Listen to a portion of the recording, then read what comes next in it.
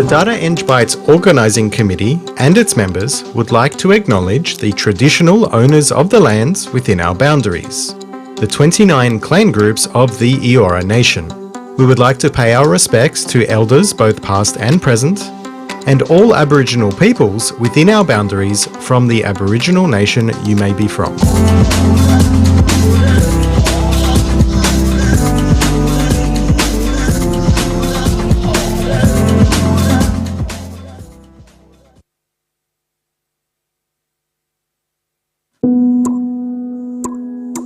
We've been through a lot these last 3 years. 2020 started off kind of like any other year. We were heading back into the office after the end of year holidays, getting back into the meetup scene, doing conferences, parties, family get-togethers. It was all happening, until it wasn't. Life as we knew it came to a grinding halt. We were all filled with fear from a terrible disease that was ripping through the globe, and although we were in a relatively safe haven, our protective barrier was paper thin at best. So, we began the journey of working from home. We became school teachers for our kids, found new ways to socialise with our friends, and continue our tech community journey.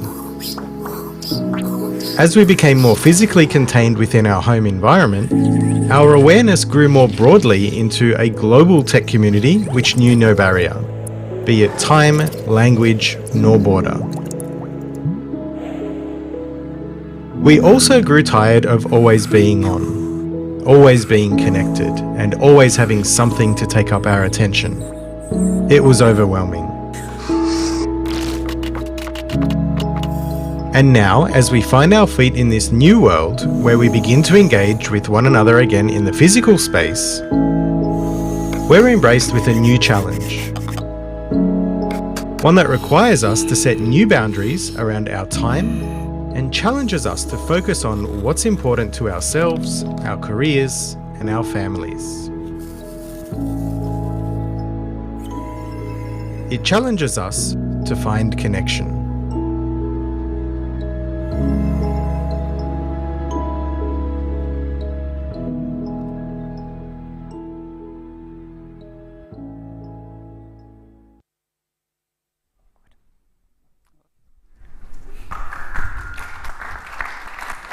Good morning, everybody.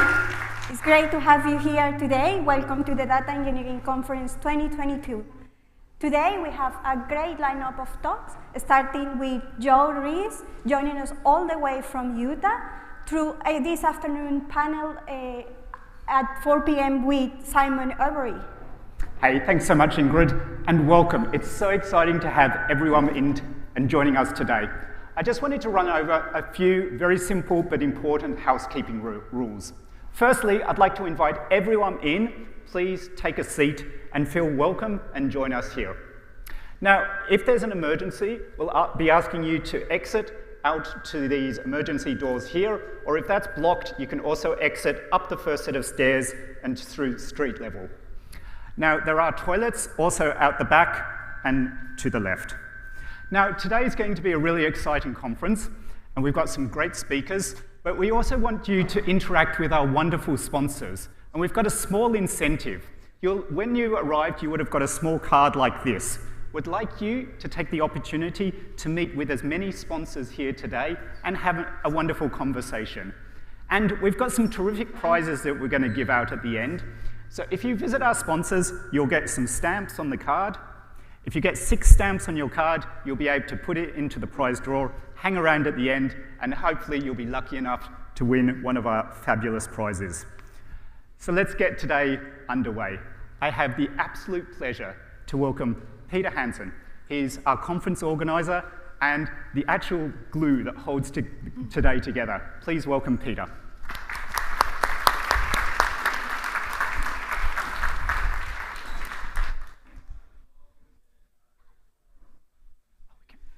It's so great to be here today with you all.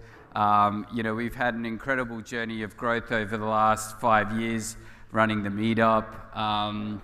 And it's just wonderful to see this, this community forming and this possibility to have a couple of conferences this year in person. Who would have thought? We started our journey way back in 2017. We had 20 people at our first meetup. It was hosted at this, the Onset Group, a small recruitment agency. You know, we had massive slices of pizzas. It was a really memorable night, and there was a sense that it was the start of something special. And so pretty soon after, we started the meetup in Melbourne, and that got off and running. And then soon after that, we in approximately our third year, we began to start planning our first ever conference.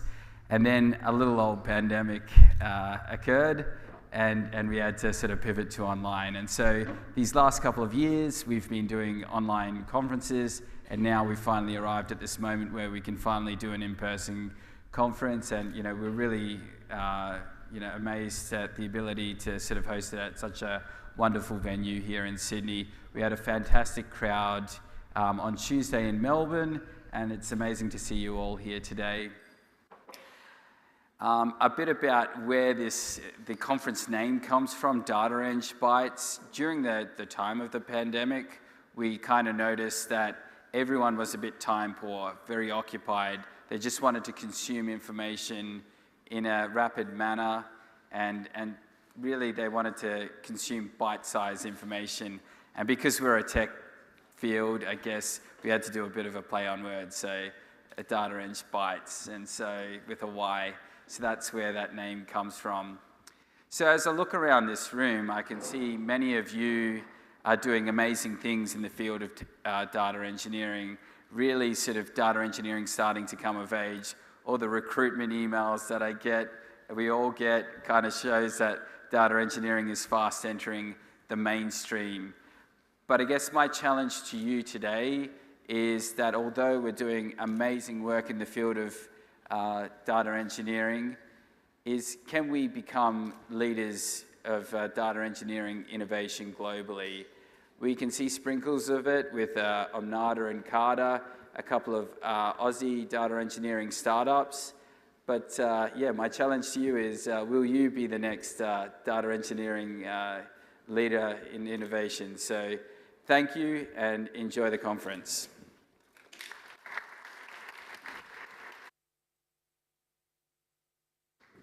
Thank you, Peter.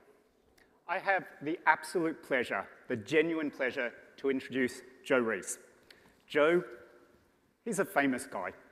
He wrote literally the book on data engineering. He's one of the co-authors of the fabulous Fundamentals of Data Engineering.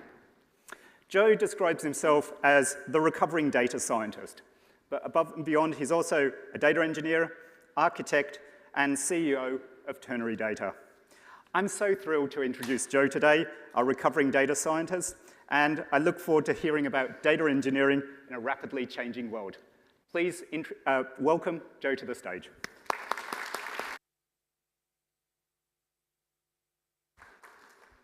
Check, check. Hey, how's it going, everybody? Yeah? All right, you pumped? All right, good.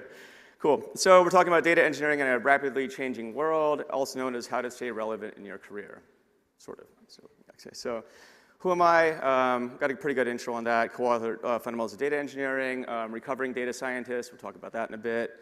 I've been working in data for over 20 years, both as an IC and an exec. My podcast, speak, blog. My podcast is Monday Morning Data Chat. Anyway, if you want to go check it out, it's pretty dope. In my spare time, I climb rocks, get out in nature. I still DJ, surprisingly enough. I read a lot, and there's my horoscope if you're somehow interested in that stuff. Today we're going to cover a couple big themes. First, data engineering. Like, what is it, and what's changing, right? Who here feels like the world of data engineering is changing really fast? Right, and who here feels like they know what data engineering is? Great, good thing you attended this conference, so you'll hopefully come away with at least that. The second part will be talking about journeys into data engineering and ways to stay relevant in your career. Who feels like they're keeping up to date on things in their career? Wow, a really confident crowd. This will be a lot of fun here, so, okay, let's get going. Here's a few reasons why you should care about what we're talking about today. First, data engineering, it's still very immature as a field, right? I mean, it's new-ish. I had a good discussion last night with Zach over here, actually, and we were talking about how data in general feels like a very immature field still. So data engineering being a subset of that, it's still maturing, but it's growing. But at the same time, the data landscape is rapidly changing. There's all kinds of stuff going on, which we'll talk about in a second. And we live in a very crazy world right now. Like, there's just, it seems like on any given day, it's like something straight out of the Book of Revelations or something like that. So it's a fascinating time to be alive. But at the same time, you got to stay relevant in your career, right? You just can't kind of hide and tuck yourself away. So, well, let's talk about first things like what is data engineering? So I'm gonna, I kind of like to keep this interactive with the crowd here. So what do you think data engineering is? Maybe starting with the group over here.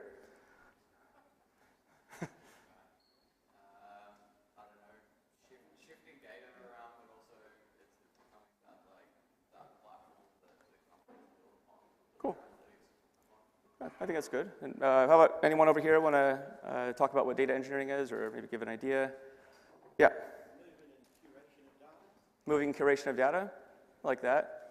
Anyone else? Going once, twice? Yeah, you in the back.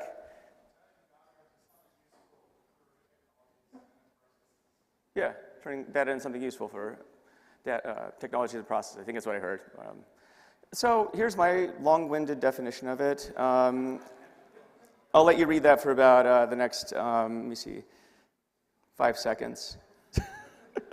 And I'll go to the TLDR. So basically, you get data from sources, you do something useful to it, then you serve it. I mean, that's literally what data engineering is if you kind of step back and look at what all of us do, right?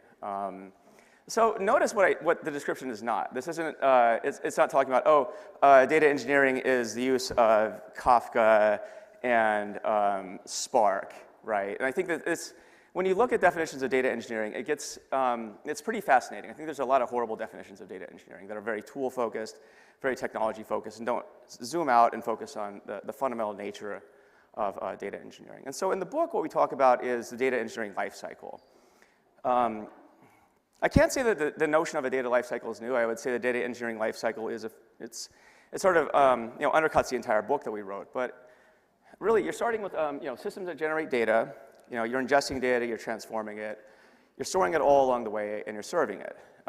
Maybe for analytics, machine learning, reverse ETL, data sharing, whatever other use cases, right? But along the way, there's things like security. Security doesn't fit neatly into any, you can't just do security in, say, storage, right? And then absent everything else. So there's undercurrents, like security, data management, data governance, data ops, architecture, orchestration, software engineering.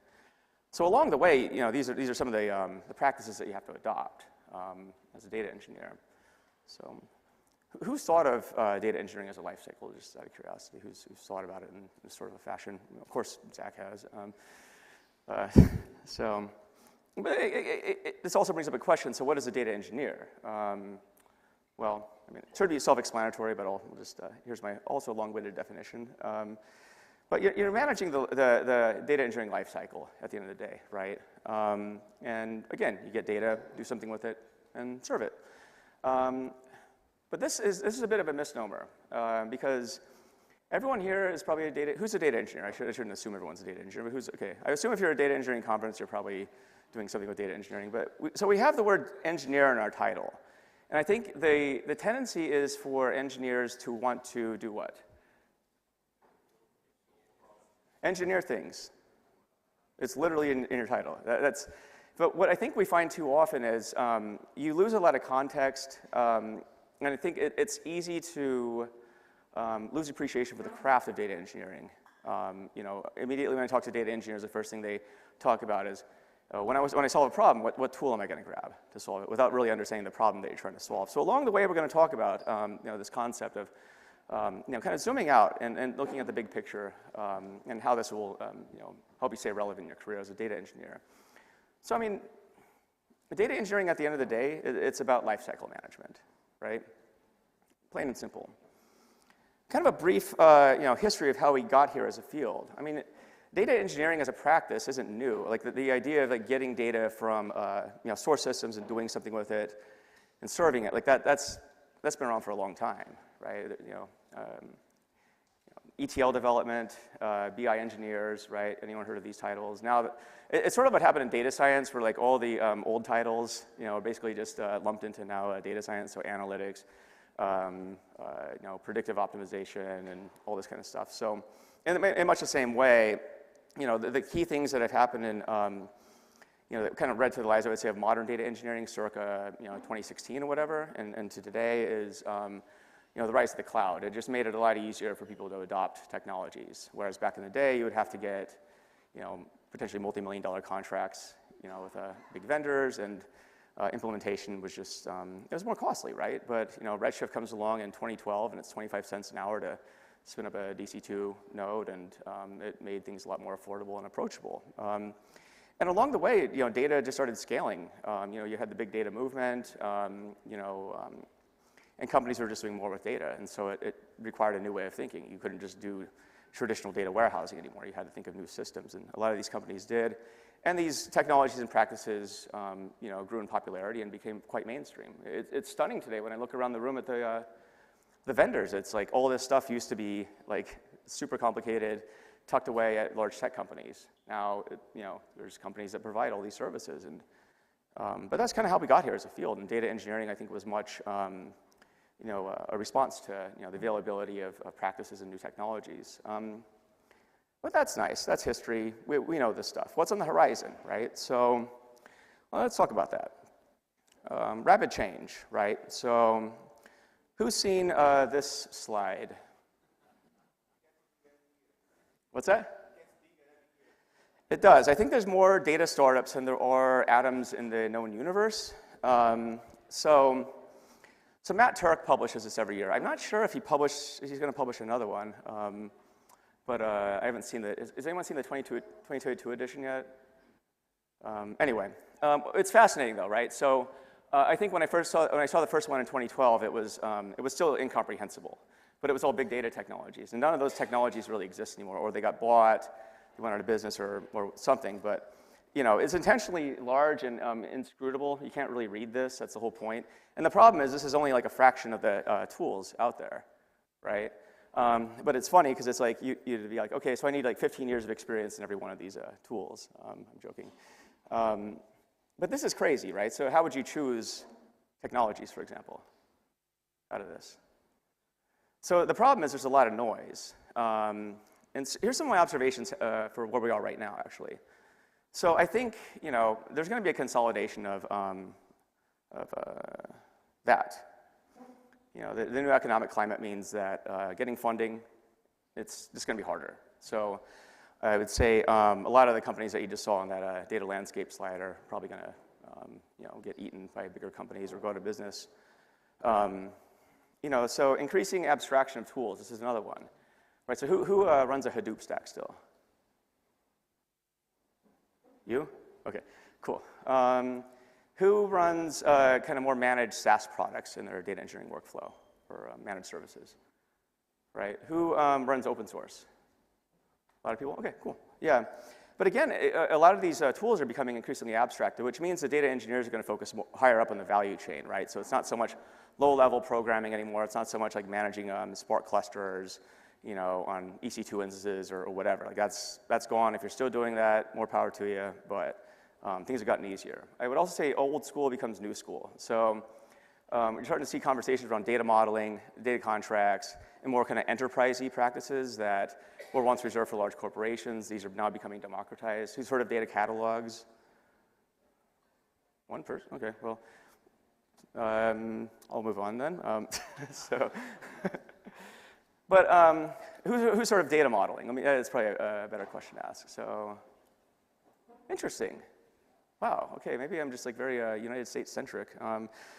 Cool. So anyway, what we're seeing, at least in the States then, is a lot of these practices that, again, were once reserved for large corporations where you would have the budget and the people to do this stuff. Now this is becoming kind of table stakes now that, you can spin up Snowflake or Databricks, for example, really easy, right? You do that in minutes. Now the thing is, like, how do you govern your data? How do you make sense of it, right? This is the stuff that I think data engineers are going to be focusing a lot more on. The global recession, too. I mean, I think by all accounts, something's happening right now in the global economy, and it's slowing down. And this means that you're going to have to do more with less. So at the same time, it's a weird paradox, because talent is still hard to get, and people are shifting jobs. So I don't know how to make sense of what I just said with the global recession and talent shifting or leaving the workforce, but it is what it is, which means all of you people are very attractive to hire right now. So I don't know what will happen next year, but for now, that is what it is. So I would also say, land that job right now, because you may not be able to do that next year. So, and the other big theme I see happening is because of the cloud is interesting. I think it introduced a lot of easy-to-use tools, easy-to-use practices, but the problem is costs are spiraling out of control, right? So if you're running platform X over here, platform Y and Z over here, right? How do you make sense of your costs? This is a huge, huge problem. I would say that the cloud vendors, they provide you with very minimal insight into your billing and budgets. I think that their interests are at heart to make sure that you're not overspending, but at the same time, cost management, especially when you're dealing with multiple applications and tying them together. This is a big area of, I think, interest. You're going to see a lot more about FinOps. Who's heard of FinOps? Yeah? Cool. Yeah, you're going to hear a lot more about this. So, for a lot of reasons. I mean, it just needs to happen, and also, with the economy slowing down and CFOs breathing down the necks of the IT departments and tech teams, it's like, it is what it is. So, and finally, data engineers just need to, you're going to be expected to add more value with less. That's how it is. So, well, let's talk about career paths for a second. I mean, there's a big hint it's not uniform. So who here went to a data engineering school? Data Engineering University over in Sydney. It's a real thing. I went there. I'm just kidding. I made it up. What's that? I don't know of any. I'm working on courses right now for universities, some pretty big names, and based on the book. I've not really seen data engineering courses even, but it's starting to change. But it's a joke. It doesn't exist, right? Like everyone here, I'm pretty sure you got into data engineering through some sort of side channel, right? You came in through engineering, analytics, data science. Maybe you were, I don't know, an Uber driver or something, and decided to become whatever. I mean, it's weird. You'll see my career path in a bit. That makes absolutely no sense. So let me just ask a couple people here. How did you get into data engineering? Maybe somebody over here. You, who is running the Hadoop stack. No, the gentleman right here. Yeah, how did you get into data engineering? Yeah. Okay. Cool. So COBOL to data engineering, right? And so, how did you get into data engineering? Yeah, whoever said me. Okay.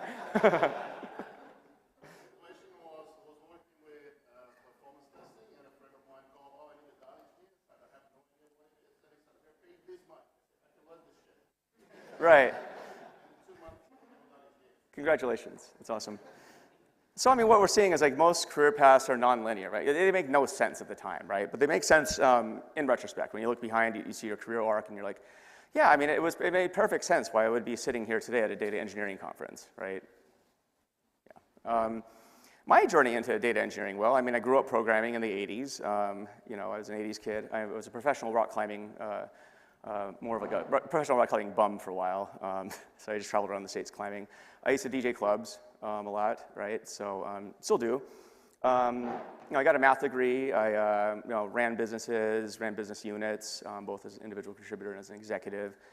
I've been doing predictive analytics and ML for a really long time. I was about to become an actuary back in the late 90s and decided I didn't want to do that to myself. And so, and that's where, I came up with the idea of being a recovering data scientist, right?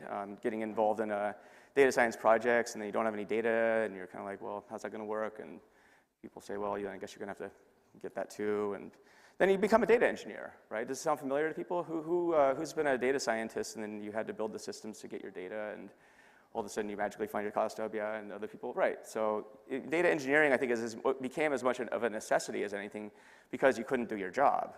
Because at the time, this is back in the 2010s, it's like there's no one to do it. Along the way, I wrote a book. What I realized with fundamentals of data engineering was there was no comprehensive playbook for data engineering, right? if you're trying to define data engineering, how would you do that, right? And then you try and define the entire field. This becomes a very fascinating exercise, and I think that it was a hard book to write as a result, right? And, but data engineering is popular now, and here we are. So let's talk about staying relevant. The rubric that I like to look at is people, process, and then technology. Who's heard of people, process, technology? I'm pretty sure a lot of people have, yeah.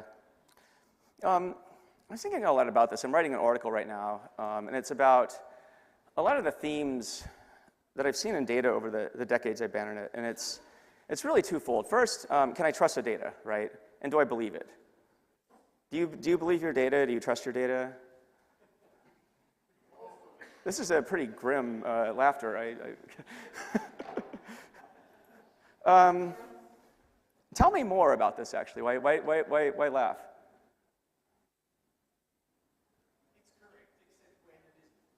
What's that? It's correct except when it isn't. It's correct except when it isn't. You think it's correct, and then you suddenly discover something and you go, oh, maybe it isn't correct. Wow, okay. Anyone else? There's a lot to chew on there. Qasim. It's hard to separate when the data is wrong and when we don't want to believe that the data is right. It's very difficult to tell, is there actually a bias in the data that makes my data not valuable, or is it pointing me in a direction that I don't want to go and I'm not willing to listen to that? Right. So it's very hard to discern. That's a behavioral issue more than necessarily a data issue. But sometimes it is a data issue. So right. It's interesting. You know, I was talking a couple weeks ago with Bill Inman about this, and I asked him, so he's the father of the data warehouse, just if you don't know who he is. And his career spans many, many decades. I think he's he kind of helped create the data industry. And I asked him, what's your true north, right? And Bill said, do you have believable data? Believable data was his true north, right? And it's interesting because that's been the theme of his career for since the 60s, I think. And so why is it as an industry we're still asking the same questions, right, about trustworthy data, believable data? But let's assume you can trust the data, right? Then I guess it's a question of, well, do I get any value out of it, right? So who gets value out of their data? Some people? Hold that thought.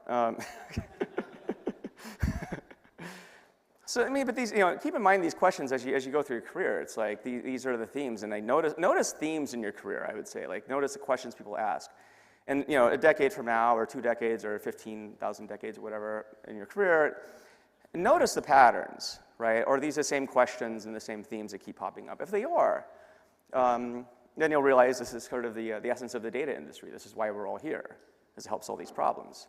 But this is a people problem at the end of the day, right? And I think all too often what happens is we don't get out and talk with stakeholders. We don't understand the needs of people, and we don't really collaborate with them. We instead, back to the engineering point, we want to focus on engineering because that's in our title. We engineer things. We don't talk to people. There's the old joke, how do you know that an engineer is an extrovert? He stares at your shoes instead of staring at his. So, but this is very much the case. And all too often, what I see is, 90% of issues with engineering as a field could be solved by just going and doing a simple conversation with people. Just understand, like, what do you need, right? How do people scope things right now? How do you get requirements? I'll just ask a random group over here. How do you figure out what people want? what question do you want to answer? Okay. How about over here? Yeah?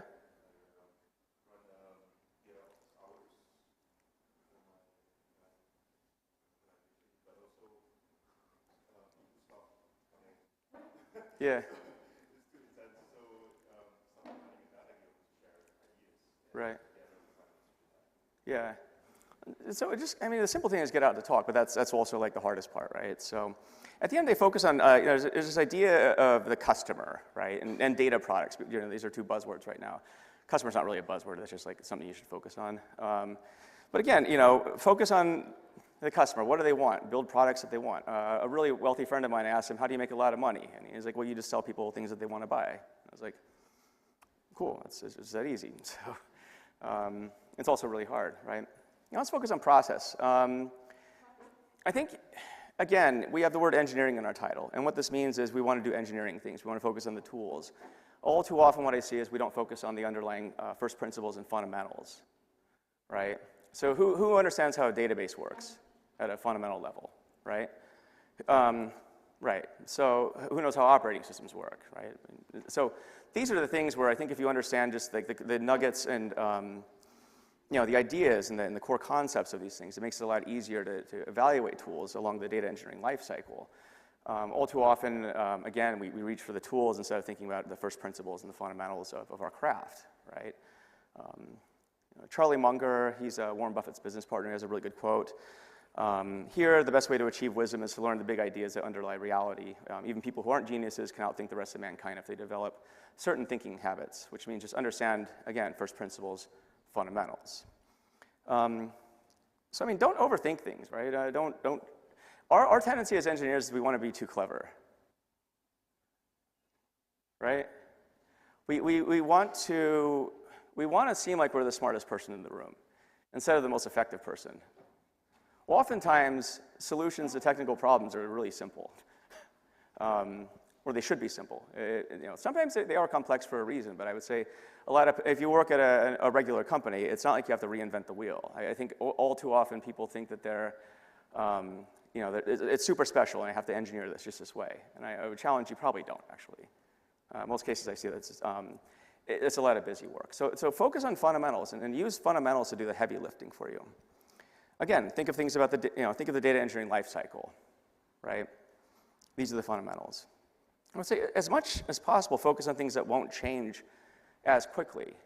So data warehousing, right? That's a big concept. It's been around for a long time. Who's read the canonical books like Building the Data Warehouse or Data Warehouse Toolkit and understand data warehousing at a fundamental level? I would urge the audience to read these books. I would also urge you to read books in the field of like Lean, for example. If you want to know where DevOps and Data Ops and ML Ops and any ops comes from, it's from the field of Lean. Who's heard of Lean? Right? It's about streamlining processes, about streamlining your thinking. And these are the fundamental practices that won't change. Lean, in Melbourne, I was listening to a talk, and the keynote was talking about the DORA framework at Google and how that's used for software. And what I found was interesting is the principles about reducing downtime, reducing errors, increasing uptime and delivery. Like, these are all concepts that are from Lean, right? So I'd urge you to go back and read the original books. Lean Thinking is a great book. It came out in 1996. I reread it recently, and I was like, this is still as relevant today as it was yesterday. Lean on the big ideas. I mean, these are the fundamentals of data engineering. But it is a balancing act, right? So you have to think about today and the future. So if you focus too much on today, focus too much on the past, you're going to miss out on some pretty interesting things that are on the horizon. So choose a handful of technologies that you work with, and master them, right? As long as they solve your problem. I think all too often what I see too are data engineers, they will pick technologies and they only try and approach it from the aspect of what do I need to do my job today. I would urge you all to dive into the docs, dive into how does this platform or technology want to be used. AWS is a really good example, right? Like there's the way you think you should use AWS or Azure, then there's the way that they probably want you to use it. I would urge you to find the way that they want you to use it. It'll save you a lot of headache. Same with Snowflake, Databricks, any other tools here. But if you're going to adopt technologies, make sure that everyone in your team masters the big ideas behind these. It'll save you a lot of time. It's shocking how little this happens. How many here feel like they have complete mastery over the tools that they use?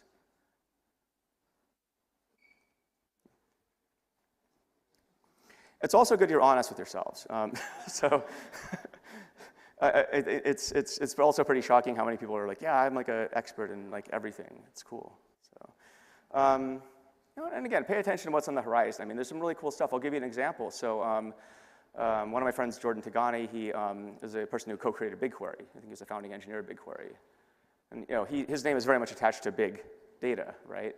What I find fascinating is he's now working on small data. He's working on, he has this company called MotherDuck, and it's using DuckDB for local analytics processing on your machine using DuckDB and Wasm. So if that takes off, I think that's going to be a game changer, like big. But again, that's small data, right? Like we're all thinking about big data sets. He's like, yeah, I already did that. I'm going to go focus on like small data sets because that's what most people have, right? Who thinks they work with big data here? Yeah, and maybe some of you do, right? But if the question is what's big, it's all relative. But what I see going on is that's a big trend. FinOps is the other big trend. I think the worlds of ML and data engineering are going to be colliding, much more hard soon. So there's this old saying here from Stuart Brand, technologist in the U.S. But once a new technology rolls over, if you're not part of the steamroller, you're part of the road. So beware of the steamroller of technology. So.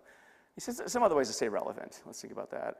Focus on things that add value to your company, right? So value is a trigger word. It means a lot of things to a lot of people. I think when you talk about in the context of lean, the word value really means like what does a customer want at the end of the day? Like that's literally the only thing that matters for value.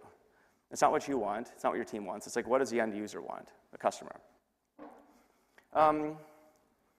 And this idea comes from an old book called The Peter Principle. The idea behind the book is each and every one of us is going to reach the highest level of our incompetence in our career, where we can go no further. And so you may have already hit it, but you'll find out when you get your next promotion and you're absolutely terrible at it. So, and what makes this work is, what he talked about was, what you know is only 10% of the game, right? Your career progression and how you move ahead is more dependent upon the people that you know and the people who can help you move up, whether that's your network, whether that's somebody who can sponsor you in an organization. So just keep this in mind. All too often what I find are engineers, they just want to kind of hunker down and do engineering things, which is great. You will not reach the full potential of your career doing that. So again, this is some made-up number, but take it for what it's worth. So I would say play the long game too, right? Hopefully you're in this field for a long time, or hopefully you're in technology for a long time, but you got to take the long view, right? So keep your reputation in mind. Don't do stupid things. Try not to blow up production too much. That's not a good look.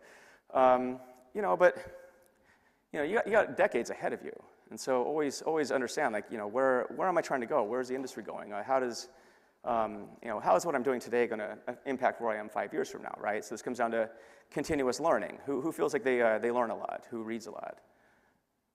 Half the room. Okay, that's good. And build your networks too. Like continuously build the people. Like you're all here. You could have caught this online. Why are you all here? I don't know, why did you all show up? I'm just asking. Networking, right? So is that important to everybody here, or did you show up because your employer told you to show up? Okay. Okay. No, but it's key, right? I mean, I would say all the opportunities I've had in my career are just from simply knowing people. That's it. Nothing more. And the things I've learned in my career have been through knowing people and just learning from them. Like nothing happens in a vacuum. So knowledge is very much an interactive game. So, let's wrap things up here and let's get to some questions. So we covered what data engineering is and what data engineers do. We talked about rapid change, career paths, and staying relevant. So hopefully this is useful to you. You can also join me on LinkedIn. Just take a picture of my QR code if you'd like. Connect with me there. And yeah, I'm open to questions. We have about 9 minutes left. And thank you.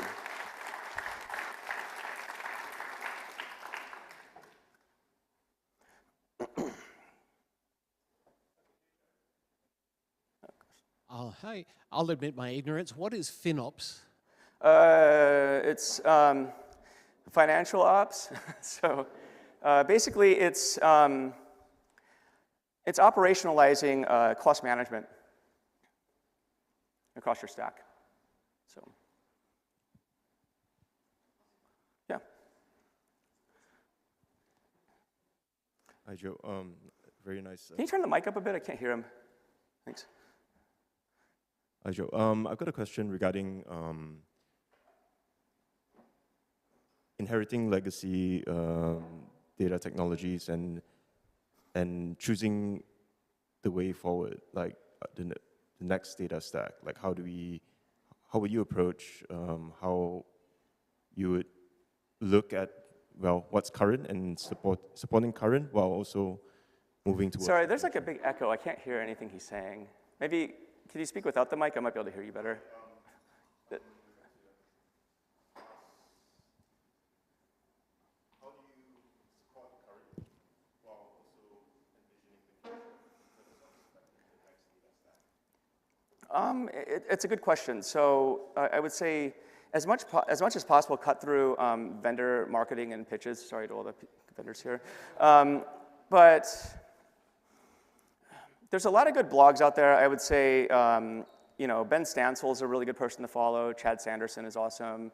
Follow me too. I think there's a lot of people who aren't encumbered by vendor pitches who are, I think, really focused on, you know, what's next? What are the problems in the world of data? And I think that's as much of a good place to start. In terms of what's next, you know, one of my friends, she's a VC. She focuses a lot on reading academic journals, right? More in the field of ML and databases and such. I think it's also a good way to look at things. The problem is there's like, I mean, hundreds of thousands of articles that come out, and so picking the right ones are tricky. I subscribe to a lot of newsletters as well. And my weekends, I'm not joking, have about 50 to 60 articles queued up that I read every weekend. Yeah, Kostab. Hey, so I guess you talked a fair bit about how a lot of this comes from multidisciplinary backgrounds and people that come to it from ML engineering or recovering data scientists. What's the, I guess, the smell that you sniff for when you realize, hang on, we need to focus on our data engineering? When you're talking about a company or a team or some kind of project, what's that trigger that says we haven't focused on this enough? Yeah, I think that, so the question was about, you know, if I'm hearing you correct, you know, with ML, if you're a data engineer, how do you know when you need to focus on data engineering first instead of jumping straight into ML? Well, I think when the discussion is about, you've heard the business requirement, and then the next question is, okay, so what model are we going to build, right? Or what does the dashboard look like for this? It's absolutely the worst question to ask. So, because you haven't thought about the entire life cycle of how you're going to get there. So I would say, like, maybe build an early prototype of that. That doesn't prevent you from doing that, but I would say don't stop there, because prototypes have a weird way of becoming production. Has anyone seen this before? How many people are babysitting prototypes that are now in production? All of you. That's what I thought. And the ones who aren't raising your hand, I know you're lying. So that's a smell test I would use. Like, does it seem like you're jumping the gun, I think, is like how I would look at this. Like, are you just like immediately saying, let's do ML? You know, the first thing, I mean, I come from an ML background, so I can sniff that out like a heat-seeking missile. So, yeah. Other questions? Yeah. Hi. Thanks for writing the book on data engineering. Do you reckon there's going to be certifications coming in the future? Say again? Do you reckon there will be certifications or professional associations or other forms of governance like you'd find with law or accounting for data engineering? I think in general with certifications in the data industry, I hope this happens to some extent. But it's a tricky thing though, right? I think in fields like dentistry or medicine or even being an actuary, like you have to be, you know, licensed to do this stuff, at least in America. I think with data, it would at least be good to have, this is something that's been on my mind a lot lately, is I feel like the way that we hire data teams is broken. It has been for a long time. So if you were to create a sports team from scratch, how would you do that? Would you go to random people on the street and would you ask, hey, you look like you're really good at running. Would you like to be on our World Cup team? And you can kick a ball, sort of. And you can bounce a ball on your head, right? Like I'm talking about, you know, your version of football, not mine. But I mean, this is how we hire people for data teams right now, right? It's like, oh, you know SQL, and you kind of know how to spell database. So we'll put you on the team. You can write code, you know, and you have a pet Python snake, so you can join our team too. It's like, it's insane how we hire people, and then we don't train them, right? So if you're a sports team, do you spend your time training a lot? Probably, I'd hope so. We don't do this as an industry typically. It's like we throw people into the job, expect them to figure it out.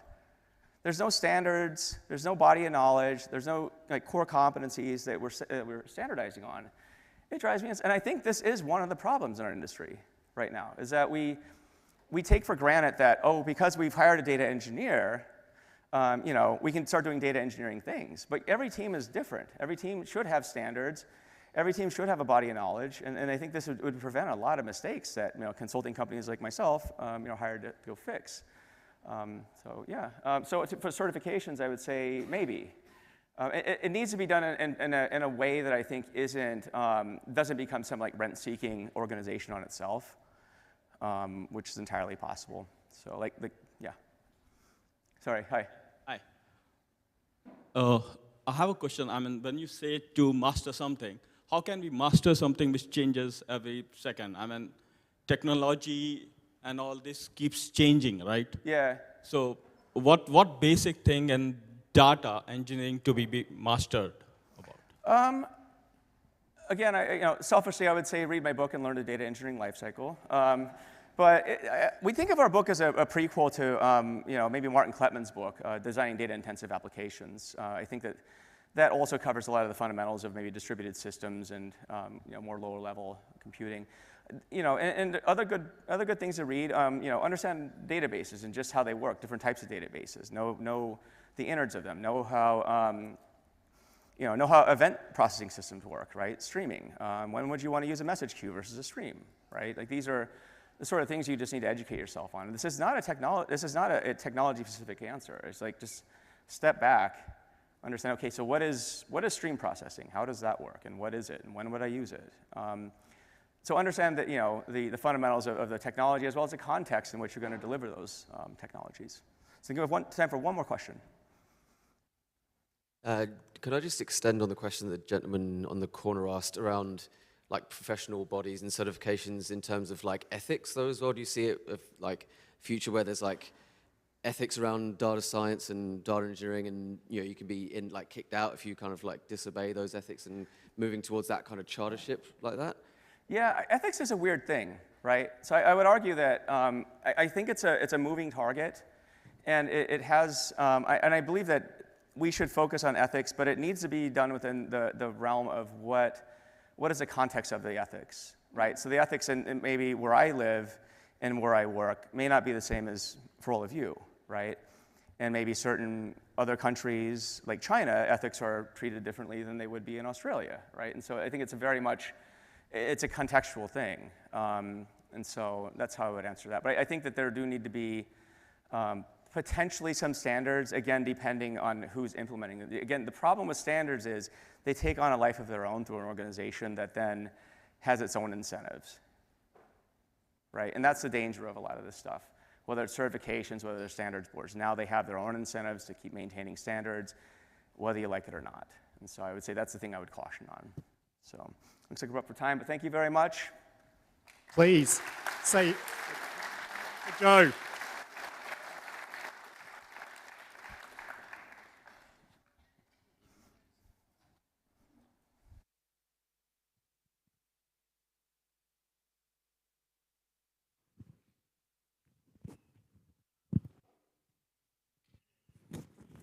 All right, that's, hello? Hello? All right, it's on. It's a pretty hard follow through, but luckily these guys are coming up. Oh. Cool. All right, you guys ready? Yeah. All right, so now we have Lalit Pant and Ashika Hetitantriga with a very on-point topic about data privacy engineering to power responsible enterprise AI.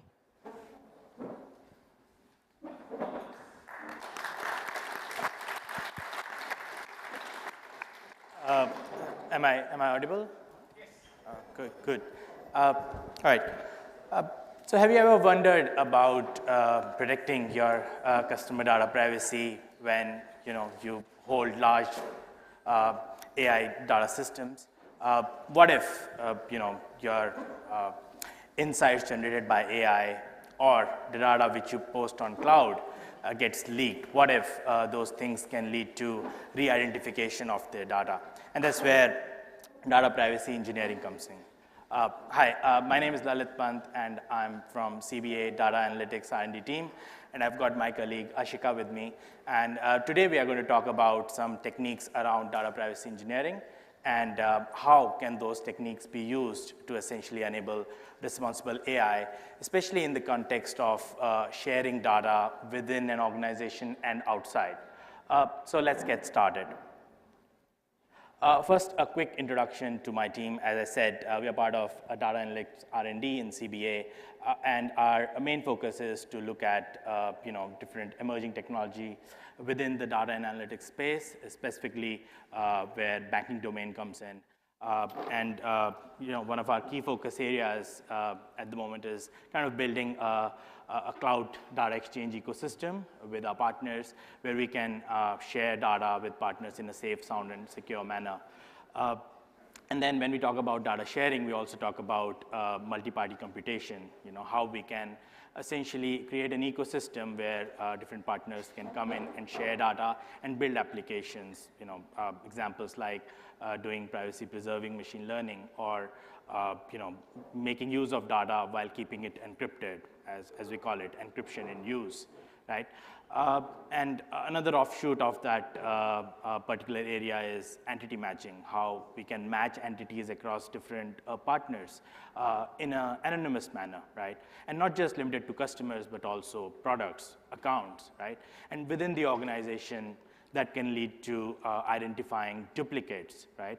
So there are a lot of duplicates, data sets within an organization itself. So deduplication is another problem we are looking at. Because it is related to customer data sharing, data privacy comes into picture, right?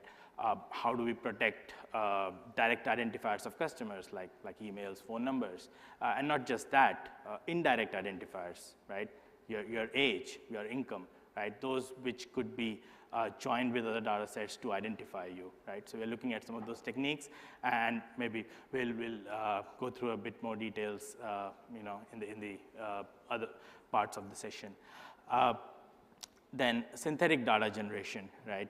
Something around how we can use production data to generate some synthetic data which has similar statistical properties, and something which can be used for application development, right? So protecting real production data to be used for application development, and also for model building, right? How we can protect data as much as we can without getting it exposed to the engineers, who can still work and build applications where the analytical properties are required.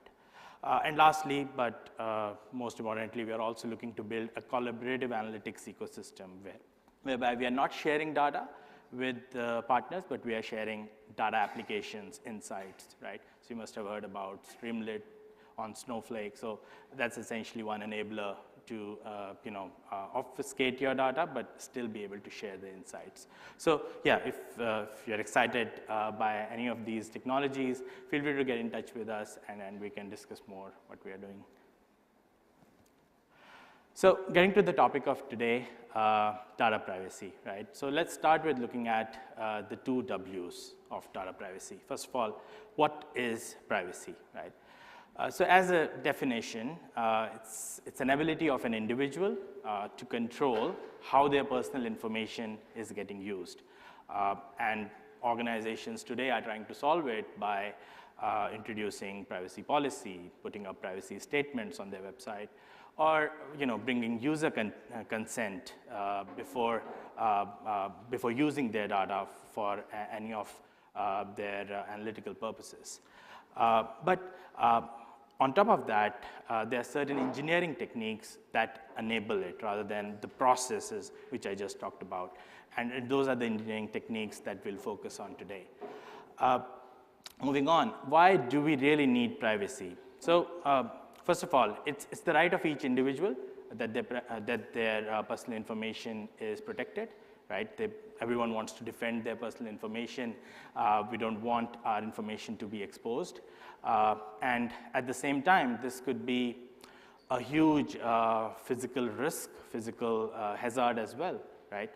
Imagine if a stranger gets to know when you are going to work, when you're going to pick up your kids, or when you're going to, get groceries, right? This could be a huge safety hazard, and that's why protecting this information is important.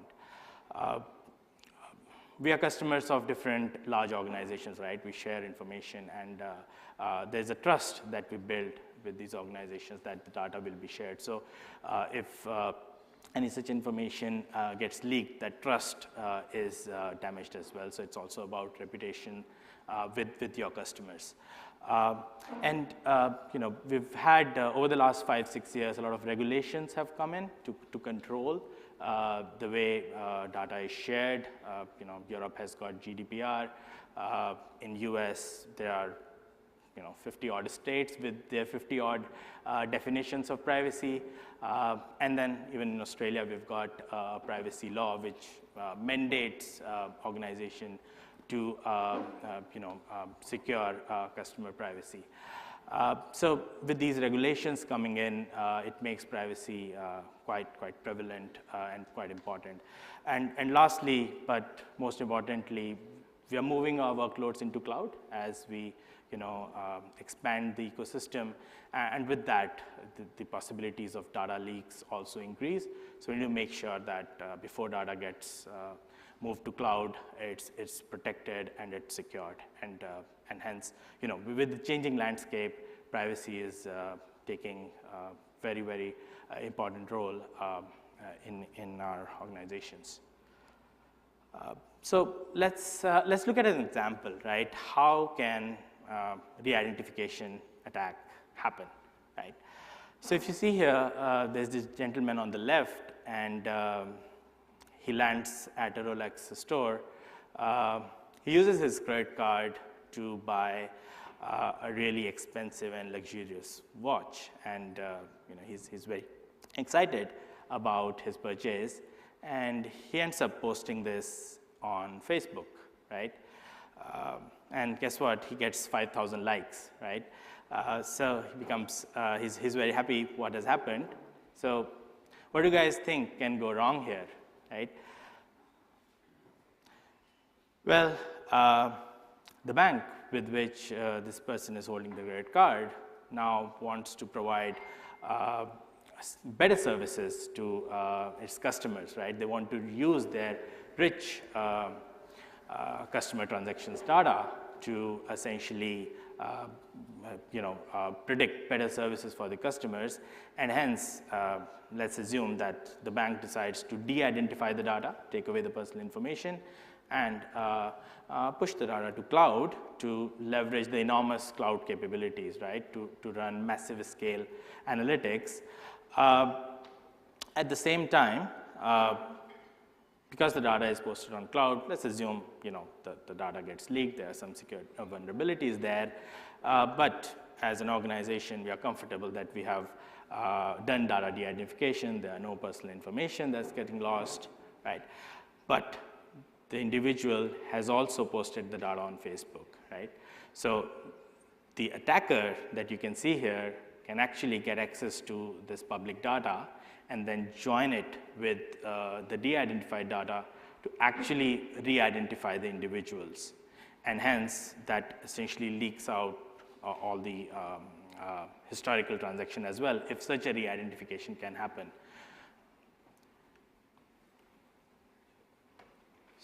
So as we see, we had de-identified data, but then by joining that with certain public data, the information about the individuals can be re-identified, right? And this public data doesn't have to come from the same person through their Facebook account or Twitter feeds. It could come from a general publicly available information. For example, government publishing stats about a suburb,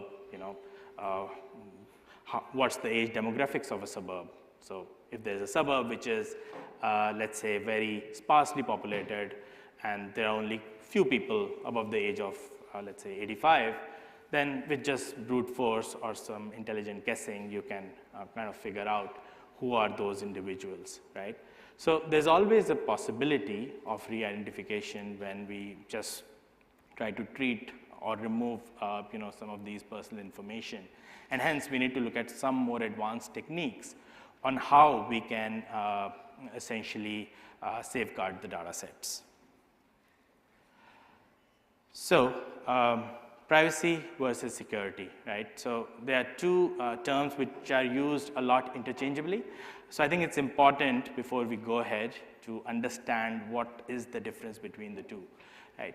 So when we talk about data security, we are looking to control the access of the data. We are looking to ensure that only the right people have access to the right amount of data, right? That's essentially around security. Where privacy comes in is where we are looking to use the data which you have access to in a responsible way, so as to make sure that your personal information is secure. So these are, I think, the key factor where privacy builds on top of security. So security is essentially an enabler for privacy, but just with data security, we cannot ensure that privacy is maintained for the data set. There has to be some specific privacy techniques to enable on top of data security. And lastly, to the last important term for introduction, responsible AI, right? It's a heavy term, but really what does it mean, right? So essentially when we are building an AI system, we need to make sure that we are handling PI carefully. We are making use of PI only where necessary and also in a very safe form. The idea is to keep the systems transparent and fair so that any insights that are generated, they are not biased towards or against a particular race, ethnicity, or gender. So those kind of things are taken care of. At the same time, the system needs to be accountable as well as interpretable about what insights that it is generating. So yeah, with great powers comes great responsibility. So when you are dealing with data, it needs to be handled in an ethical manner, and also the responsibility around different regulations. Like as we heard about a question earlier about regulating AI or data science. So these regulations are coming up day in, day out in different geographies. So it's important to cater to that as well when building AI systems. And lastly, I've mentioned a couple of key domains there, business domains, which should be more conscious about responsible AI, specifically financial services and healthcare, because these are the domains which collect, store, and massage a lot of data sets and use it for the benefit of their customers, and hence the responsibility is higher to kind of secure the data as best as we can. So with this background, what we kind of realized is that privacy and responsible AI are very closely related, right? And they need to go hand in hand. I'll now pass on to Ashika, where she'll talk about some key techniques of privacy engineering. Thanks, Olive. So in order to power responsible enterprise AI, engineers must balance business innovation with privacy needs. There's a wide range of data engineering, privacy engineering techniques that are available out there, but the four main pillars which we'll be deep diving into in this talk are data clean rooms, homomorphic encryption, differential privacy, and AI fairness and bias. First, let's take a look into clean rooms. I'm quite new to the data engineering space, so when my team started talking about clean rooms, this is the first thing that came into my mind. Just to get a gauge from the audience, how many people have either heard of or worked with clean rooms before? Okay, fair few. But in a privacy engineering context, data clean rooms are abstract spaces where interested parties can share data with each other without violating user privacy. Companies that want to use data clean rooms can provide aggregated and anonymized data sets as opposed to individual records. These aggregated data sets can then be matched with other first-party data in order to gain more meaningful insights. This matching doesn't have to just apply to a situation with two parties. It can extend to situations such as multi-party matching, where there are more than two parties involved, And it can also be applicable to a scenario where there are two different departments within the same business that need to keep their data private from one another. And some of the main benefits of data clean rooms include having access to a larger pool of data and being able to provide more in-depth analysis. Data clean rooms also protect data privacy and security in a way that adheres with the current regulations and laws as well. So a common example of an implementation of data clean rooms can be between an advertiser and a brand, powered by Snowflake's distributed data clean rooms. Here, like we can see on the right-hand side of the screen, we have a popular brand. This brand might have a data set containing attributes about their customers and the associated purchases that they've made. This brand might want to reach out and attract new customers that have the same kind of attributes as their existing customers. In order to do this, the brand can match their data with an advertiser's first-party data. By doing this, they can gain additional information, such as matching these already existing attributes with other common characteristics in order to drive upsell opportunities. These secure joins are governed by pre-made query templates and requests in order to make sure that the data sets provided by the advertiser and the brand are kept private from each other. Another example of clean room implementations are Snowflake secured user-defined functions. In regular SQL UDFs, the internal optimizers sometimes reorder the filters so that they are executed as early as possible in order to reduce the workload for the remaining query. In these cases, it's more efficient because it carries out quicker. However, it might cause hidden data to be indirectly exposed in subsequent queries, which can be dangerous. To protect against this, Snowflake secured user-defined functions don't use these types of optimizers and also prevent certain types of filters from being executed earlier. In Snowflake, this is simply enabled by defining the user-defined function as secured. The second pillar of data privacy engineering that we'll be covering is homomorphic encryption. This is when mathematical algorithms and operations can be applied to encrypted data. This ability removes privacy barriers so that data sharing is enabled, and also makes sure that if the data security was compromised, it would still not be as dangerous because it's in ciphertext form. There are two main types of homomorphic encryption, so that's fully encrypted and partially encrypted. Full encryption refers to a scenario when any function can be performed an unlimited amount of times on the data without requiring any decryption. On the other hand, partially encrypted methods allow certain types of functions to be performed an unlimited amount of times. However, other types of functions would first need to be decrypted before those operations can be carried out.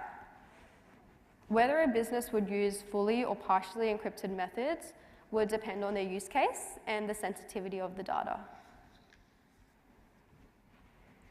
To show how homomorphic encryption works, let's take a look at a simple example involving healthcare data. Let's say that this hospital has provided some raw values, as we can see, 5 and 10. Just by summing these two values together, we get 15. But it's not safe to provide these values to an authorized user, whether it's in an individual raw value form or it's in an aggregated form. So in order to make it a bit more safe, we need to first encrypt the data. So we can do that using homomorphic encryption and applying some mathematical algorithms to this data. So here we have a very simple scenario where we're just doubling the values. So 5 becomes 10 and 10 becomes 20. And we can see the total of that is 30. So what this shows is that the relationship between the individual values and the aggregated amounts remain the same, whether it's in the decrypted format or the encrypted format. And now that it's encrypted, it's a bit more safe to pass on to that authorized user. So there are several examples of homomorphic encryption libraries that are available, and these include Microsoft's Seal and IBM's HeLib. Microsoft Seal is an open source library which empowers software engineers to build end-to-end data encryption, storage and computation services. and this supports both symmetric and asymmetric encryption. On the other hand, IBM's HeLib is another open source library, which has proven that AI algorithms could be run on encrypted data. And the main business proposition of HeLib is that it allows users to perform business logic on both decrypted and encrypted data. Both HeLib and SEAL employ something called the BGV and CKKS schemes, which enable real exact value and approximated arithmetic to be performed on encrypted data. So now third, we'll move on to differential privacy. Differential privacy refers to when there's a system of sharing information about the patterns of groups of a data set, whilst withholding information about individuals. When differential privacy is used, statistical noise is added to the data, as opposed to providing the real values. The amount of noise added ensures that the aggregated statistics are not too different from the actual values. So this is a really good way and a really measurable way of balancing privacy needs with data accuracy.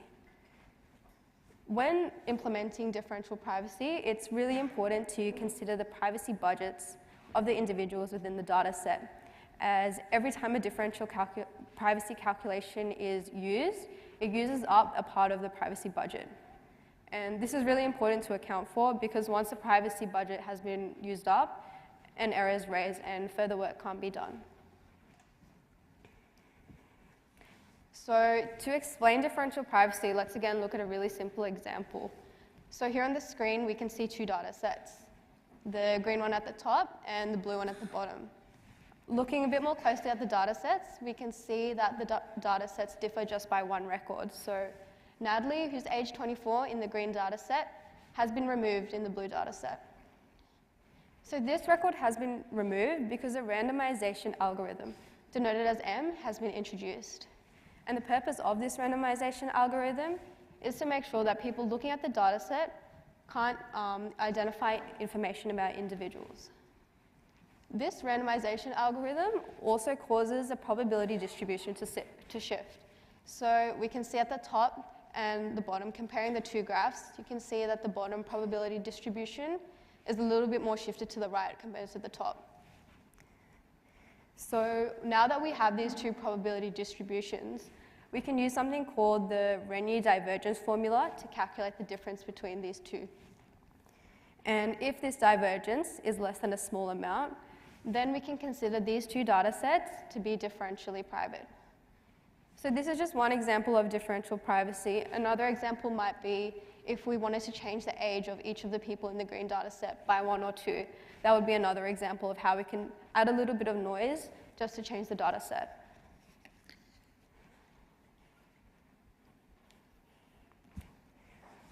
Some examples of available differential privacy libraries include Google's Pipeline DP, diffprivlib, and Smart Noise Core in collaboration with OpenDP.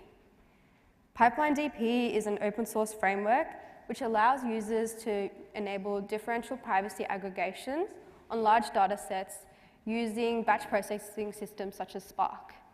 So the main value proposition of Pipeline DP is that the APIs are familiar to Spark developers, so it's a bit easier to use. And also, it can be used in conjunction with something called the DP Utility and Analysis Toolkit, which is a really great tool in order to visualize and quantify privacy budgets. On the other hand, diffprivlib is a more general purpose library, so that's better used for experimentation and trying to understand the impacts of differential privacy, but it can also enable users to create their own differential privacy applications. Finally, Smart Noise Core, in collaboration with OpenDP, aims to connect theoretical differential privacy applications with real-world deployments in order to make differential privacy more accessible. So now on to the last pillar that we'll be talking about, AI fairness and bias. With the dramatic rise in the use of machine learning and AI models, it is becoming increasingly important that businesses adhere with ethical AI frameworks and guidelines. And this is really important to make sure that bias is minimized and fair outcomes are achieved for all. There are laws across several countries which define attributes such as age, gender, class, color, religion, age, familial status as protected classes. This means that if an AI model uses one of these attributes without justifiable cause, they may be breaking the law. In addition to the legal ramifications, it's also important to consider that bias can appear in both conscious and unconscious forms. So a common example of this is using biased historical data in order to train machine learning models. So keeping all of this in mind, it's really important to make sure that bias is minimized at all stages, whether it be the data that we use, the models that we use, or the review processes that we implement. So to expand on the idea of how historical data can create a vicious cycle of algorithmic bias, let's take the example of a biased data set. Let's say that this data set is either gender biased or only has a small sample size of females within the data set. This data set can then be used to train the machine learning model. And as this acts as the training data for the model then learns to behave similarly to the data that it's received. Because of this, it creates biased predictions of the misrepresented class, which in this case, of the protected class, which in this case would be females. And as these biased predictions are the outputs of these models, these would form the output data sets. Now let's say that these output data sets were fed as input data sets into subsequent models. This would perpetuate the bias even further. So this example is a really great way of showing how bias at just one stage of the process can carry on all the way forward. And therefore, it's really important to evaluate it at all stages and make sure that there are measures at all stages to protect against this. So finally, there's some remedies for this, and these include some AI fairness libraries. AI fairness libraries are tools that provide reporting metrics, mitigation techniques, and reporting tools in order to help data engineers to detect and minimize bias. So a key example of this is the AI Fairness 360 library by IBM. This package comprises of over 75 different fairness metrics, which you can use to test the bias of your data sets and your models. It also comes with over 10 different bias mitigation techniques, including the disparate impact remover and reweighing algorithms. Other examples of prominent AI fairness libraries include things such as scikit-learn fair, fairlearn, and fairsight, which have similar offerings but also have some additional features. For example, fairsight enables you to create visual analytics, which really helps to improve the visibility and the transparency if there's bias in the system. So overall, to summarize what we've talked about, the four main pillars of privacy data engineering that we've covered today: data cleanrooms, homomorphic encryption, differential privacy, and AI fairness and bias. So I'll now hand it back to Lalit to talk about how this fits into the wider data engineering context and for some other closing remarks. Thanks a lot, Ashika. So we looked at the four pillars of data privacy, right? And how they're important for a privacy data engineer in their day-to-day work. But I think it's also important to make these techniques, or why we are doing them, understandable to the stakeholders, right? Because they are essentially paying for it. And it's a hard balance, because a lot of the things that we looked at, they had mathematical context. Some things are kind of obfuscated, not clear to the business. So the way we kind of approached it is make it understandable to different stakeholders, get your support system in the organization working through on this, and the support system could be your compliance teams, your legal teams, risk teams, privacy teams. Those are the ones who are closer to these areas and would be able to help make the business stakeholders understand this. So kind of collaborating more with them in identifying the right stakeholders. At the same time, sharing some real world examples. As an example, the way we looked at the re-identification attack due to credit card transactions, right? That could give a good context if you want to start these kind of conversations in your organizations. And a tried and tested method showing the before privacy treatment and after privacy treatment, what are the changes in the data, like if you're applying certain rules, for example, changing age to age band or income to income band, giving those examples to the stakeholders to make them understand.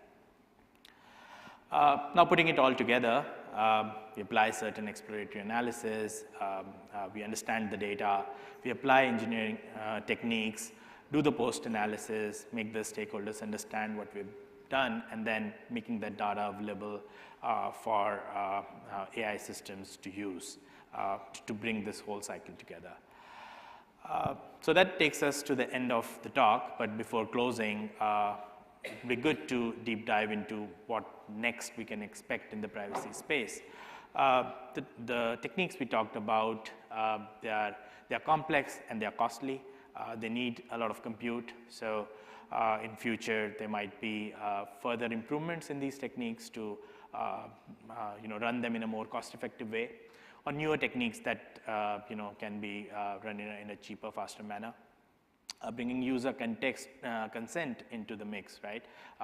If a user tells us that they don't want to be involved or they don't want their data to be used for analytical purposes, how do we ensure that we then go back and remove their data from different systems in an organization, right? And that's where consent-based tagging in the data would be useful. Then organizations have different frameworks, be it legal framework or be it a risk assessment framework, trying to figure out, giving every data set some sort of privacy score. Before treatment, the privacy score was lower, but after treatment, it's much higher and above a particular threshold that it becomes shareable. Self-service privacy, right, in an automated way, trying to find out if a particular column is a PI column, and then applying certain transformations on that column itself. And lastly, probably a bit of a left field option where people can actually feel, fine, my data is there with me, it's needed by advertisers, it's needed by brands, then why not monetize my own data, right? Get your data available to the organization, to different organizations, and get paid for it. So yeah, it might look a little futuristic, but I do believe there is a possibility of such things happening as well. So yeah, that takes us to the end of the talk. If you're open for any questions, but if you don't have any questions now, our email IDs are there, and we can connect with you later as well. Thank you.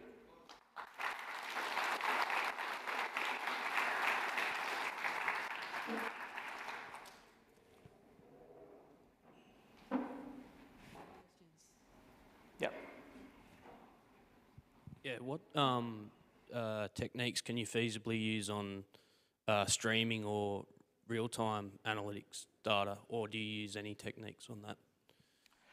Yeah, so all the processes that we talked about for now, they essentially are around a batch data ecosystem. They are slow-moving processes. From a real-time context, it's ideally around using some sort of a Lambda architecture where you have real-time data coming in, but then you have some historical data which is privacy treated. So for example, if you want to, let's say, do fraud detection, you want to see some historical data. So you're not applying these techniques on the real-time data that's coming in, but using your historical data, which is kind of privacy treated. So that's where probably the context with streaming lies. I think there's one more question there. There we go.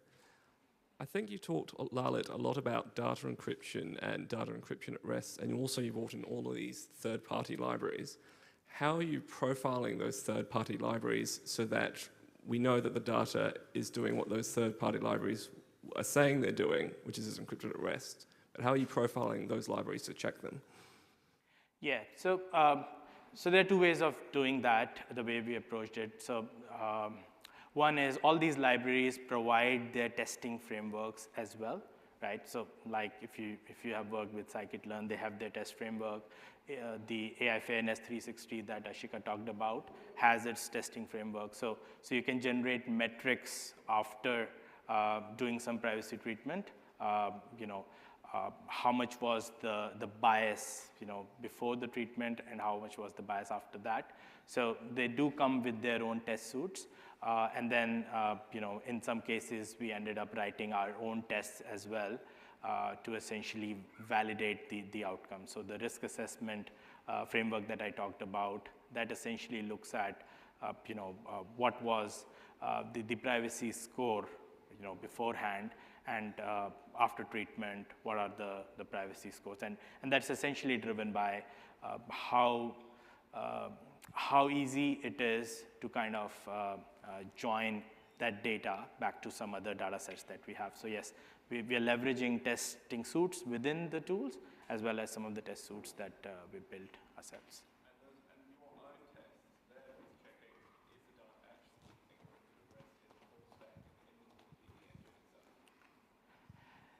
Sorry, I'll repeat the question for the benefit of the microphone.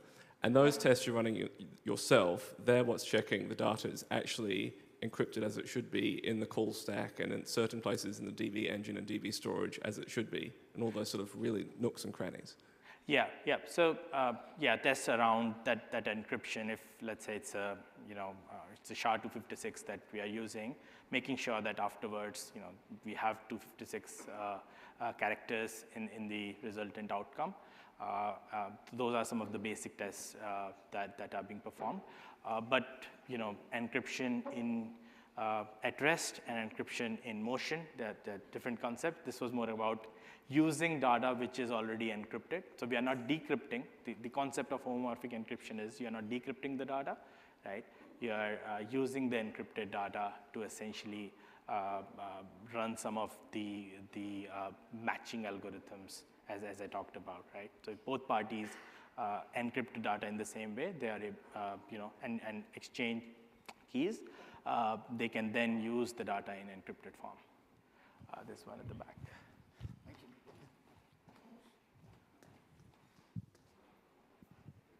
you. I had a question on you mentioned a point around managing the balance between usability and privacy treating the data.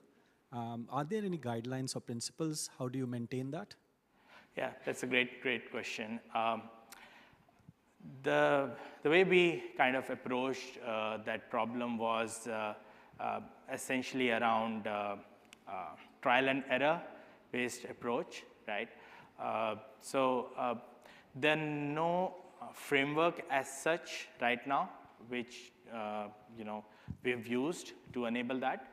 But one of the things which Ashika called out was around the privacy budget, right? So with that budget, essentially, you can set a certain threshold on that budget, and the more you use the data, the budget gets down. Eventually, if you exhaust the budget, you end up finishing up your usage of the data. So it's a fine balance when you treat data for usage, and it's essentially use case by use case. With as I mentioned, if your use case is purely recommendation engine, you can perhaps do a little lesser amount of privacy treatment, make it a bit more usable, right? So, and if your use case is more of a, let's say, fraud detection, you can do the other way around.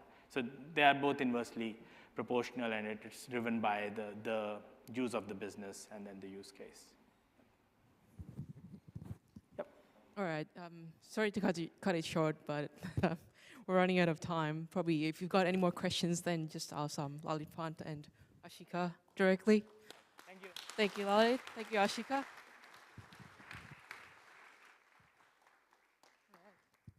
Let's go.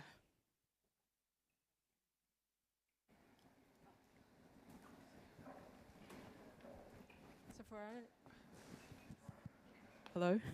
So for our next speaker, we have Anne Clarkey and Zeph Yap with a talk, Building a Scalable, Reproducible Ontology System to improve deep learning data. Please welcome.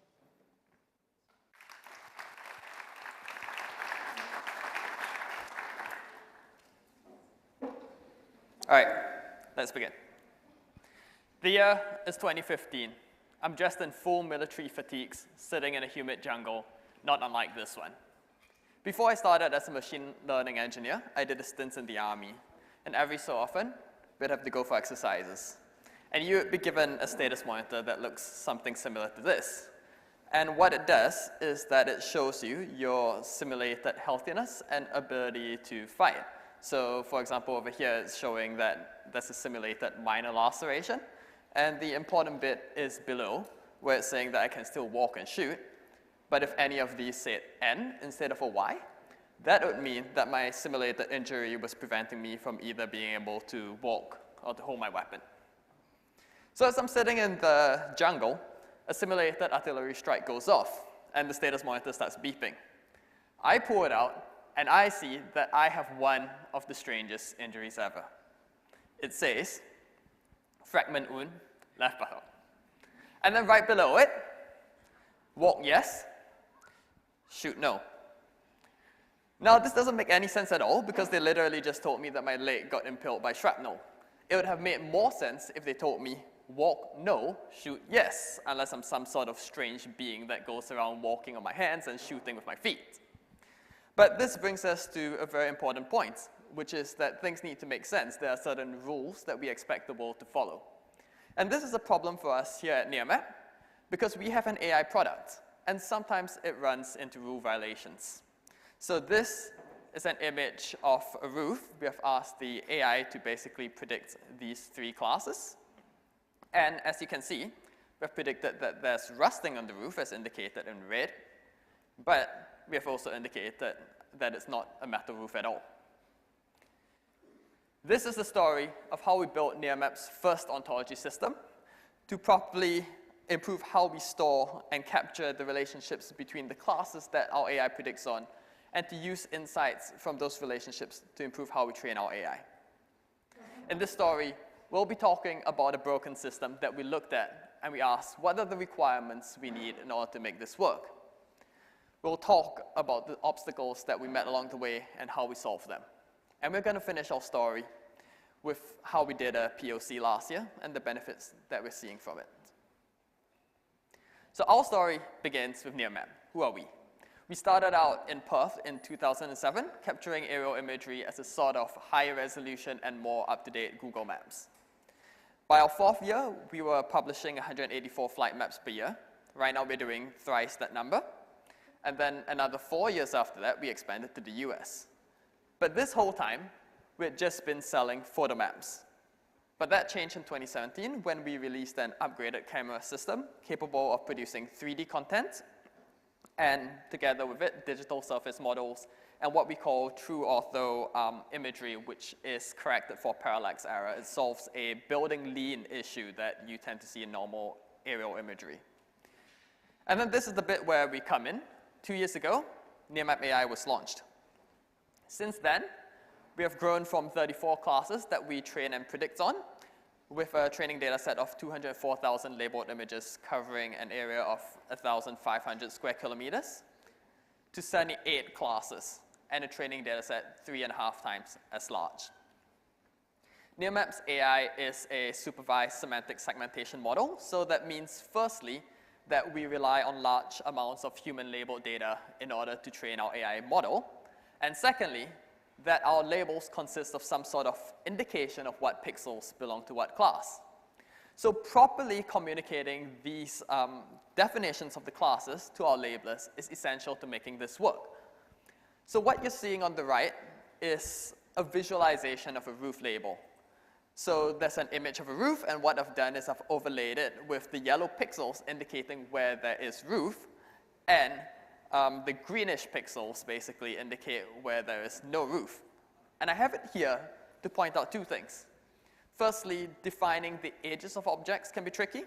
So if you look here, this is a relatively simple case where the roof isn't straight, it's slanted, and you can't represent the label by a single neat row of pixels. So the pixels basically go roof, roof, roof, roof, roof, and then in the same row, not roof, not roof, not roof, not roof. And the way you define your class should be quite explicit about when a pixel is that class or when it isn't. So essentially where that step that you're seeing should occur. The other thing that I'd like to point out is that if you look at this part of the image, the label basically forms a straight line, even though there's vegetation obscuring our view of the roof. And this is something that we explicitly asked our labelers to do, and it's something you may want to account for in your definition about where line of sight comes in. So I joined the team just before the Gen 1 AI product came out. I actually graduated with a degree in aeronautical engineering, and I got my introduction to AI in 2016, training neural networks to recognize handwritten digits on the MNIST dataset. Since joining, I've worked on 4 separate projects, including a verification module that performs heuristic checks on our training data, and the ontology system that we'll be talking about today. Meanwhile, Anne is our ontologist. She's completed a master's in library and information science, and prior to joining, she's worked on definitions for master data management, semantic data management, and model-based systems engineering for risk. So she's the one who designed the ontology itself, and she'll be talking us through what the existing system was like, as well as the first 3 obstacles that we faced. Great. Thank you, Zeb. Okay, so I joined Nearmap, and this was the current state of the label class definitions. It was a wiki. And so you'll notice here the definitions were stored as text. That meant to share them between our other systems internally, we had to copy and paste, very high tech. They included inclusions and exclusions and example images, also labeling instructions. All of those things were inconsistently applied, to say the least. Each layer has between 10 and 150 sample images. And so with inconsistent metadata, how can you say that those images actually represent what is in the real world? So this is what I had to start with, and so I worked with Zeph across a 16-hour time difference, because I was still in the States at the time, to come up with a solution. And so some early decisions we came up with were the use of Protege, which is an open source ontology editing tool, and the tool I was most familiar with. I have to get this right because I see the Neo4j folks in the back of the room. Protege ontologies are serialized in OWL format. And Neo4j has the built-in ability to import RDF XML files without us having to parse them ourselves. In addition, the Neo4j's Cypher query syntax provides more future-proofing than Sparkle, as Cypher enables querying variable length paths, meaning we're setting ourselves up well for complicated graph walks in the future. Because as Zeph was saying, we have about 78 layers right now, but what happens when we get to 1,000? How do we manage it then? It's a very different question that we wanted to make sure we future-proofed some of our solution. And then we use GitHub for all of its versioning and branching and file storage. So the key components, the ontology, like I said, gets serialized to an OWL file, which we commit to the working Git branch. When we push the commit, a Circle CI job extracts the information we know will be commonly accessed and passes it over to our backend API. The API sits on top of an RDS instance and updates it if the data is valid. If the data is not valid, it can fail the job by setting an HTTP error code.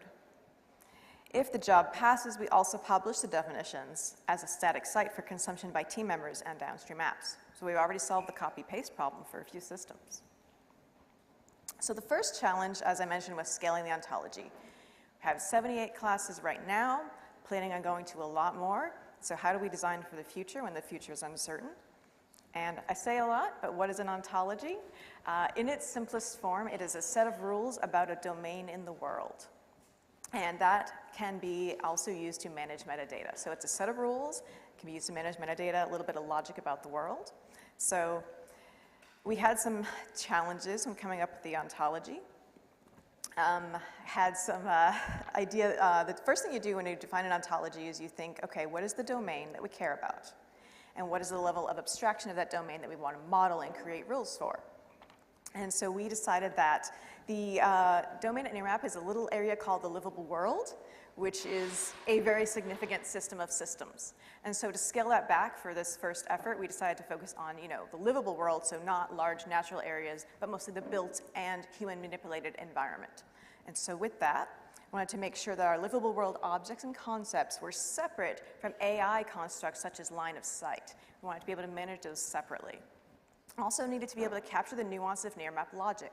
What does the real world really look like, and how do we capture that? Also honor our definitions and what they currently say. What is a line? And the best practice in the ontology world is don't build a monolith. You don't want to build this large, unwieldy structure that only I understand, so that when I go on vacation and someone else tries to figure it out, they have no idea what I was thinking. So with those guidances, try to work on the next thing. So after you figure out where your domain is, what you need to do, you try to think about, okay, should I borrow or build? It's a common question. So I was really, really excited because I found this environment ontology, and it had our entire scope. I was like, oh my God, my job is so easy. Until I looked at one of our core classes, what is a building? And when you think about a building, a lot of us, in this learn to draw example, think of something with walls and a roof, and it's a box. But at NearMap, we capture the real world. We captured all its nuance and complexity and beauty. And there are times when a building will never have a roof or does not have a roof, but it is still a building. Sometimes it might even have full walls, so under construction, it's gonna have a roof, doesn't yet, still a building. Sports stadium, technically does not have a roof, still a building. Tornado ripped through that area, took the roof off. That is still a building to our definitions. So my dreams were crushed. I could not use the environment ontology. So I got to build the ontology largely from scratch, which was actually really awesome.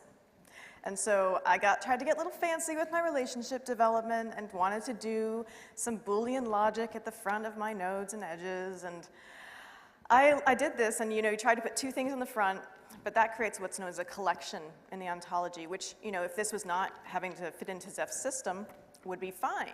But because we're trying to put it in Neo4j, when you create a collection, that creates a blank node in Neo4j. And so I had to scale that back and stick to the more traditional and structured relationship class structure in my relationship. So that was one of my big learnings. And so the solution was a custom metadata schema where I was able to leverage some of the SKOS or SKOS upper level ontology for some of our required metadata fields. I came up with a set of 16 reusable relationships that are domain agnostic, so we can use them across any of our domains in any part of our ontology. Also, when I say ontology, it's actually 5 different ontologies that are layered like a cake that you can use and interoperate with each other, because we wanted to manage different things separately in different spaces, but then also bring them together in a file to manipulate them and create the logic and add the relationships. So the relationships are managed separately from the objects, and the AI concepts are managed separately from the livable world objects, but then they all come together in a big happy ontology. So I said a lot about metadata. What about our images?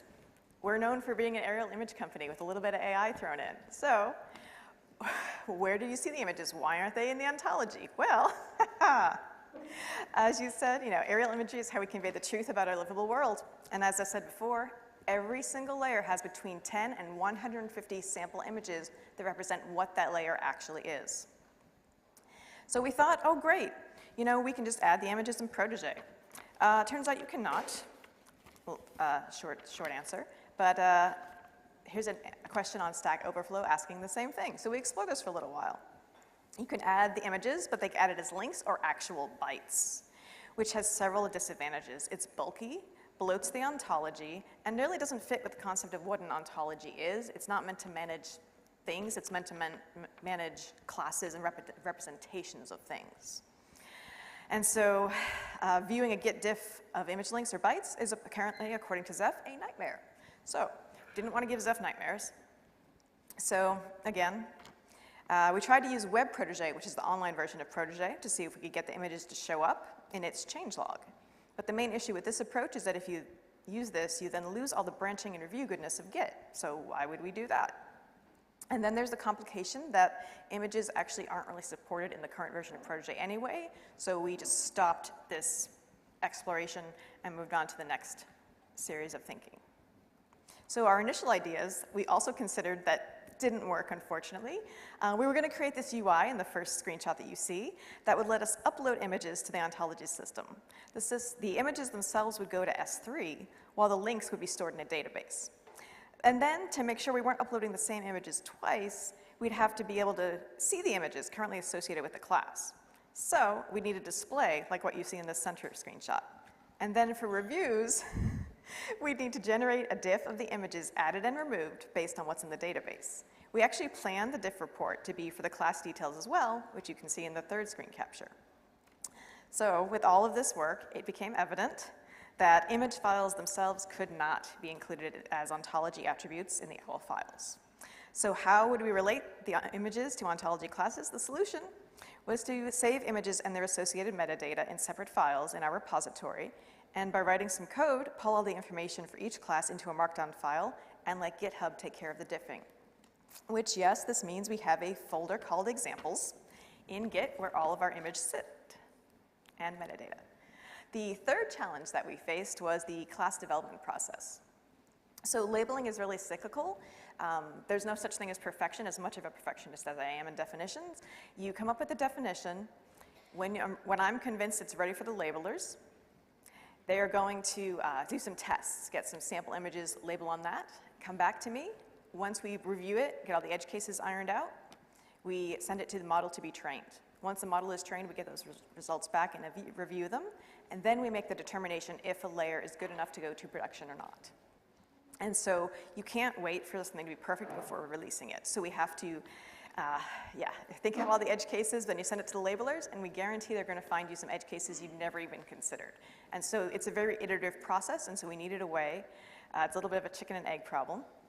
So we needed a way to be able to go through this entire process with the idea that a layer may never make it to production. It might end in sampling, it might end even before we get to the labelers, it might end when the labelers come back to us and say this doesn't work. The easiest thing to do is you just change a couple words in definition, and the hardest thing to do is you have to change the class completely. And so our solution for branching was to mirror our labeling environment, which has both live and training branches. The training branch is where we started to put things out to. And so that's where we know that it's going to be throwaway because it's mostly for training and learning. And then if it's good enough, a definition and a layer can get promoted to the live branch after another series of reviews. And so, as I mentioned before, the simplest change can be changing just a word or an image, but the most challenging thing would be how are we going to version this thing? So turn it back over to Zeph. Yep. So for versioning, there were a few things we had to solve. For compatibility with the old system was assigning integers as IDs for each of our classes. So we had to keep on doing that in order to not break the old system. We had to make sure that we didn't assign an ID that already belonged to an existing class to a new class, and that had to happen even if we were creating 5 different classes and 5 different branches at the same time. Protege also wasn't that much of a help with it because they had a completely different concept of IDs. So basically the way Protege handles IDing is that they will want to have a URI for each of your classes in your ontology, not an integer. We also had to decide when we wanted to bump versions. So I have this really nice screenshot here where the diff is basically just a missing space being added in. So do we want to bump versions for that? If I ask Anne to make the judgment calls on when to bump versions, what if we thought a change wasn't significant and we didn't bump the version, and then it turned out to be significant and then the version wasn't bumped? Or maybe we could get the versions to be bumped in an automated fashion. But then how do you prevent your versions from fragmenting? So with this example of the missing space, you have a lot more examples like it. You have things like spelling errors, changes from active to passive voice, differences between American and Australian English. Is it a gas station or a petrol station? So normally with an automated system, you could hash certain details in your class, but all of those errors are going into your hash. You're going to get fragmented versions.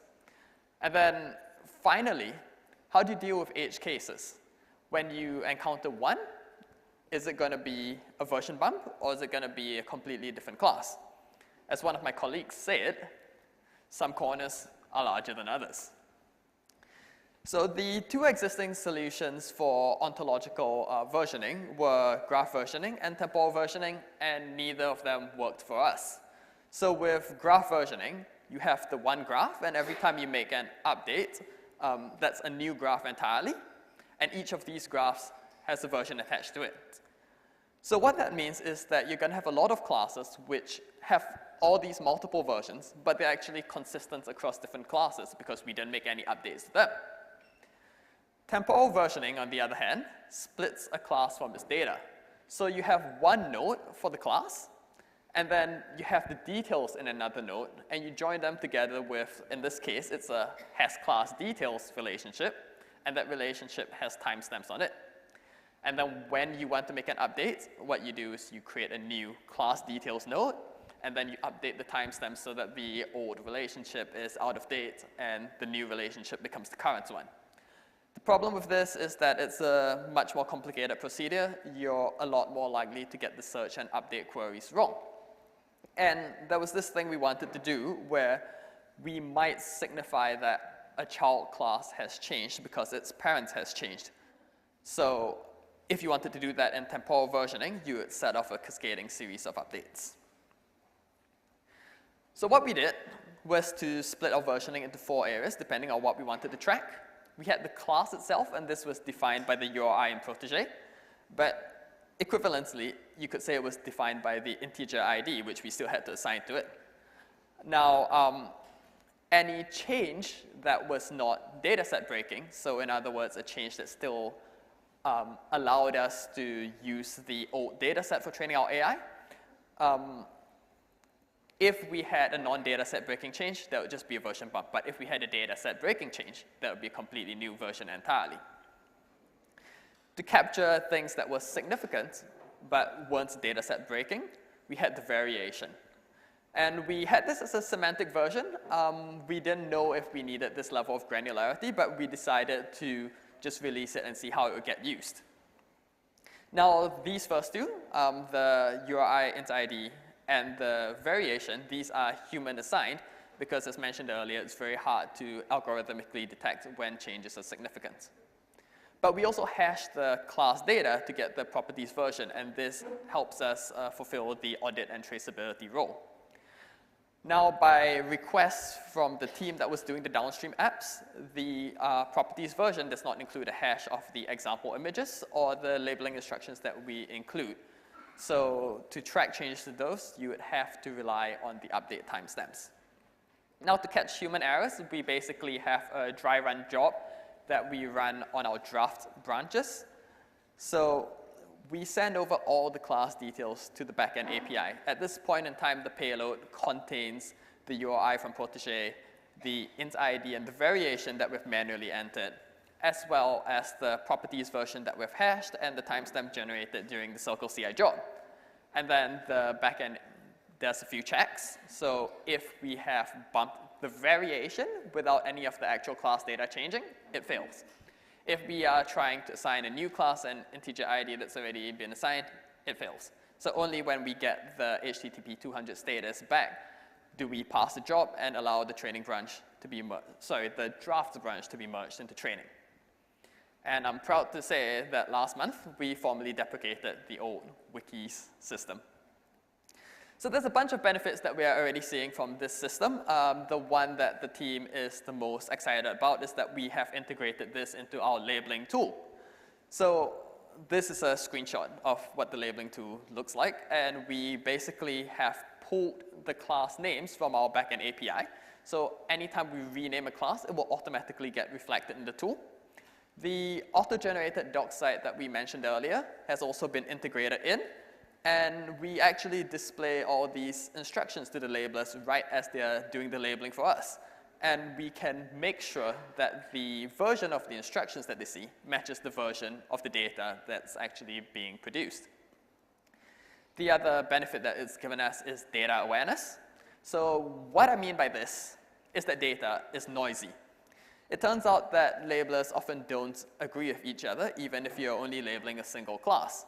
So this is a screenshot from one of our internal tools that we have, and we have basically asked 2 separate labelers to label the same image.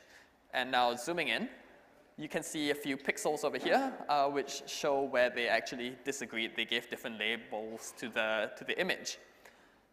Now, this is just for one class or one image. So if you think about extending this to multiple different classes, you are going to get much larger conflicts.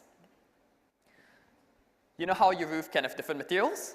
Well, we train our AI to detect that as well.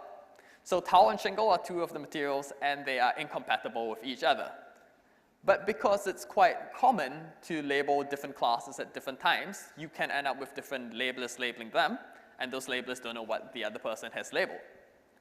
And that's how you end up with situations like this, where basically we have one set of roofs, and it's got tile labels on it, that's the yellow, and it's also got shingle labels on it, which is the blue, even though those two are incompatible with each other. So we ran a POC with a simplified ontology, as well as running it on a reduced data set. And in that experiment, we detected ontological conflicts in 8% of the data. There's a bunch of other things that we'd like to do with the ontology as well. One of the things you can do is to create an embedding. So this example over here is a matrix where a 1 indicates that if one class is present, then another class must also be present. So more specifically, if you look at the first column, what it's telling you is that if any of the tile roof, shingle roof, or metal roof classes are present, then you know that that same pixel is also a roof.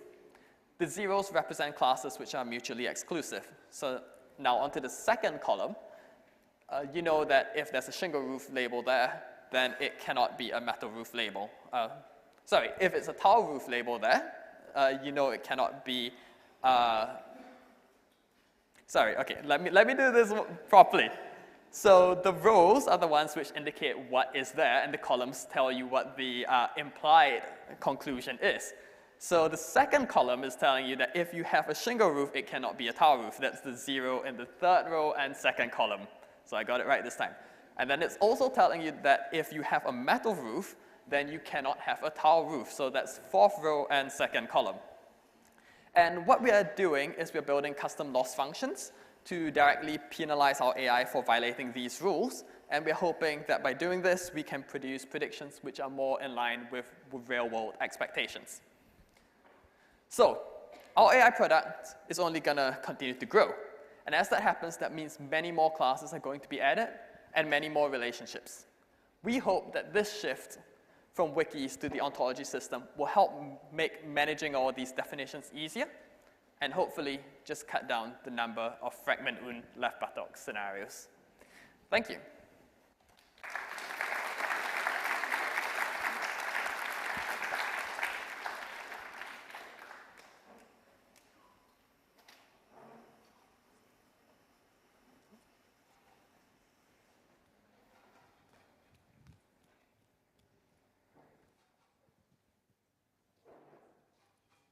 Question over here.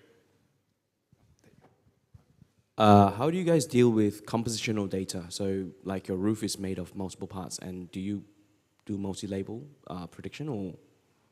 Yeah, so we allow a pixel to be multiple different classes at the same time. When it comes to roof material, we specifically made our definitions as well, such that the different materials are mutually exclusive. But like, for example, in the, with the vegetation example that I showed earlier, that pixel would have been labeled as both like vegetation and roof at the same time. I mean, designing the ontology, right? How do you incorporate the compositionality into it? Yep. Do you want to do that? Can you repeat the question? How do I incorporate the what? Compositionality. Right. When you're designing the ontology, how do you incorporate compositionality into it? Compositionality. Like, he's talking about when you can have different classes making up one class. Oh, actually. Like a building is made of walls and yes, roofs and. I segmented it as parts, so you can kind of think of it like Legos. So everything is not like, it's kind of that wall and wall roof equals building. Doesn't have to equal a building. It can be that each of those pieces are things that exist, and when you combine them, they can be considered parts of a bigger thing. Do they go back into the constraints that in your custom loss function then when you add more parts that you can compose together? That's a really good question. Wait, so you're asking about the loss function, right? Okay, so with the loss function, it's something that we're still working on. We don't really have a clear picture of what it will look like. We're still testing it out on like a simplified version, so we haven't gone to such complicated lengths yet. That's one of our next steps.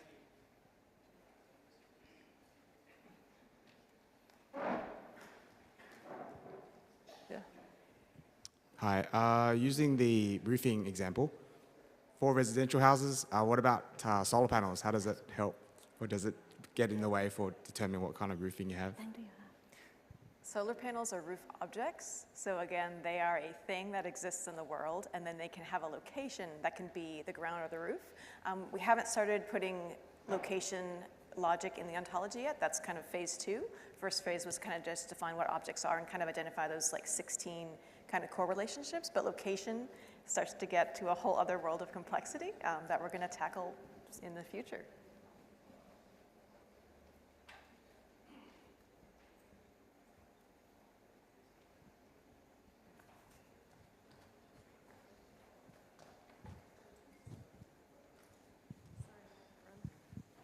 I love this idea of the ontology for structured labeling and having relationships and testing the validity of the results of your models. It's amazing. I'm just curious, yeah, the role of Neo4j. Is it just for storing your ontology and working with it as you're defining it, or do you use it for more? So the idea is that by doing a graph walk on Neo4j, we should be able to automatically produce the embedding. That was the original reason why we were looking into it. But the second reason is also that essentially the use of Protege locks us into the OWL file format, and instead of having to write our own parsing logic, it's quite simple to just import it into Neo4j and yeah, just pull the class data from there.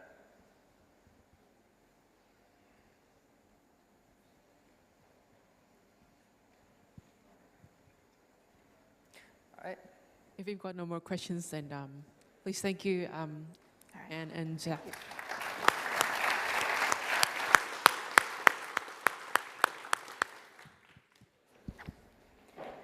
What a great morning we're having today. We're going to go into a short break, and we will be back at 11:25. Please remember that you can collect your stamps from our sponsors to go into the raffle later today. So see you back here at 11:25.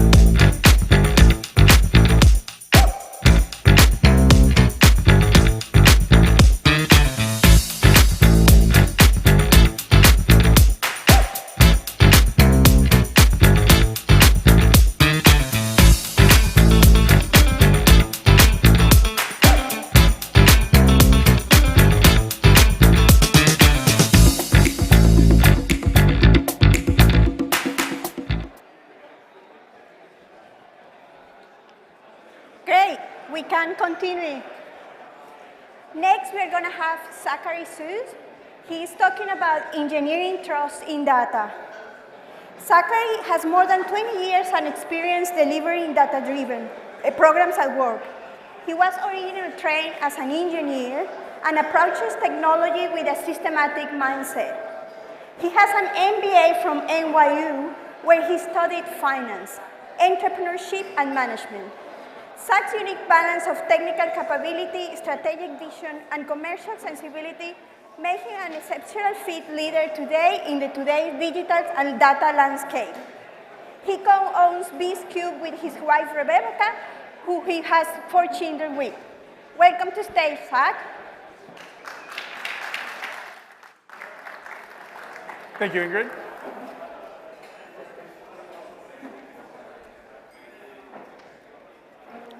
Good morning, everyone.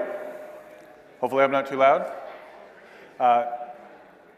Today I'm going to just say thank you to Peter and the organizing committee for putting together a great conference.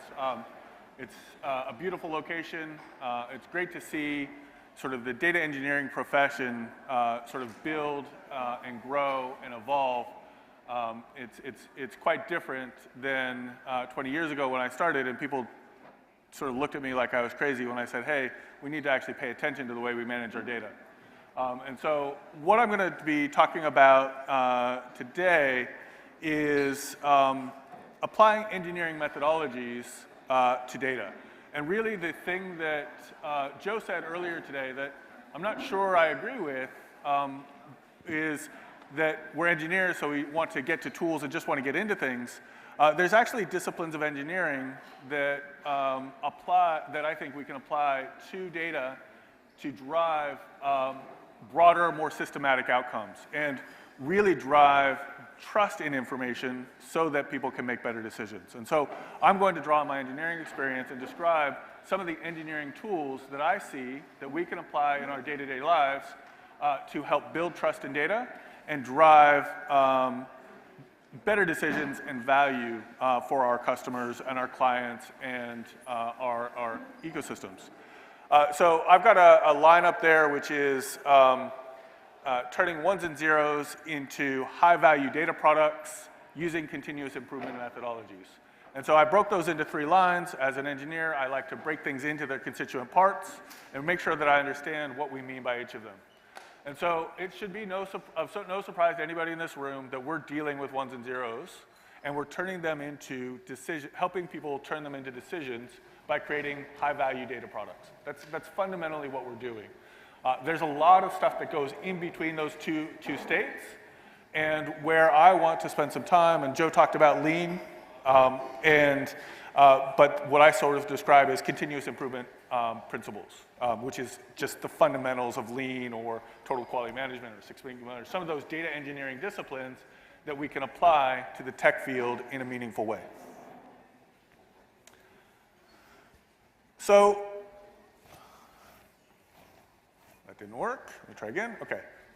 So engineering trust in data is more relevant than ever. And so the thing that I think is important for us to recognize is that it's not just about moving data from A to B. It's not just about creating value. It's about building the trust in that whole ecosystem and process so that as people become reliant on these data products that we build, they're more and more capable of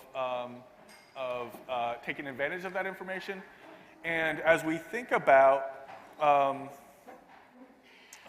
the future and sort of the massively changing world, what can we do with information and data to help have an impact in the way we want to do things?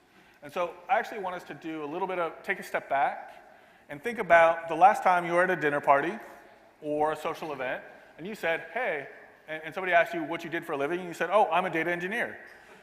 And their eyes glazed over and maybe they changed the subject, or even worse, they said, oh, you work in IT, can you fix my phone? So what I want to try and do today is leave you with something else to talk about in terms of the data engineering profession. In terms of the data engineering profession that's a little bit more exciting at a dinner party or a social event. And how you can apply sort of a wider range of engineering capabilities to the work that you do each day.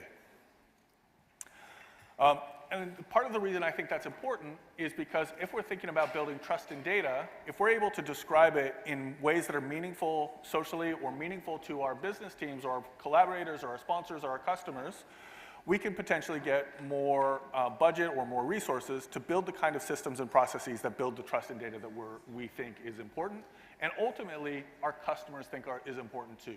But we want to sort of build the tools and the toolkit to enable you to do that today. So what I want to do is fix this problem where you get invited to a dinner party and you're the person that's not very happy to be there. So I want to make us more relevant in our dinner party conversations. And I'm going to do that by leaning hard into the data plumbing analogy. And if you say you're a data plumber, I don't think it's going to help you anymore, because when somebody says they're a plumber, the only response you get at a dinner party is, can you fix my toilet? And so, but I do think it's an apt analogy, and I think it's an interesting way of thinking about the ecosystem that we're working in and the maturity of the ecosystem. And so Joe was talking about sort of it's a relatively immature ecosystem.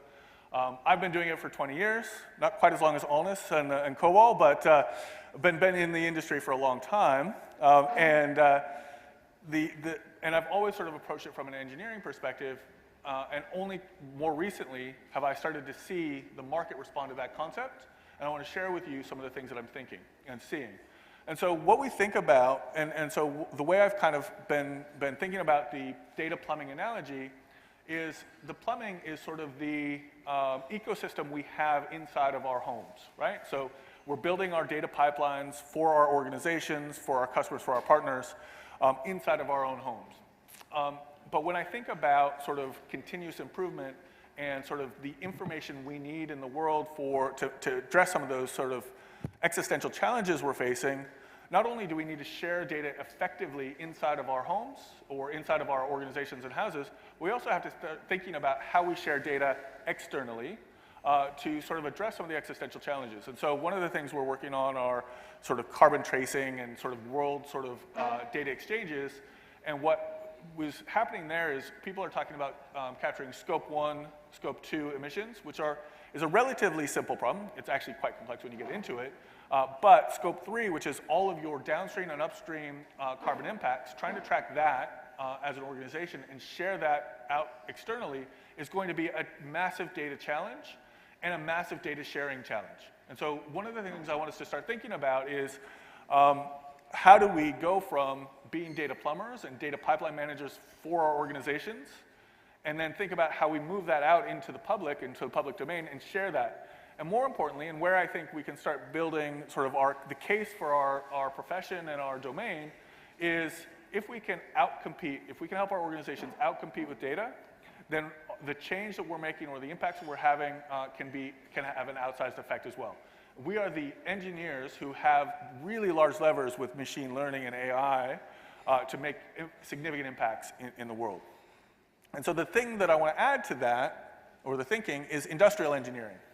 And so that's the practice of the engineering practice associated with lean, operations research, continuous improvement, quality, Six Sigma, all of those things that sort of, it's a known religion. So we had a question before about, are there going to be certifications for data, or the data engineering practice? My view is we probably will. I agree with Joe that we've got to be careful about those things because we don't want to have a one-size-fits-all model, but we need to start building on some first principles. And it's interesting, I've got a slide later which is almost, looks quite a bit different, but quite similar to Joe's slide about the basic fundamentals of what data engineering is. And so we need to start building that language consistently as an industry to start being able to have those kinds of certifications and those sort of, like we have engineering in our title, but we don't have professional engineers the way we do in civil engineering or industrial engineering. And so I think data engineers can bridge that gap between what do I think about in terms of the internal data that we're building for our organizations and building trust in that internal data, and then bridging that out into the public sphere and the public domain to build trust externally. And so I'm going to sort of lean on that analogy a little bit as we go forward. So I want to take a few steps back. I want to take you back to sort of my origin story and sort of what I imagined I'd be doing in 2022 when I started in data engineering 20 years ago. So I worked in New York and was the business owner for, in the early 2000s, was the business owner for one of the largest data warehouses anywhere in the world at the time. It wouldn't even be considered big data today, but it was very, very big and very significant back then. And what we had as an organization was almost unlimited budgets to spend on our data capabilities and our oversight and our data engineering. We didn't call it data engineering back then, but our data capabilities. Because we've been done for a class action in the mid-90s, and so we had the opportunity to invest significantly in tech. We had all the best tools. We had all the vendors were helping us out. Like, we had IBM in regularly telling us we were sort of at the bleeding edge of what people were doing. But I still had a team of 30 analysts pushing Excel and Access uphill to drive our organization and our business and the overall outcomes. Now, they'd take extracts from our data warehouse and then manipulate them to meet the business needs. Does that sound familiar? Anybody else see those types of situations where you do all this work to create a massive pipeline and then your users take it offline and do a bunch of extra work on the other side, right? And the actual data product they're using, the actual value that they're getting is divorced from your data process, right?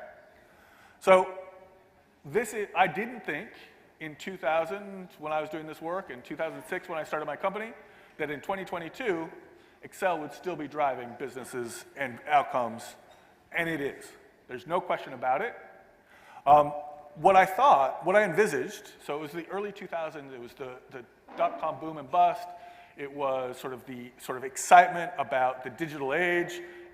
The idea of internet connectivity changing the world was sort of massive in our sort of zeitgeist. I thought, wow, in the future, in the exchange of goods and services, information will be freely flowing. We'll be able to make purchase decisions based on values and judgment and things like that. And I sort of had this vision for radical transparency. Now, that vision was shared by folks. If you look sort of at the articles from that period, the mid-2000s, there's all sorts of people sort of predicting radical transparency is going to change the world. But I worked in an organization where even though we had almost unlimited funding for tech and data engineering and data capability, we still had a mess. So this is where I'm leaning on our sewage and plumbing analogy. We had just had shit, right? And it was a mess even though we had almost unlimited spending. My view is it's gotten worse, if not better. And the reason it's gotten worse is because the technology stacks are evolving so quickly, and we're not building the operational disciplines necessary to have the kind of factory that delivers clean water as opposed to sewage. And we don't have that structurally across the organization, right? So I told you I was going to lean hard into this data plumbing analogy, right? So please forgive me on that. But that sort of thinking is what I think we need as we start to look at addressing some of the existential challenges. We need to actually get our house in orders to drive the kinds of change we need to see in the world. If you imagine, if all of a sudden, well, we saw what happened with Optus when they left open an open API, right? You just can't have that happen. And so you have to think about how you're going to share information and build that out over time. So I've talked a little bit about sort of that data plumbing, sort of building your internal trust, and sort of then building readiness to build external trust. So I actually want to go into a little bit of detail about how you, on your day-to-day jobs, can build some of that internal trust in data. And so, so how do you engineer data into your pipelines? And so I have a couple of things, and this comes from sort of this industrial engineering concept that we've talked about, is build simple tech-agnostic patterns. Joe had on his sort of here's what data engineering slide is, data comes in, something happens in the middle, we do business logic or whatever, and there's data consumption on the other side. That is the majority of, that's the base pattern of data engineering from my perspective. You have a pipe, water comes in one side, water comes out the other side, same, the analogy's holding so far. There's a bunch of other things as well, but basically that simple pattern becomes the basis of the rest of your patterns and analysis. The second thing is build operational rigor into all of your pipelines, right? So the thing about plumbing and sewage is it doesn't matter if 80% of your pipelines are clean. As soon as you have one that's bad, you have a problem, right? It might be a risk vector for a data leakage for your organization. It might be undermining trust in your overall ecosystem because data is not showing up on time, it's not correct, it's not reflective of reality. So how do you build that operational rigor all the time? You can't, every time you have exceptions, you're asking for challenges and a mess. And so I have a saying in my organization, people on my team don't like the saying, but it's one I'll share with you, which is, if there are two ways to do the same thing, they're both wrong. Get it to one. Because once you can get it to one, you can start improving that process. You can say, hey, that process isn't working effectively, let's fix this, let's address this, let's get it faster, let's get it more efficient. If you have two, you go, oh, maybe we should do it that, like you don't have the ability to create that continuous improvement model. The third thing is instrument your data pipelines. So I'm going to keep leaning on my plumbing analogy. It's really easy to know when your plumbing is broken in your house, right? You're either wet or something smells. But in our data pipelines, we don't have that same ability, right? We don't necessarily know if they were successful or not, if they failed, if they should have run and just didn't. All of those things become an important part of that. And the way that starts to build trust is if you can go to your customer or the person who's extracting value from this data pipeline and say, hey, I know there's a problem, I've got a team working on it, we'll get it fixed, we'll let you know as soon as it's done. That changes the engagement with your customer from, shit, my data's broken again. I'm sorry, I'm swearing a lot today up here, I hope nobody's offended.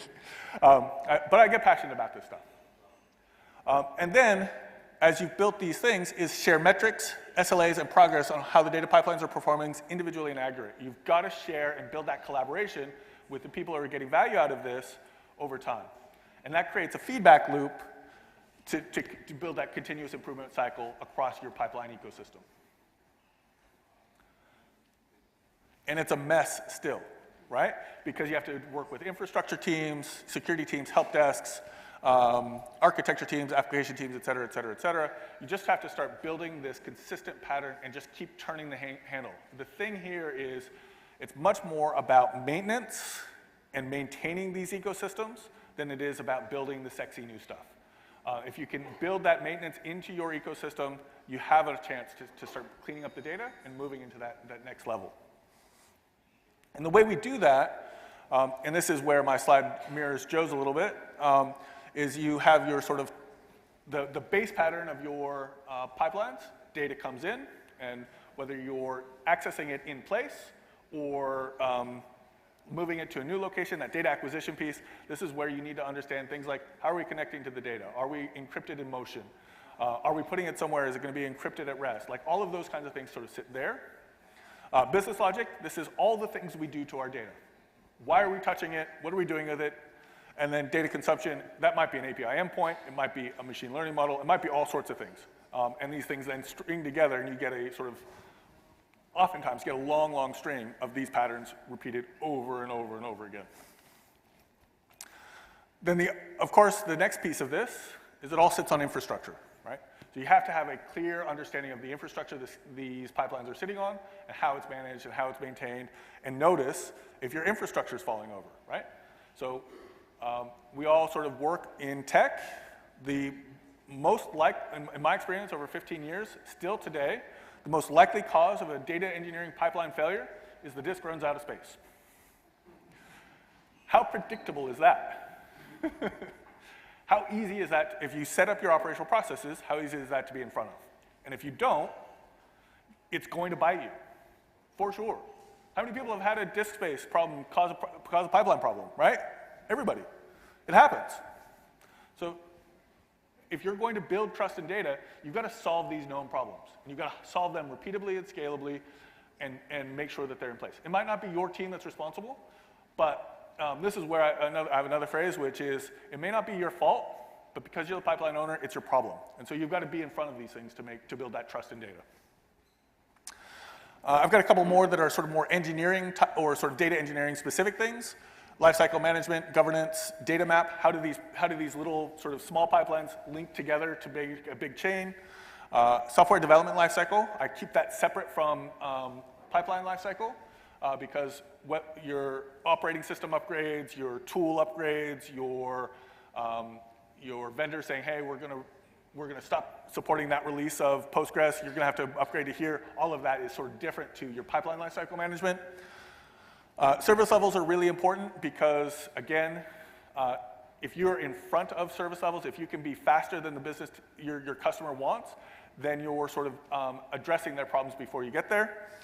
And the final one or not the final one, training and enablement. So make sure that the people who are interacting with these ecosystems can use them in this consistent way that we're talking about. It's very easy for somebody new coming into an ecosystem to go, oh, I don't like the way they do that. I'm going to go do something brand new over here. And as soon as you do that, you've created a new piece of legacy. And then you build and you see that repeat over and over and over again, and that's what creates that messy pipeline ecosystem that we're talking about. And of course, the big one. Anybody want to guess what the big one is? Nobody? Security. You've got to secure your pipelines. You've got to be in front of this. You can't be creating risk for your organization. It creates a mess. So this is our methodology. You can use Joe's. This is one we use to sort of apply those 3 principles that I talked about across the ecosystem to build that consistent continuous improvement model. And we built this off of our understanding of breaking it into its constituent parts so that we can build it up into a cohesive data operations service. And so we call it our data engineering methodology with a consistent operational model. It's that consistent operational model that makes us work. It's not the methodology, it's the model. It's making it operational, making it consistent. And this is where some of the industrial engineering thinking comes in. So that's how I sort of have worked and built, worked to build trust in our data engineering pipelines is by looking at it. Now, do we get all of these right every day? No. We've had disk space runs out, even with monitoring in place, like it happens. But this gives us a way of knowing it in advance and working in front of what the customer is expecting as opposed to reacting to the customer's needs. And that's what builds that trust in data from our perspective. And this is how we build trust for our customers and for our clients, candidly for ourselves. We're a customer of our own operational methodology inside of our organization for our own data, right? And so that's kind of the internal trust that we're talking about. That's sort of the data plumbing work and building trust for ourselves and our customers. Now, I sort of told the origin story where I sort of imagined radical transparency changing the world. Has it happened? I don't know if anybody's noticed. But there's some work that's being done that I'm really excited about. And so this is kind of building external trust. And this is where I think there's an opportunity, if you start building that internal trust, to help your organizations build a competitive differentiation and a competitive advantage as the world is changing massively quickly. Like there's going to be massive changes over the next 5 years. For better or for worse, it's coming. And so what I want to talk a little bit about building external trust. Now, the reality here is you can't build external trust if you don't have your house in order. If you have a bunch of leaky pipes, you're going to be creating a mess. But some places where we see building engineering external trust, so I've got some advice here. I don't have quite the same rigor as I do in sort of building the internal trust, but share using open standards. Don't get yourself tied to vendors. Use open standards. We're working with the UNCFAC, which is the standards body for trade in Europe, to build an international protocol around sharing data across borders. It's going to use verifiable credentials and distributed identity capabilities that is sort of in the W3C standard. These things are just emerging. It's really exciting stuff and potentially gives us the ability to share data in a protected, sovereign, manageable way. It's cool things. Don't overshare. Like, just because you have some data doesn't mean you should open up an API to everything. And share where it provides your organization competitive differentiation. PII information is not yours to share unless you've gotten explicit permission and it's a business model or business choice. Be careful about that.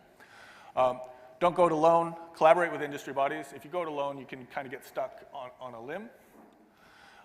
And don't outsource your sharing. If you're going to try to build competitive advantage by the data capabilities that you've built inside your organization, make sure you own that and own that sort of capability. If you're helping your customers, your business teams build competitive advantage, you want to make sure that's something that your organization owns and maintains.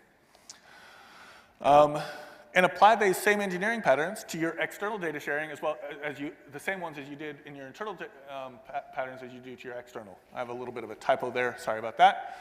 So tech agnostic patterns, operational rigor, and instrumentation are kind of the three things that you apply consistently to build that trust, both internally and externally. All right, so what I've got here is sort of the idea of we build our plumbing and we build our data plumbing, we build our internal trust, we make sure that our internal plumbing systems, gray water and bad water don't mix together. And we then sort of share that with the sewage ecosystem and the broader world cleaning ecosystem, and builds that. So by building our internal trust, sharing it externally, building our pipelines correctly internally, and connecting with the sort of global ecosystems that we're starting to see emerge, we can, as data engineers, be the superheroes of changing the world. I'm excited about our industry. I'm excited about us maturing. So what I want to leave you with is the idea that by building trust inside of our organizations, applying industrial engineering rigor to our data engineering capabilities, we can start building the competitive differentiation for our businesses and have the kind of impact on the world that I think data and information can. And that's mostly it. It's one of the most, anyway. So I'm working on building a community of communities, particularly around that international data sharing piece. And I think data engineering is the linchpin of making the kind of impact. I still believe that building radical transparency, maybe not the way I envisaged it in 2006, is still a way of making a dent in the world, and I think we're the profession to do it. Any questions?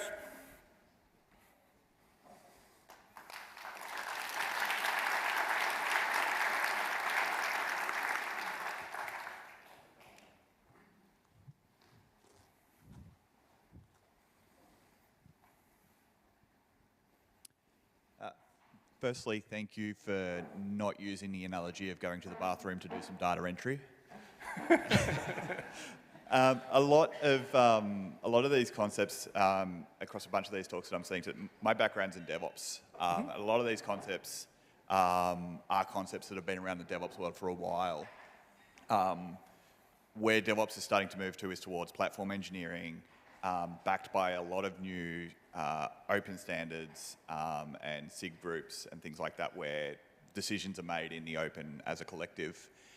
How far off do you see the data engineering practice from reaching that sort of level of open collaboration as well? Because it all seems to be very happening behind closed doors and then suddenly appears on the scene from what I'm seeing.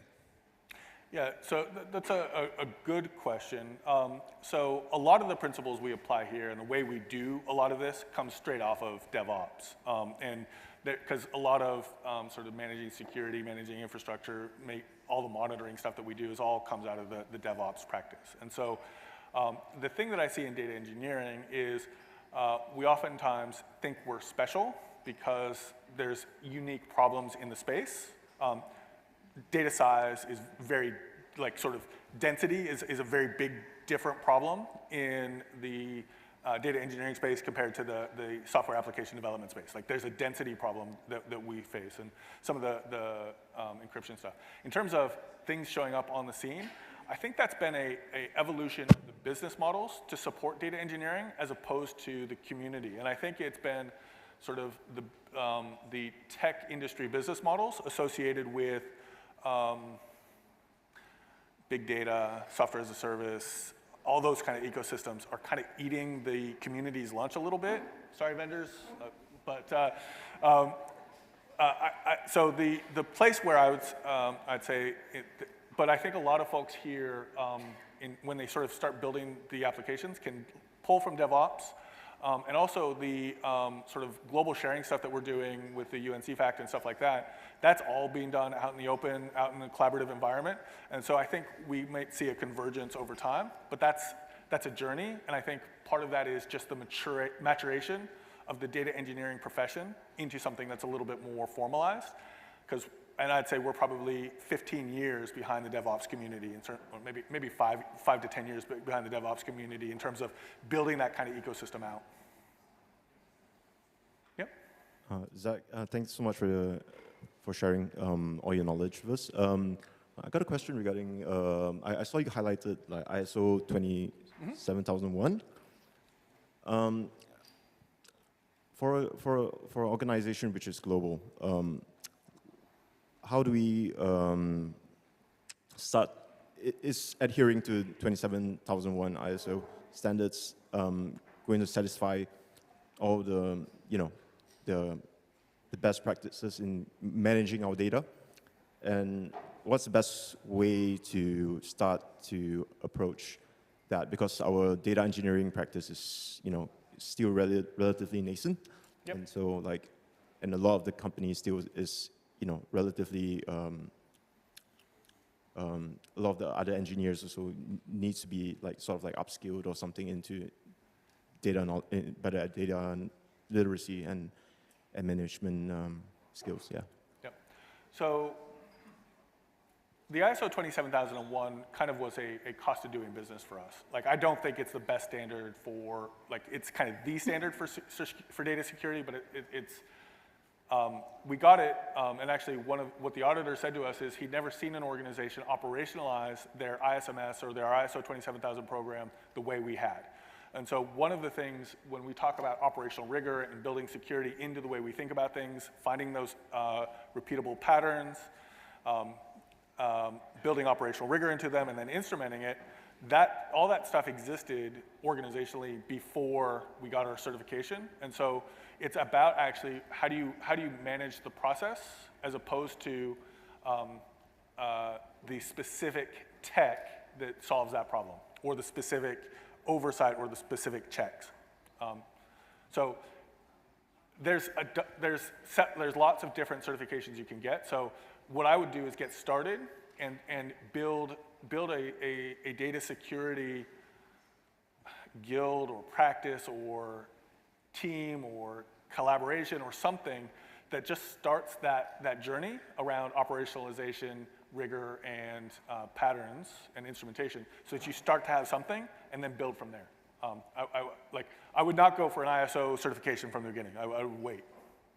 I just start the practice, start getting it repeatable, start getting your security into one pattern, and probably now it's several, right?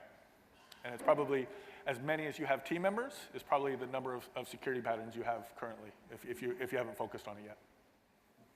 I think that's about all we have for time, but maybe one last round of applause to thank Zach. Thanks, everyone.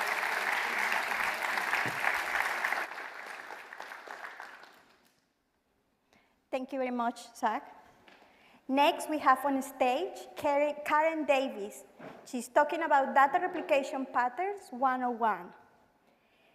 Karen is a principal technologist, data and AI at ThoughtWorks. Originally from Ireland, Karen moved to Australia 17 years ago. She started her career as a software engineer before moving into the data space. She is a principal technologist at ThoughtWorks and enjoys applying software engineering best practices to data. Please welcome to stage Karen.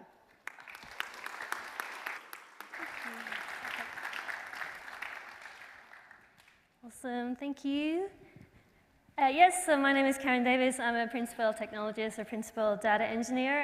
I started my career many years ago as a software engineer and then moved over into the data space. So I'm always looking for ways to apply software engineering best practices to data.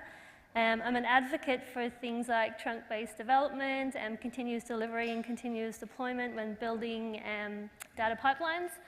But my talk today isn't about those.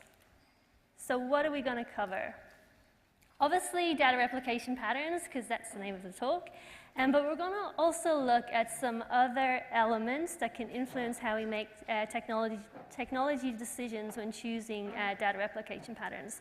So things like how the data will be used, what the core time projection is, coupling in data engineering, obviously choosing a data replication pattern, and we'll look at 3, and then what item potency requirements we may have as well. What we're not going to cover is things like data security, data governance, path to production, data quality, versioning, all really, really useful topics to be looking at when choosing a replication pattern, but just didn't have enough time to put them all into this talk. And speaking of time permitting, at the very end, because data mesh is such a hot topic, we will talk a little bit about what it means to shift from data replication patterns and data pipelines into data products, time permitting. So let's get started. Because what we are talking about can be quite abstract, I thought it would be really useful to have an example that we can use. So the example we're going to use is Realco, and they, despite the name, they're not a real company. I just want to make that really clear. They're an online sporting goods store. And they've built the website. The website has been running for quite a while. But what they really want to be able to do is show some real-time, personalized purchase analytics, as a tongue twister, to customers. And we might have a scenario here where it's actually Team A who look after the website, and then we have a different team who are looking to build this analytical feature. What we're going to use throughout the talk as well is this kind of scorecard.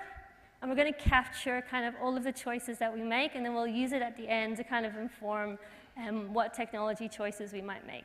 So you can see from here, for Realco, for this particular use case, we need about 2 months' worth of data. The data is available to us via an API. Team A make that available. And Realco are really starting out on their journey. So they don't have a lot of data platform infrastructure. They're just really kind of starting out. Is that all clear? Great. We can jump right in. So the first thing we want to really understand is how the data will be used. This is really important. It's generally the first step I take when kind of understanding it, and we'll get into the reasons of why. But generally in an organization, there's 3 main ways that data can get used. So you've got your operational use case, your traditional OLTP, and this users here have particular expectations. So they expect, millisecond response time, and they're generally accessing data row by row, or very small data sets altogether. We've then got the analytical use case, which is our traditional OLAP, and this is where we have a user who is maybe accessing a larger data set. They want to do some processing here.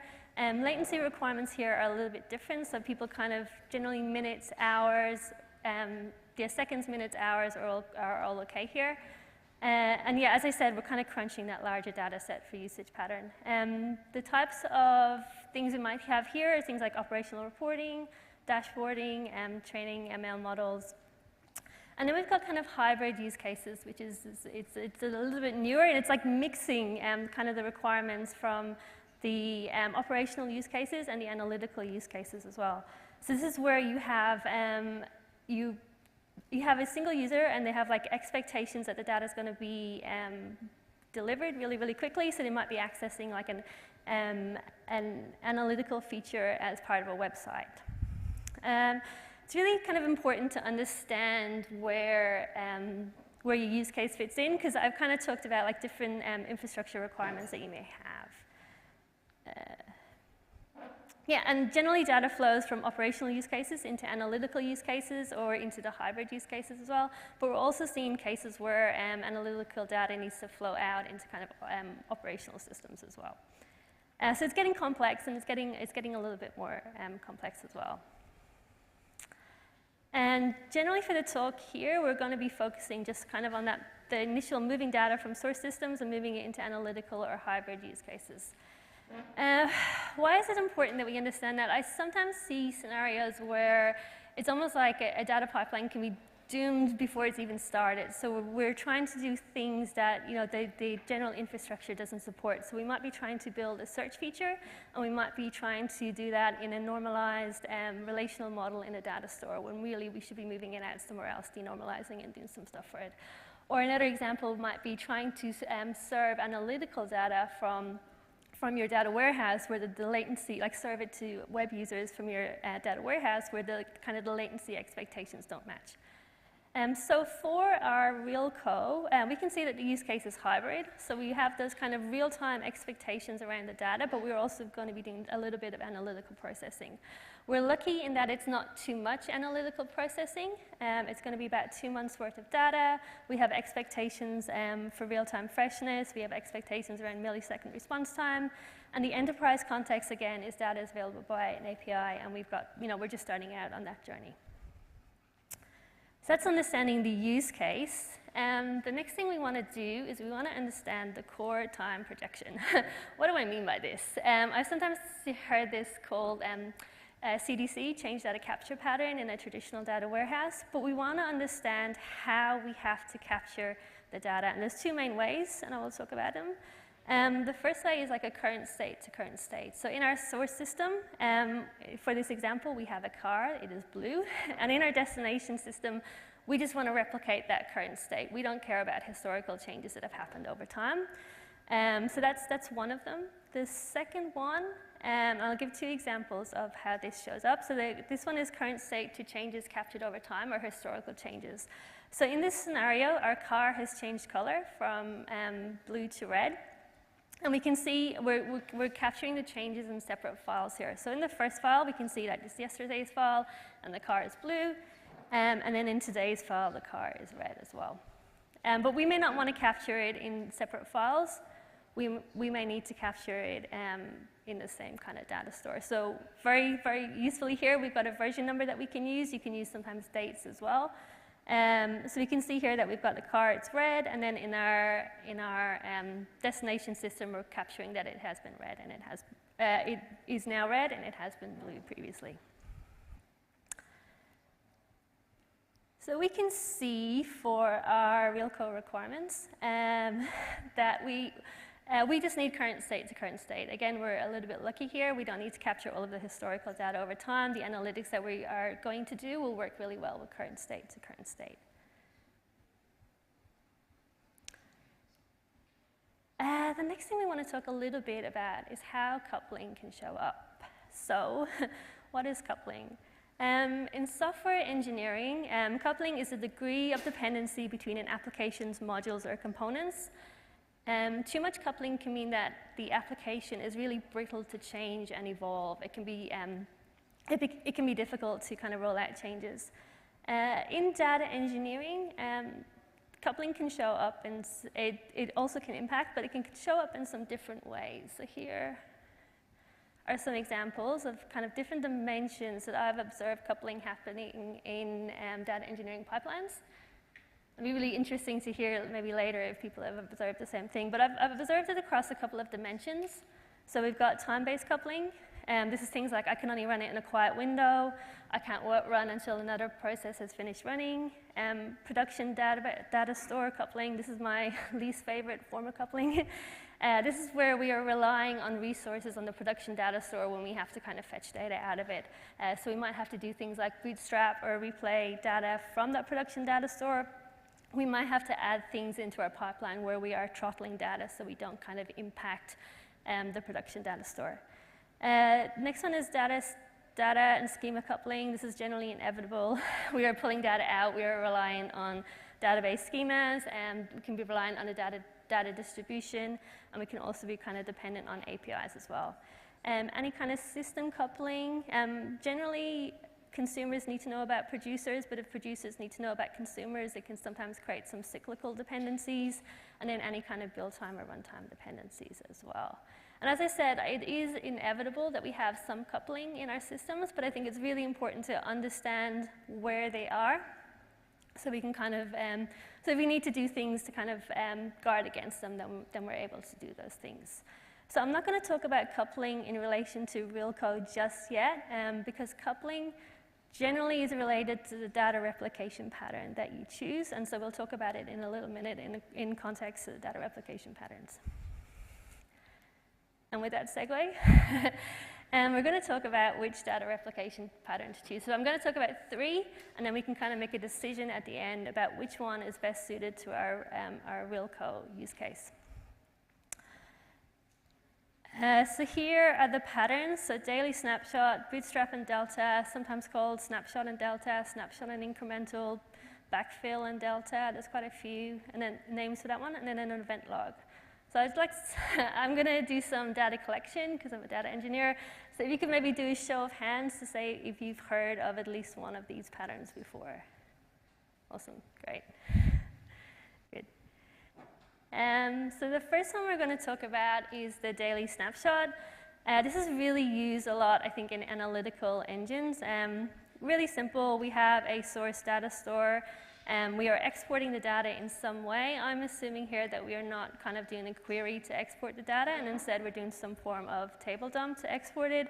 We're putting it in a CSV bucket, and then we've got an orchestration tool that's coming along and taking that file and storing it somewhere on the file system. So you can see here we've got dated files, and then we've got a data warehouse or a data lake all the way over on the right.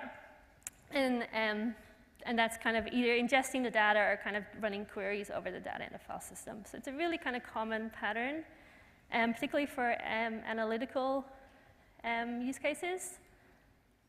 And we can see here, if we were to think about the producer, in this case is team A.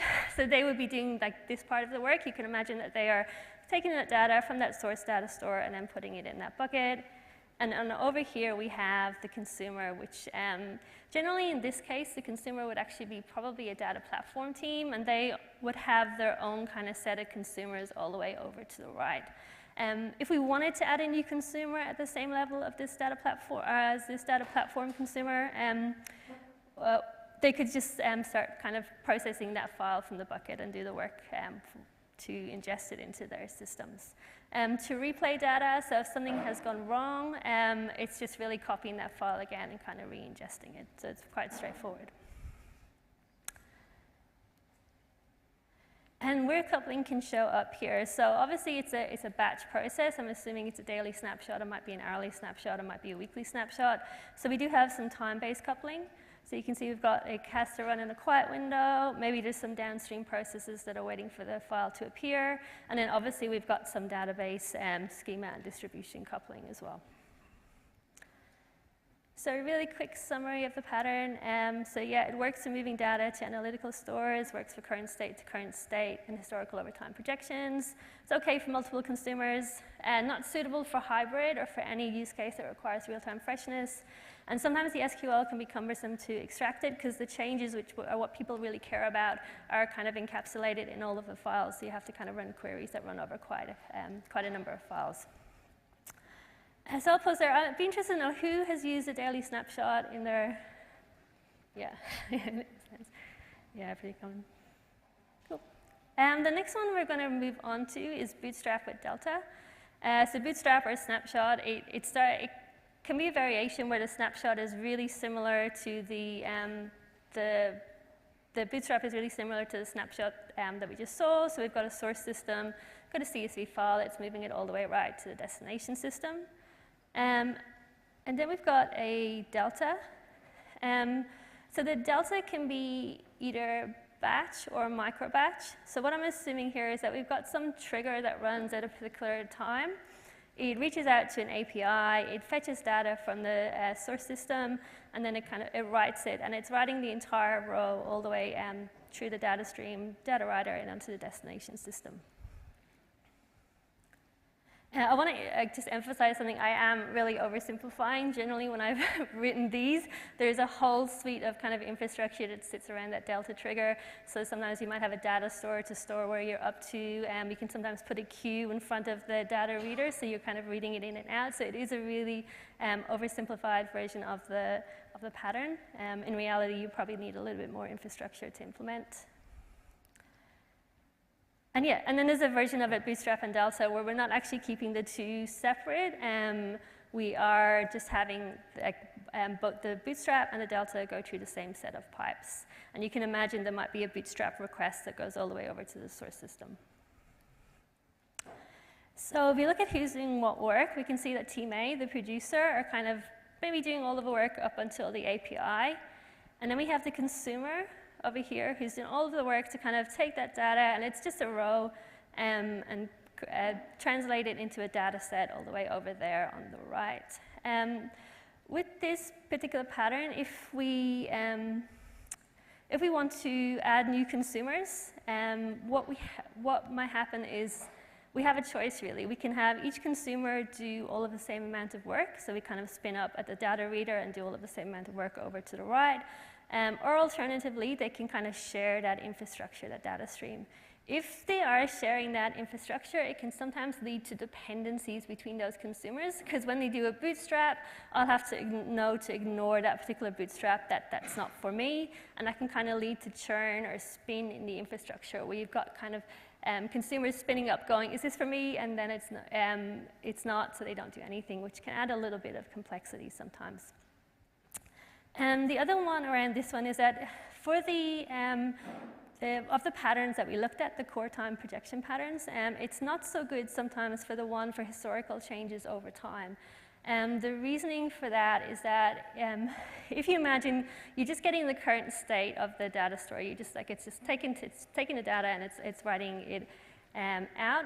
Depending on your frequency of your trigger and the rate of change on that source system, you might actually miss some changes. So if you actually care about getting all of those changes, the delta trigger, you might end up missing some of them. If you have to replay and start again, what happens is that generally when replaying, something has gone wrong with this destination system, we've got to start all over again. Generally when replaying, it's really good to kind of replay into a fresh data set and just start from scratch. But if we're doing that where we had previously captured all of these changes over time, we'll likely be starting from the beginning, because the source system just has the current store. We're not storing those historical changes over time there. So there's just some additional kind of complexities with that pattern when we're using it for storing the changes over time. And where coupling can show up. So yeah, quite a few places, again, around the database schema, the API schema, time-based coupling. The delta trigger has to run at intervals throughout the day. We've also got some production data store coupling, because we're doing requests via an API, which we're assuming are using resources. It might be very trivial for the delta, but in the scenario for the bootstrap, where we're getting all of the data, that can be quite significant. And yeah, again, we've got a bootstrap replay against the production data store.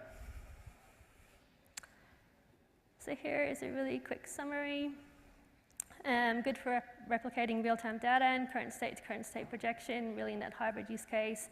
Good for one or minimal consumers. Doesn't work well for changes over time, data projection. We get the consumer inequality. Replaying and rebootstrapping can be difficult. Multiple consumers leads to churn, and it's really tightly coupled to resources on the production data store. So as a show of hands, who has used that one? I'm going to put my hand up. I've used it quite, yeah.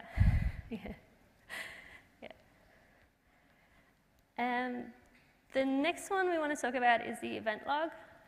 So the fundamental concept behind this pattern is that every change to state is encapsulated as an event and then stored in a sequential manner.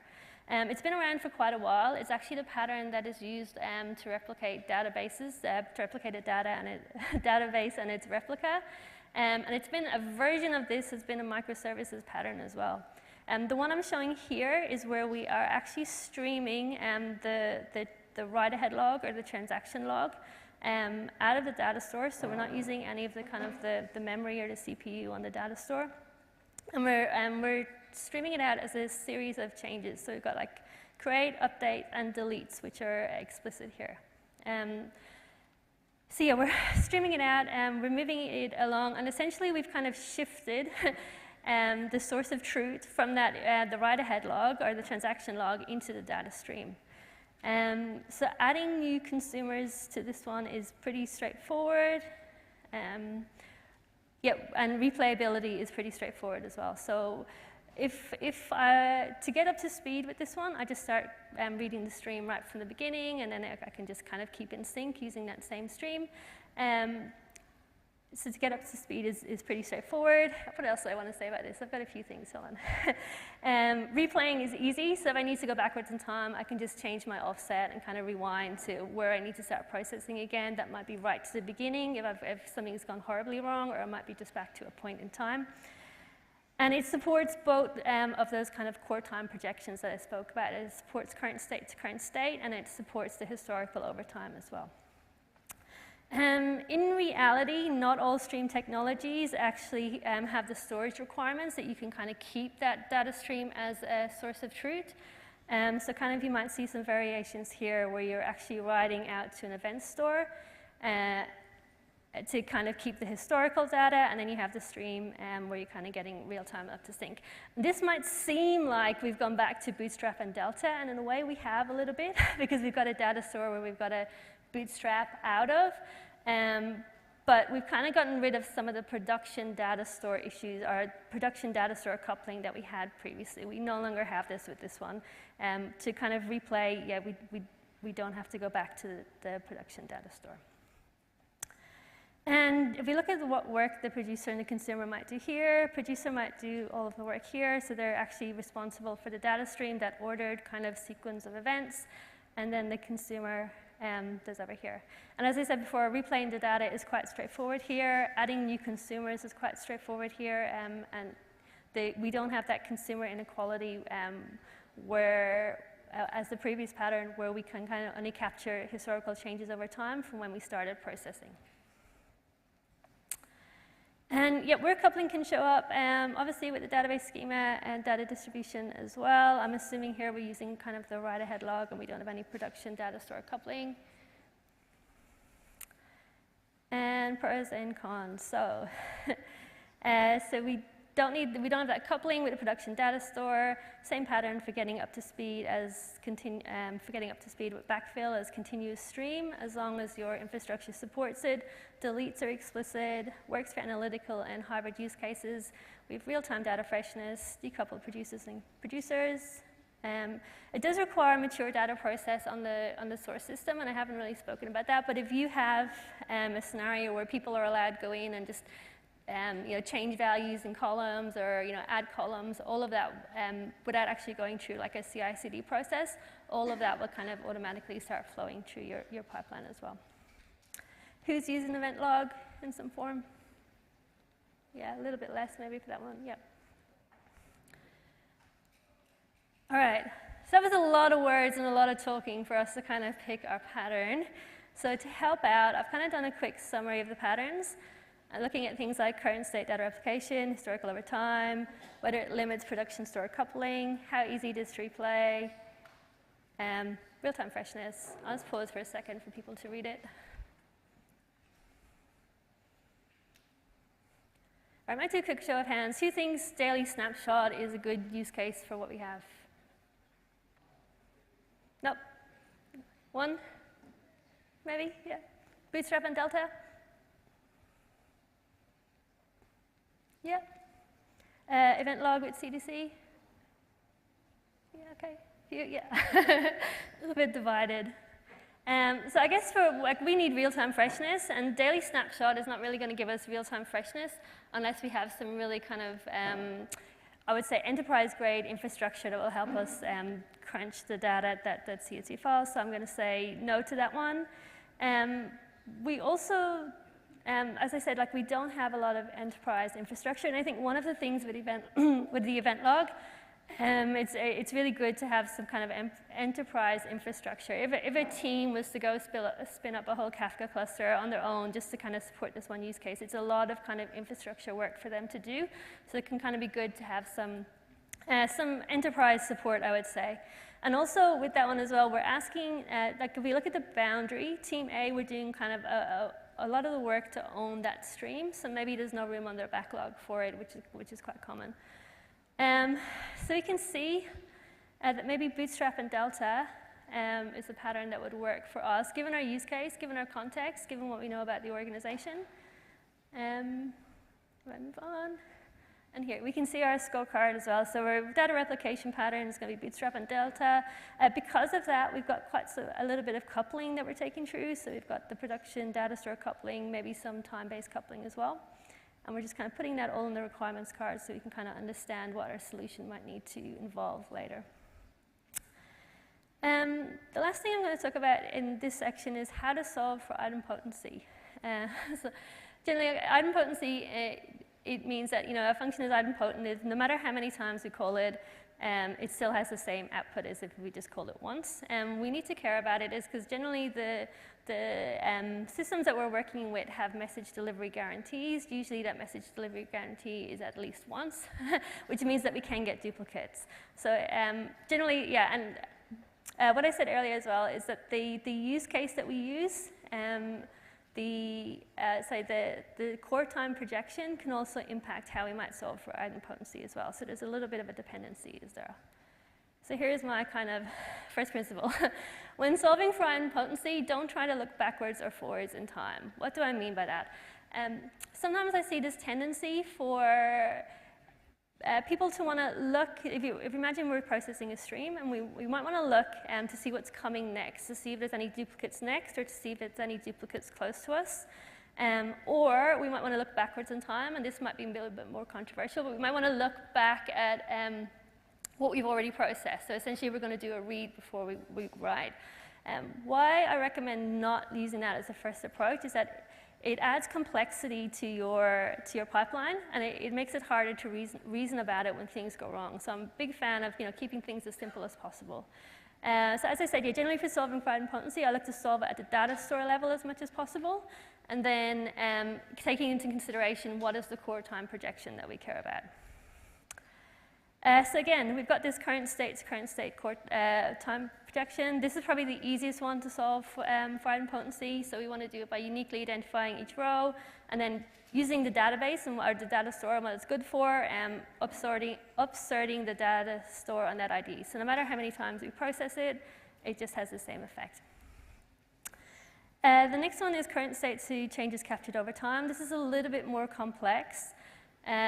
So if we're lucky and this source system gives us some form of change data capture, like a version ID or a start or end date, we can use that along with the ID or whatever the primary key is and upsert on the data store in that.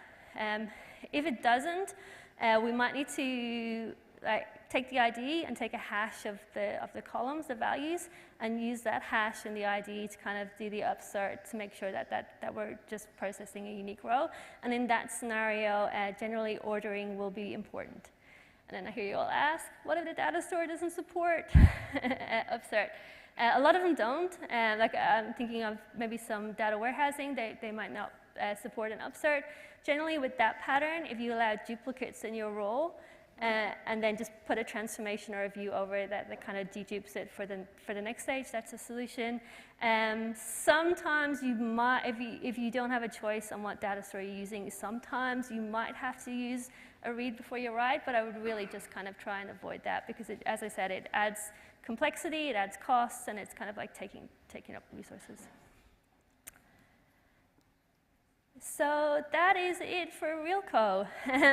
We can see that we've got, use cases hybrid. We know we're going to do current state to current state data projection.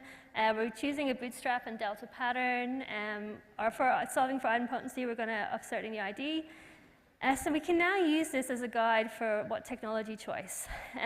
We know we need a data store that supports low latency, response times, and we can choose what data stream technology we might want to do. If we're using AWS, we can choose between Kinesis or SQS or whatever that might be. We know we're likely to need infrastructure to keep track of all of the data, the Delta triggers. So we might need another data store and a queue to kind of manage that. And we've got this coupling as well. So we know what our coupling is, and we might need to do things to kind of counteract that. So we might need to ensure that we're only running bootstraps at a particular time of day, so we're not impacting the data store. We might need to look at where we can throttle the pipelines to make sure, again, we're not impacting the data store as well. And maybe we can introduce a read replica, but obviously there's costs and stuff like that.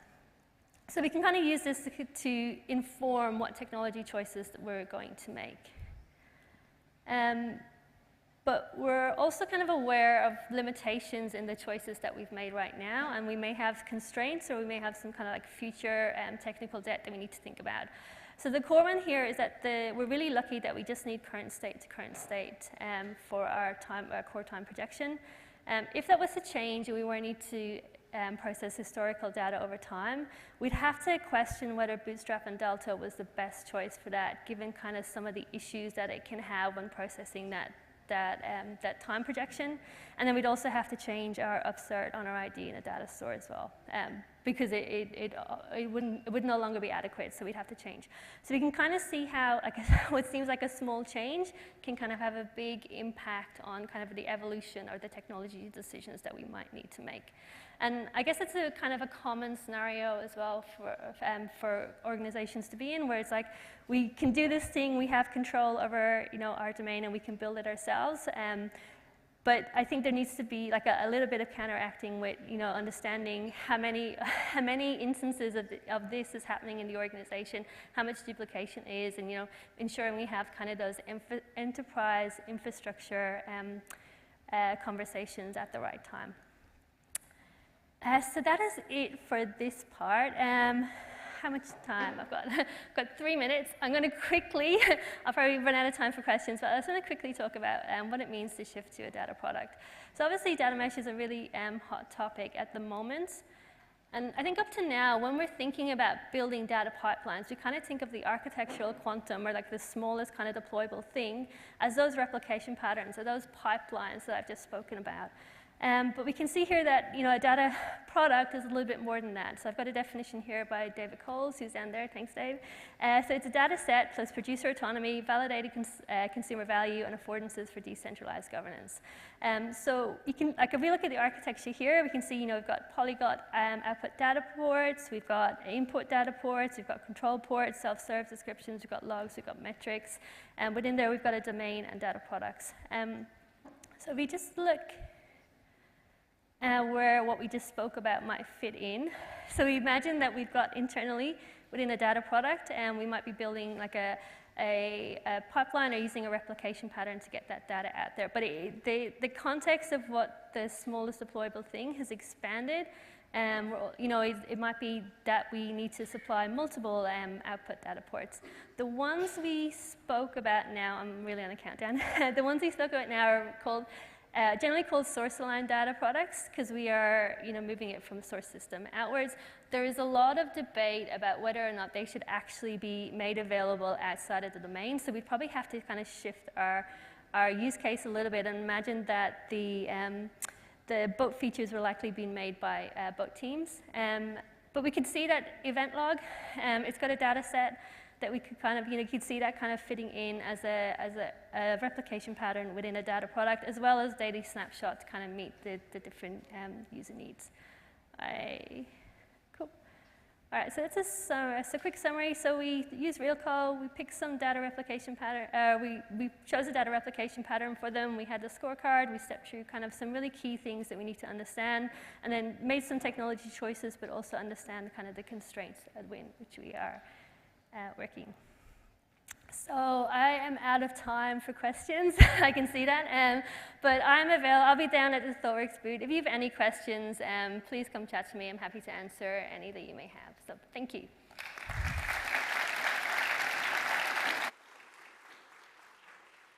Awesome. Well, thank you very much, Karen. That was a fantastic talk.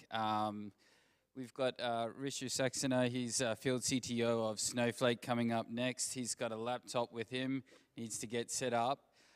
In the meantime, while he's just getting all of that sorted out, I just wanted to draw your attention to our wonderful sponsors, without whom this conference wouldn't have been possible. So you probably all got a stamp card, or you can see them up the back there. Please do say hello to our sponsors. They make these conferences possible, so it's great to have a chat and see what they've got on offer. Also at lunchtime, Joe Rees will be doing a book signing. He's got a couple of free copies of his Data Engineering Fundamentals book. So you might, how you get a chance to win one of those is by doing a selfie and tagging Joe Rees and the hashtag DataEngBytes 2022. So, or DataEngBytes 22, sorry. But yeah, so we've got Rishu, Field CTO of Snowflake. Who in the room is using Snowflake at the moment? Few people, yeah? A little bit popular? I was not planning to ask that question though. Yeah. But please take it away, Rishu. Thanks, Syed. All right, thank you so much. All right, so just to understand the audience, how many of us here are data scientists in the room? All right, a few of us. Data engineers? ML engineers? Okay. How many of us in the room use Python? Oh, beautiful. Thank you. Scala? SQL? Awesome. So the reason I'm asking all these questions is because the topic is simplifying data engineering. It's a very broad topic. The point here is like data engineering is massive, right?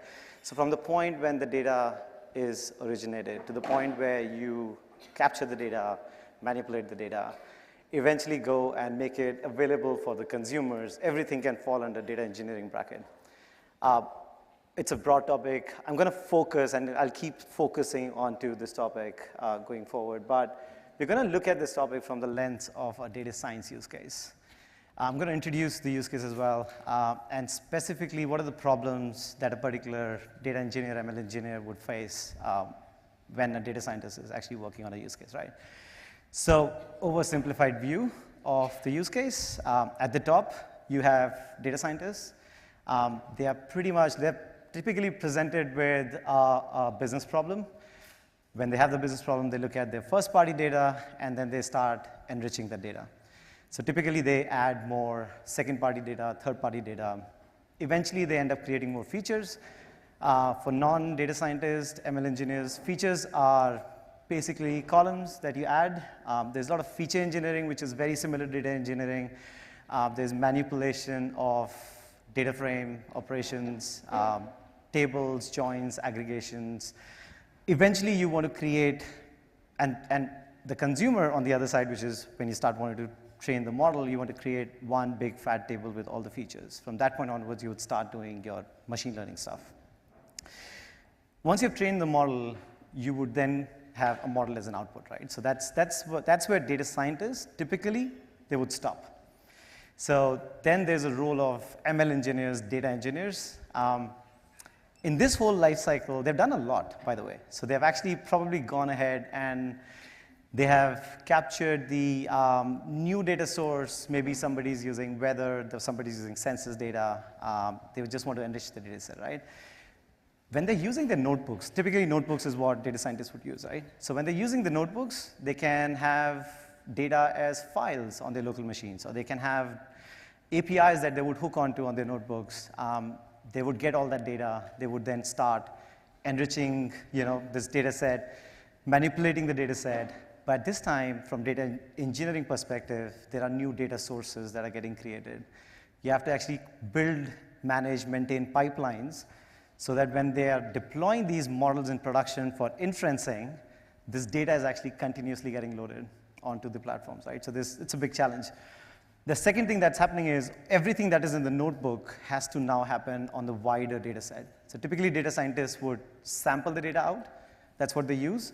But once they've created these new features or columns, and they use these new columns for training the models, these columns need to exist on the production data set when they're inferencing using these models, right? So a lot of challenges. And if I have to quickly show some of these challenges, I'm not going to go into this because these challenges are solved in multiple ways. But because data is moving all over the place, security governance becomes a big challenge in itself. There are environment issues. Typically, data scientists do not work on the same platform. They actually go and take the data out because they have to manipulate the data. So they don't want to go and give the access to the same tables where a BI report is running or an analyst is running their queries, right? So they don't want to go and change the data, that source data. So there's a lot of data movement happening. Also, from the data engineer perspective, because we are now going to the source, getting the data, maybe doing manipulation initially, all that could be done through SQL. And then when it comes to data science work, where there's notebook that you're probably productionizing, or there's sample code, or the code that is written in Python, you're now switching languages here, right? So you're no longer so there's no one language, right? So you're not using, let's say, Python from start to end.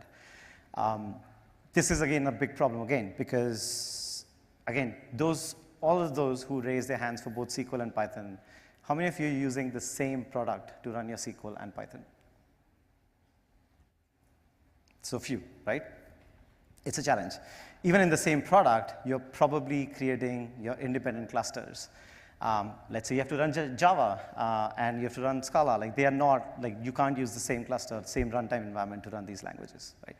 So it's a challenge that you have to solve. And let's see how Snowflake solves that challenge using a product. We call it as Snowpark. How many of us have heard about Snowpark before? All right, awesome, beautiful.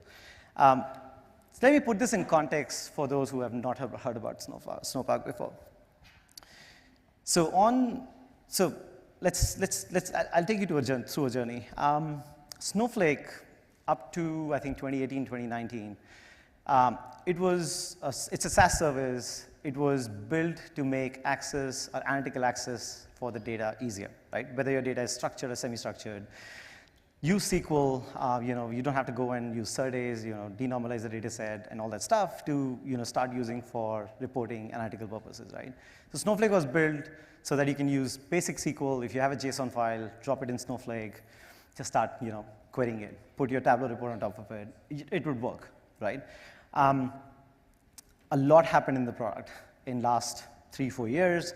We started adding new functionalities. And we also realized the fact that we are now supporting workloads that just do not use SQL. So Snowpark as a project was born out of that requirement.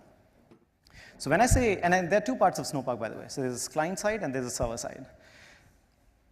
When you see SQL and SQL, so Snowflake has a Python connector, right? So it's Snowflake Python connector. The existing Snowflake Python connector basically creates a session with Snowflake. And what you do today is you write a SQL query in there, right? So irrespective of how you're using or connecting to Snowflake, whether it was our UI, Snowside, or a Tableau notebook, like a product, they would all convert your queries into SQL. So you're writing SQL, and on the server side, which is on the Snowflake compute side, we are running SQL. So that's how it used to be. When we say Snowpark for Python, or Snowpark in general, you see there's Scala, Java, Python, all these languages. We are now talking about native execution of these languages. So when you say Python or Scala, you're actually writing data frame operations. There's no SQL that you're writing on the client side. On the server side, we actually implemented, so that's the reason we have two aspects there, and we'll uncover those two aspects. On the server side, we're actually creating runtime environments for these languages. So when I say Java on server, Snowflake creates a JVM. It takes a jar file that you have created, and it would deploy the jar file on the JVM that is running on the server side. So when I say server side is the compute resource, right? So if you have a small cluster, we're talking about 2 nodes running in the small cluster. And we'll get a little bit more deeper into that. Similarly for Python, we are actually creating a Python runtime environment. And all the open source libraries that you would be using to run your code would be created or would be created as a runtime environment on the server side, and your code would run natively on the server side. So let's see how that is working. So today, because we only have 30 minutes, we are going to focus on Python as a language, right? So what is Snowpark for Python? Snowpark for Python is, as I mentioned, it is native execution of Python. So you're performing data frame operations, you're using open source libraries, and you're writing Python code. To support open source libraries, and also, so the way it is running on the server side, and if you're not aware on the server side, like Snowflake takes security very, very seriously, right? SaaS platform, security is something that is inbuilt into the product itself. All our compute resources are sandboxed, which really means that we do not have access to internet. So if you're using, PyTorch, we cannot do as I said, we'll be creating a runtime environment. We cannot do pip install PyTorch. That's not going to happen because there's no internet connectivity there. To make that happen, last year Snowflake invested in Anaconda, and we partnered with Anaconda. So what we've done is we've created a channel. It's a public channel on Anaconda, and we'll deep dive into that as well. But we're using that to provide access to all the open source libraries that are up there. So we use that channel to then create the runtime environment on the server side. Yep. So let's look at client side first. A very easy way of differentiating between client side and server side is that client side is data frame operations, pure data frame operations. It's an API, and under the covers, what you see here is it's a very simple data frame filter thing that I've written there, right? So you just do dataframe.filter, provide the value, you're doing an ag on top of it. So it's no longer a SQL statement, it's not select star from table where blah, right? We're not doing that anymore. Under the covers, there is this Snowpark package. You can do pip install, it's available through the channel, but it has two components. It has our existing connector for Python, which we use to create a session to connect to Snowflake, and it has a query translator service. Now this query translator service takes all the functions that you're using in data frame operations, and under the covers is actually converting that into SQL. So you as a consumer, it's transparent to you. You're writing data frame operations. When it executes on Snowflake, we're actually converting that to SQL. What are the benefits of that? Biggest benefit that we get is that we can parallelize the execution of data frame now.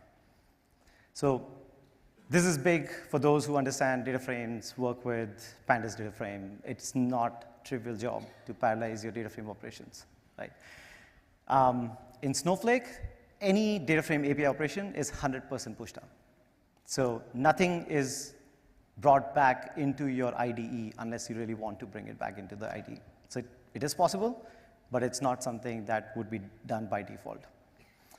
When you write your data frame operations, under the covers, they go down and they execute in parallel across the clusters that are spun up in Snowflake. So if you're using, let's say, a medium cluster, you write a data frame operation, it just gets distributed across all the clusters.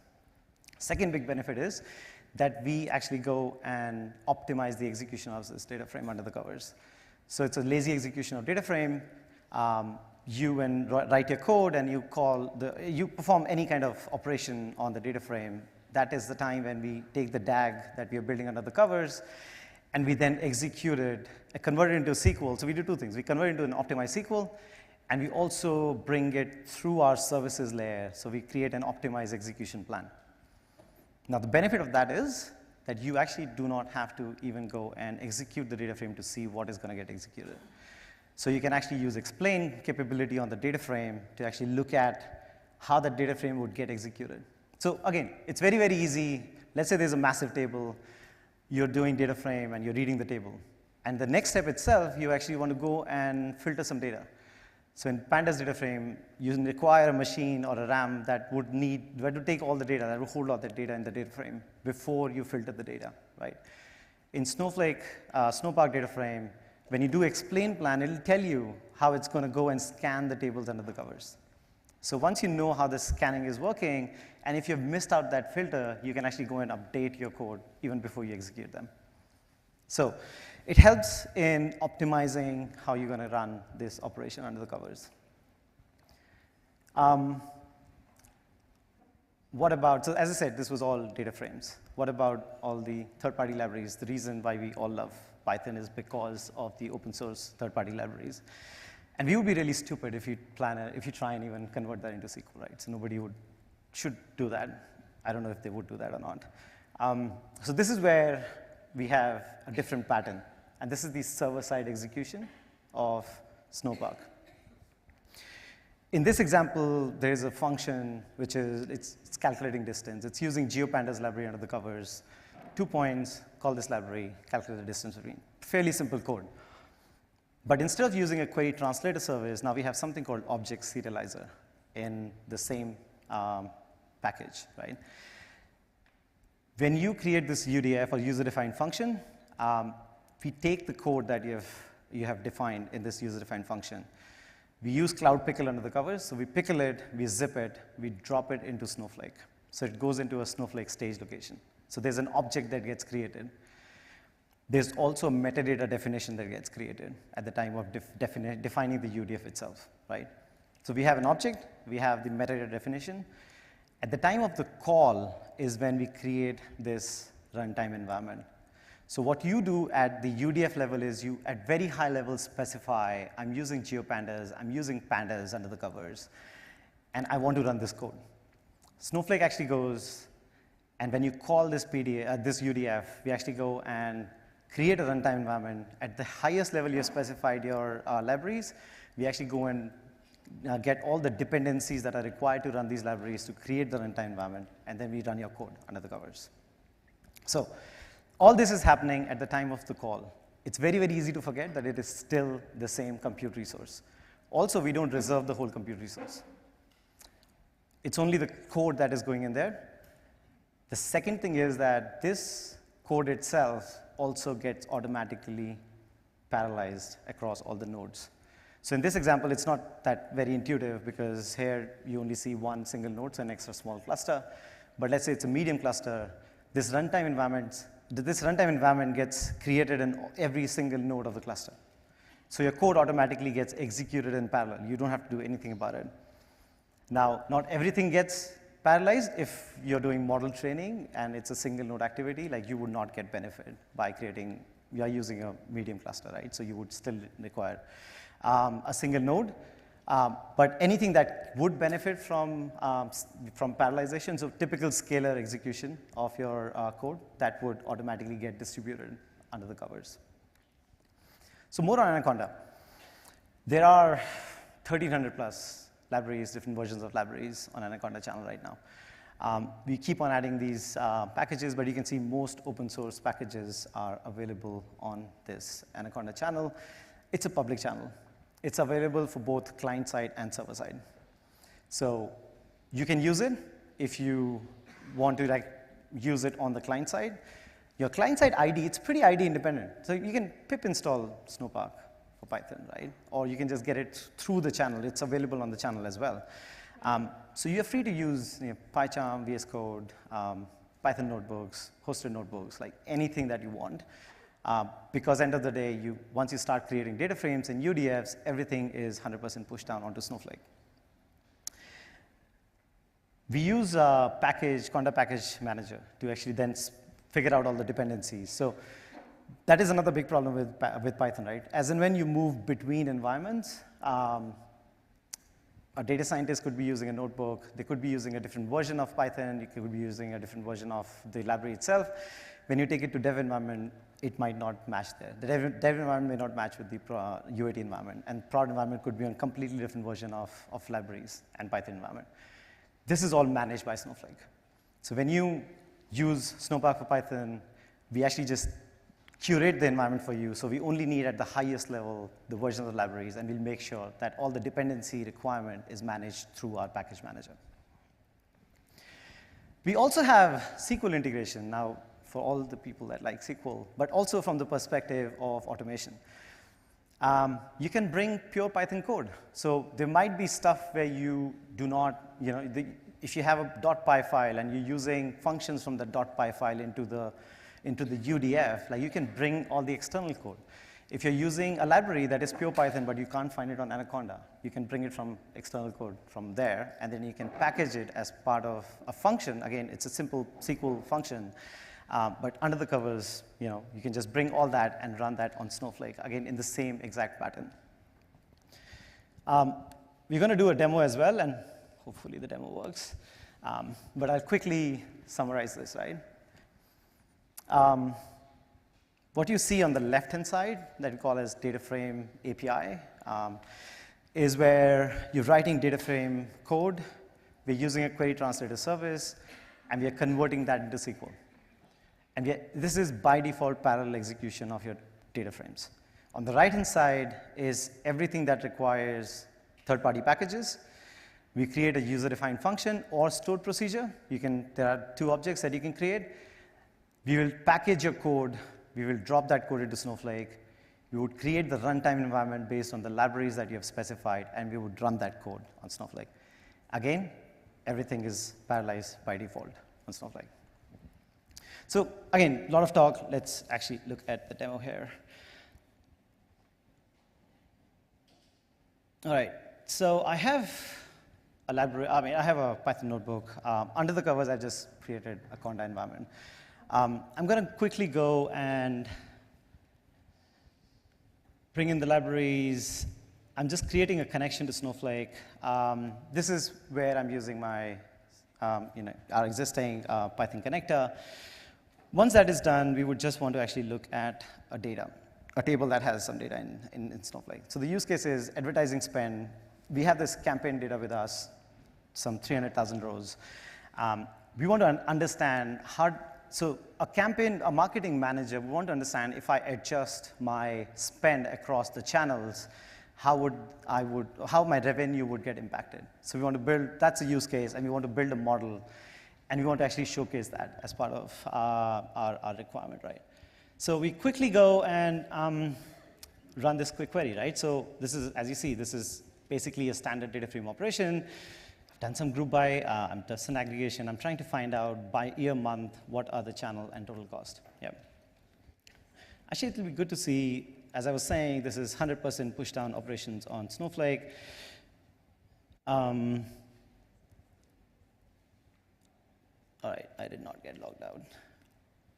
So if I look at the query history there, you would see that that data frame operation actually got pushed down and a SQL query was created under the covers, right? So everything was happening within Snowflake itself. Let's pivot. So again, you can use third-party library. You can also use functions. As I said, this is a default function that is available in Snowflake. You can quickly pivot on the channel. So instead of using one-hot encoding, we can quickly do this. And then I'm going to merge my revenue information, which is another table that exists on Snowflake, and what we just created as part of basic data frame operation. So now we have a manipulated something that our data scientists would do. We have combined two data sets, and now we have all the features that I would use for training a model.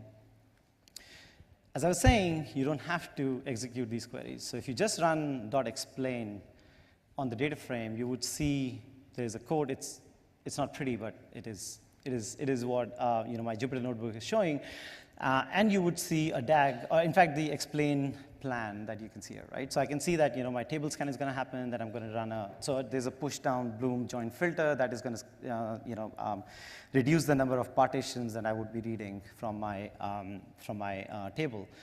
And you can see total number of byte scan, table scan. So a lot of information. It would help you, especially when you're dealing with very, very large data sets. So I should have mentioned this. If you can fit your data in memory, don't even bother about these things. This is not for that use case. This is for use case when you have gigabytes, terabytes of data, you're manipulating large data sets. You do not, and sometimes you cannot just move the data out, right? It's not just for data engineering, feature engineering, but also when it comes to scoring of data as well. Because when you're running inferencing, especially when it's large volumes of data, sometimes you can not run intraday inferencing just because your data volumes were so large, right? So we'll talk about inferencing as well. So what I'm going to do here is I'm quickly going to go and delete some null values. Again, this is something that a data scientist would do. They don't want null values in the data set. And we're just preparing the data set. So in this code, I'll run this code, and I would quickly define a model. In fact, you know what? So this is a model, right? It's a code for model. I'm going to actually go, and you can see I'm using sklearn. I'll be doing linear regression, and I'll be performing certain operations. And we'll quickly walk through the code, what that is. So there are certain numeric features. Because this is going to be used for training a model, and because third-party libraries, or all open source libraries that you would use, they require data in pandas data frame. So I can't use my Snowpark data frame, right? So in this scenario, I can bring the data back by just saying .2pandas. .2pandas is actually going to go bring the data back, and now my DF is a pandas data frame here. Right? From that point onwards, it's fairly simple, right? So you can just create some features, build some transformers. I'm creating a pipeline here, so I'm using the sklearn pipeline feature. And then from that point onwards, I've just defined a pipeline where I'm going to run a preprocessor and a linear regression classifier. Train test split, quick grid search, so that, lazy way of actually training a model. And then we'll fit a model. Once the model is fit, I want to take this model and take the model object and drop it into a stage location. So I'm going to create the model object, and I'm going to write it out into a stage location there, right? And then return the training value. So this is good. I want to quickly test this. This is all running in my local here. So I've quickly trained the model, and I can see that my R2 score and everything is good. Now, the data actually moved into Snowflake, into the local machine that we have, right? Let's say now I want to actually go and run this training on very, very large data set, which cannot fit in my local laptop. For that, we would create a stored procedure object. Now, this stored proc object is actually encapsulating my function that we just created to train the model. And at very, very high level, we are telling Snowflake that I'm going to use Snowpark Python. Why I'm telling Snowpark Python is because we read the data into a Snowpark Python data frame, and then we actually did .2pandas to it. So I'm accessing data that is within Snowflake. I'm going to be using scikit-learn and joblib libraries. Like very, very high level, what are the libraries I'm going to be using? So this has now created a stored procedure object in Snowflake. Now this stored proc object, it took a little bit of time. The reason it took a little bit of time is because it has taken the code. So it's right now doing a lot of things. It's taking the code, it's getting all the dependencies, it's packaging the code, and it's now dropping this into the stage location. So what we were doing in the UDF is what is happening with stored proc as well. So to train the model, now when I call this session.call, right, and when I call this stored procedure object that we just created, this is 100% push down of training on Snowflake. So you can actually quickly go back to our query history, and you would see that the last query that got executed was a call of this function. So you can run really large scale training jobs, and these jobs would execute where the data is. You're no longer moving data between platforms. And what should have happened here as well as part of the code is that we would have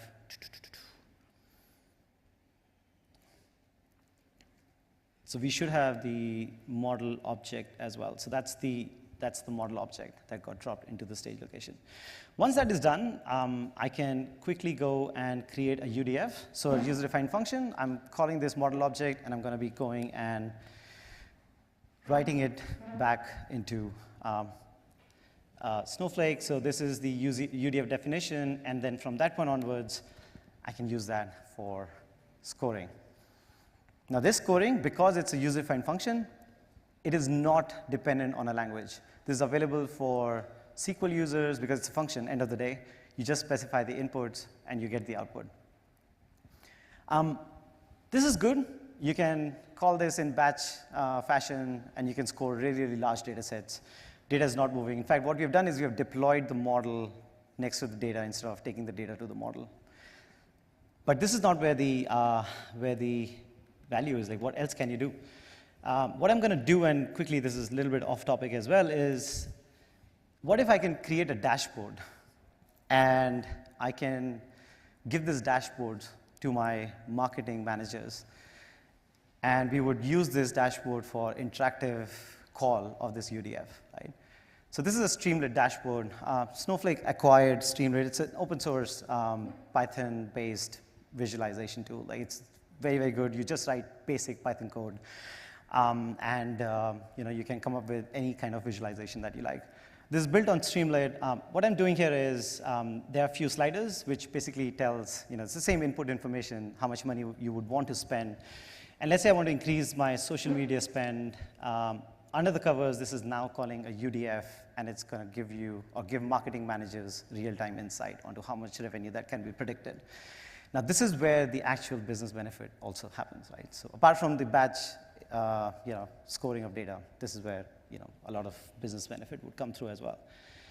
I would want to take a few questions as well. We are running out of time, so I would quickly take some questions. Any Q&A? Awesome. Round of applause for Rishu. Thank you.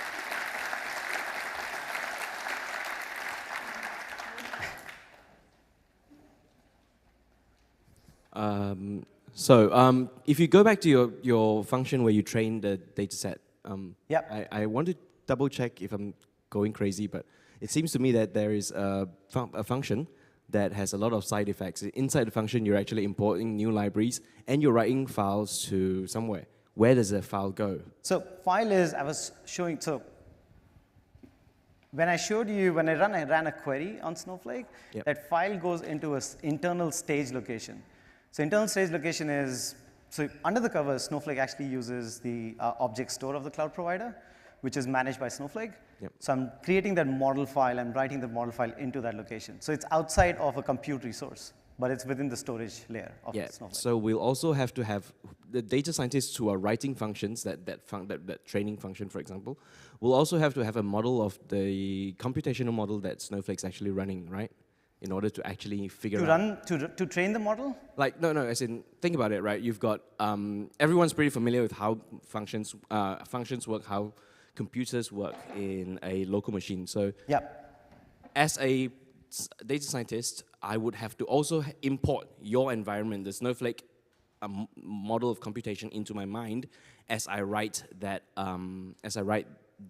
sklearn function, right? I'll actually have to understand how everything works in Snowflake in general. Okay, so right? Yeah. So this is where the server-side execution comes in play, right? So the file was in a stage location, but we also defined a user-defined function on top of it, which is calling that model as an object. So in this scenario, your model is nothing more than a function, which is taking some inputs. It's giving you model.predict as an output. Yes, I followed it much. So all that is running in this sandbox environment, which is a subset of the existing compute resource. So it's not taking the whole compute resource, it's taking a subset of the RAM. Right. So when it comes to debugging your functions then, you will have to figure out, you'll have to know, essentially, you're running your function on someone else's computer, right? Yes. And you'll have to know what the underlying architectures of that someone else's computer is when you need to debug your functions. So debug the code or debug the compute? So compute is self-managed. Code, we would write the output of the Python code into a location that you can actually go and read the errors that would come through. That's basically nothing more than what you would see in a notebook, and you get to see that. Awesome. Okay. Awesome. Well, thanks so much, Rishu. Sorry about the grilling, but you did very well and really good questions, Chewy. Thanks so much. Awesome. So we're going to break for lunch. We've got 40 minutes. We're going to come back at 1:50. Like I mentioned, Joe Reese has got about 10 copies, I believe, of his book on the fundamentals of data engineering. If you post a selfie, tag him. Also the hashtag DataEngBytes 2022, you can potentially get a signed free copy of the book. There's a delicious lunch awaiting for you. Make sure you get your stamp cards, get a stamp on them, and we'll have a box at some point where you can also win a pretty cool prize as well. Some Lego. Who doesn't like Lego? Yes?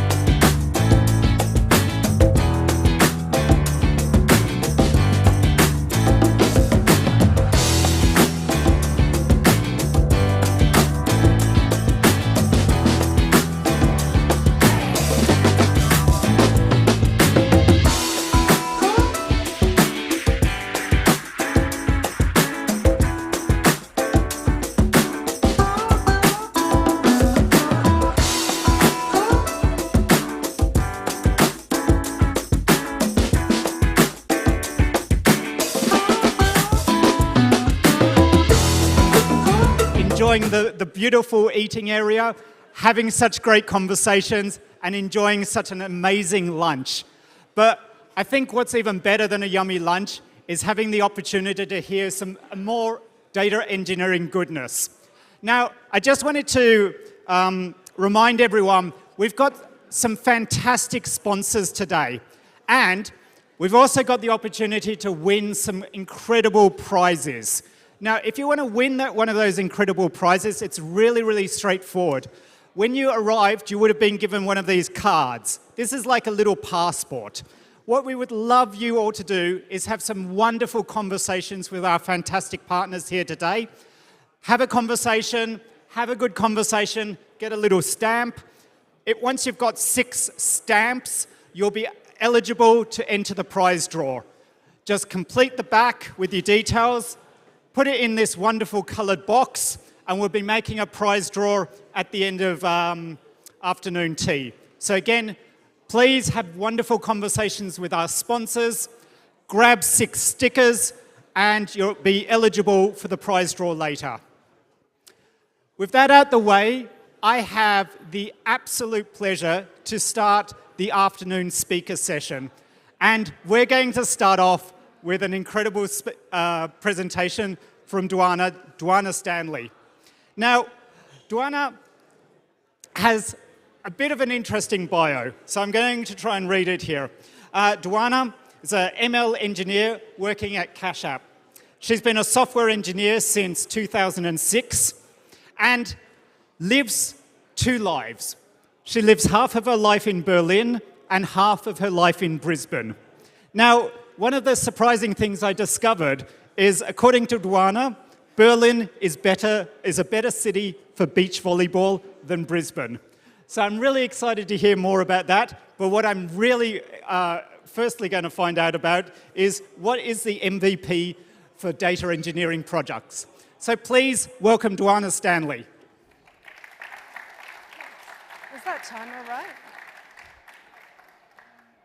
Okay, could we adjust the timer? Yeah, sorry.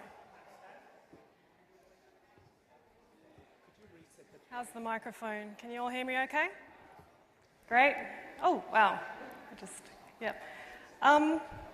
Just wait, please come. There's plenty of seats at the front. I will ramble a little bit at the beginning, so that's perfect. You've got time for you to come and sit.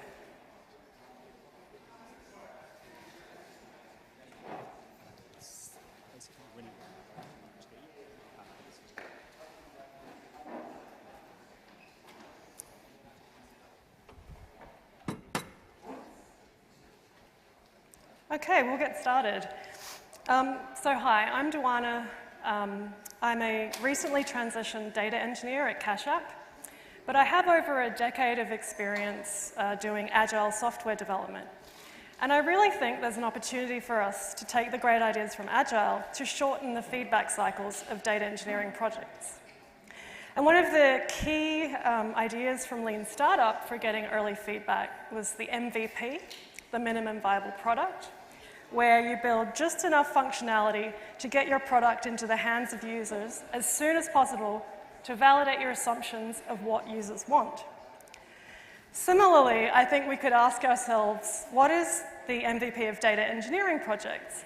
What is the minimum data we could ship to production to get it used and validate that the data as we've modeled it is usable and useful? Now, this is actually going to be a talk about feedback cycles, because sometimes with data engineering projects, the MVP or the goal of what you want to achieve is clear. But how to get there or what it's going to end up looking like is not. Kind of like the transatlantic cable project from the mid-1800s. So I like to think of this as maybe the first data engineering project at scale. They wanted to connect the continents of North America and Europe by cable to send telegrams, which are just data. And the MVP here is pretty clear. Let's just send a telegram one way, one at a time, and back. We don't need an information superhighway at this point. But how to get there is not clear. No one had laid 3,000 kilometers of undersea cable before in an ocean up to 3 kilometers deep. So they experienced a lot of setbacks. And in their own way, they failed fast. They learned and they applied their learnings to their next attempts. And in a similar vein, I want to share some cautionary tales of past projects where we've encountered setbacks of getting to production as fast as possible and, yeah, how to get there quicker. So, cautionary tale number 1. Imagine a team of ML consultants are brought in to unlock amazing use cases from your company's data. So, at a previous workplace, we had a wonderfully simple tech stack. A front end talking to an app server, talking to a database, and then data jobs getting our data into the equivalent of a data warehouse for data science. So we had the ML consultants do some experiments using the latest research papers, and they came up with some great potential ML use cases to improve our product. Now, as ML use cases are often proprietary, I'm going to have a fictional running example here. So imagine we've got a language learning app to help users learn a language, and we ask the users questions in that language and get them to answer in free-form text in that language. And we think we can use ML to detect how can we help users with a specific grammar rule. So the ML consultants come up with a candidate kind of model or use case that could work. And then they're like, okay, we're going to get you to deploy it using a rules engine. And somehow we've got to get data to this rules engine where the models live. And the rules engine is going to interact with the front end such that there's a dynamic framework on the front end that we have to build that when the rule says we should do something to display the user will do that. So the software engineers on this project, we'd never worked with a rules engine before. We didn't know how to deploy it, how we would operate it in production, how we would get the models in there. We didn't even know really what the models were doing. And as one of the senior engineers on the project, I was like, okay, look, I really pushed the team to go for an end-to-end flow with something basic, just to get experience and learn. I needed a simple use case for us to achieve this end-to-end flow, and the MVP was clear but a bit complex, and we were still kind of working it out. So I said, okay, let's just grab any data, just a single piece of data.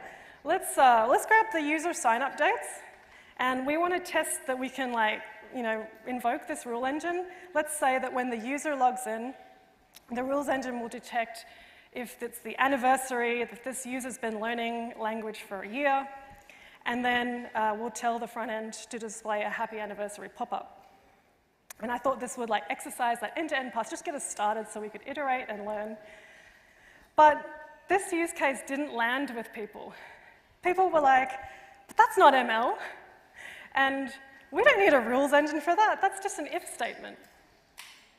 And they're completely right. The problem was it was a contrived use case that I came up with as an engineer. It wasn't something we actually wanted to build into the product. So my lesson here is that we need to think of what is the minimum useful thing we can ship end-to-end to get feedback.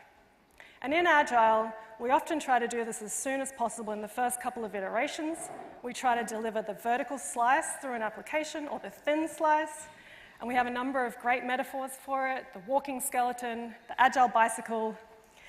But there's also an old term that a colleague mentioned to me that could work well for data engineering projects called the steel thread.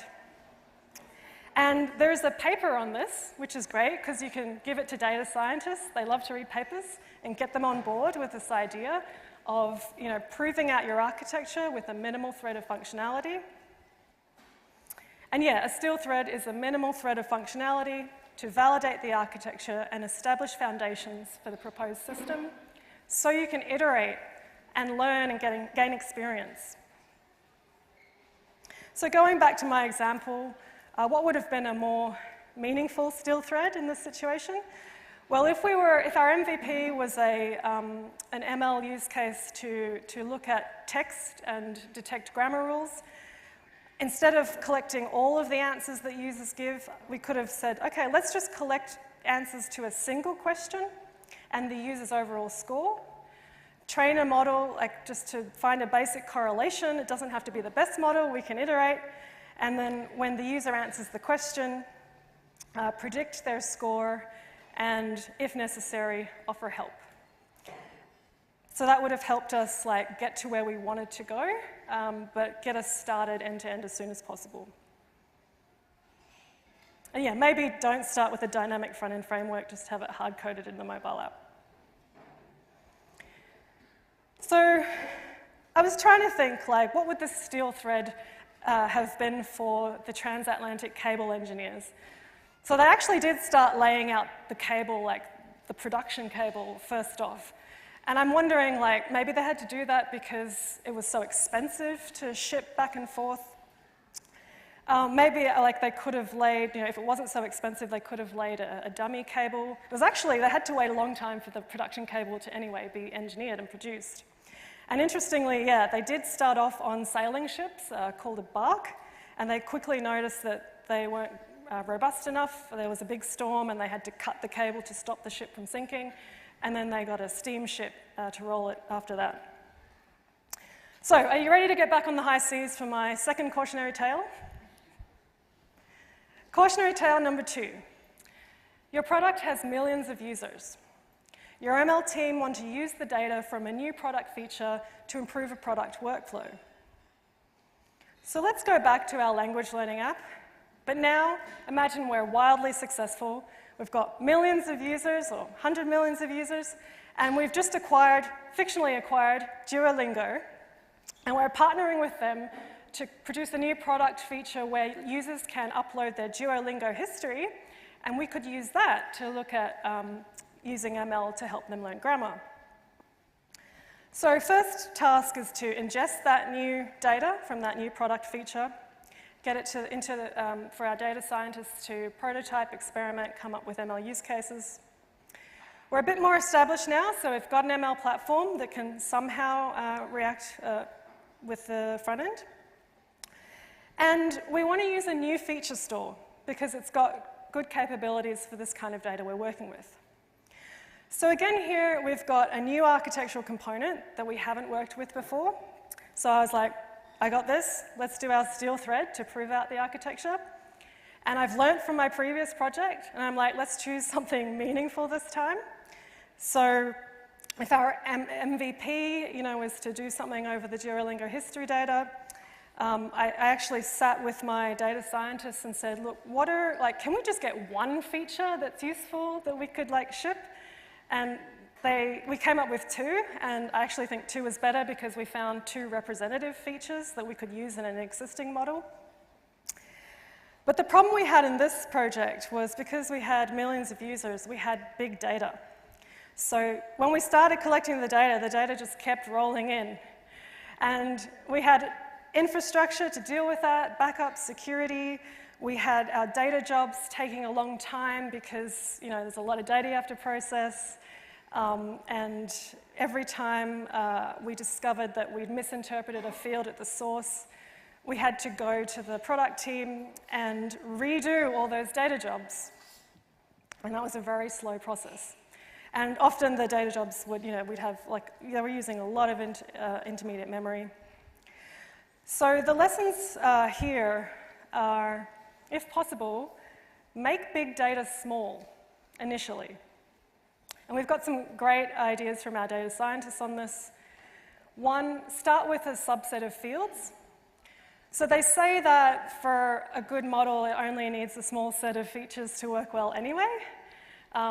So yeah, use your hunch of what you think are the most relevant fields you can get started with. Train a model on that. You can always add more and iterate. If you have a lot of columns in your data is wide, and the columns are often empty, it's sparse. Empty columns still take up time in computation in your data jobs. So if you can prune those and just go for the key fields at the outset. Start with a subset of users. So can you get your use case working for a single persona? Or maybe a percentage of users, and then you can roll out progressively.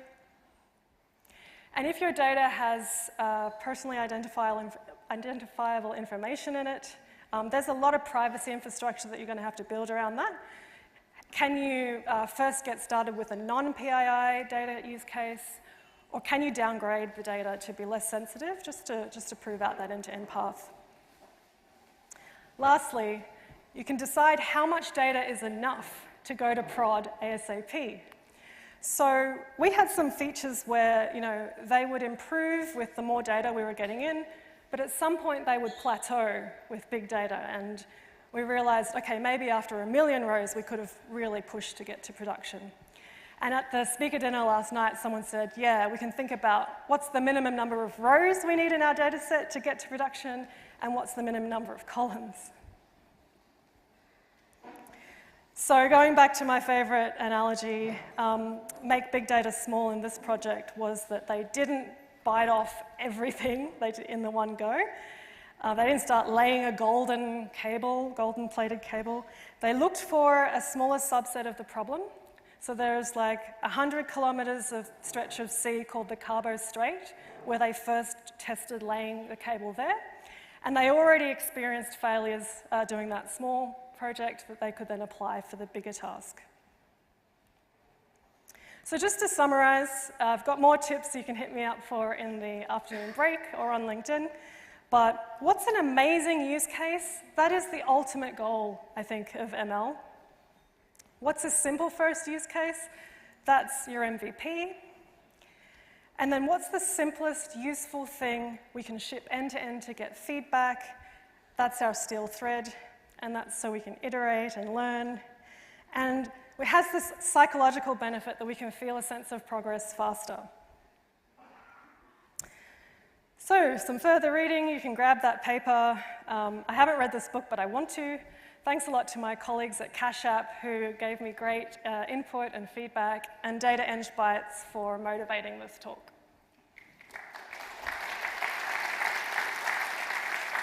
Thank you so much, Duana. That was such a fabulous presentation, and unfortunately we don't actually have time for questions. So if you're interested in anything that Duana talked about today about the MVP of data engineering, or any deep questions about transatlantic cables, please hit Duana up at the break. Please, once more time, thank Duana Stanley. I am really excited about our next speaker. We've got Vinny. Vinny is Senior Solution Architect at Databricks, and it's quite interesting what Vinny's going to be talking about today, turning your data lake into a lake house. I think we're all going to be fascinated by what Vinny has to share. So please welcome Vinny from Databricks. Thank you. All right, good afternoon. So I was at the Melbourne conference on Tuesday, and I was having a bit of FOMO. I was wondering, should I have just spoken at Melbourne?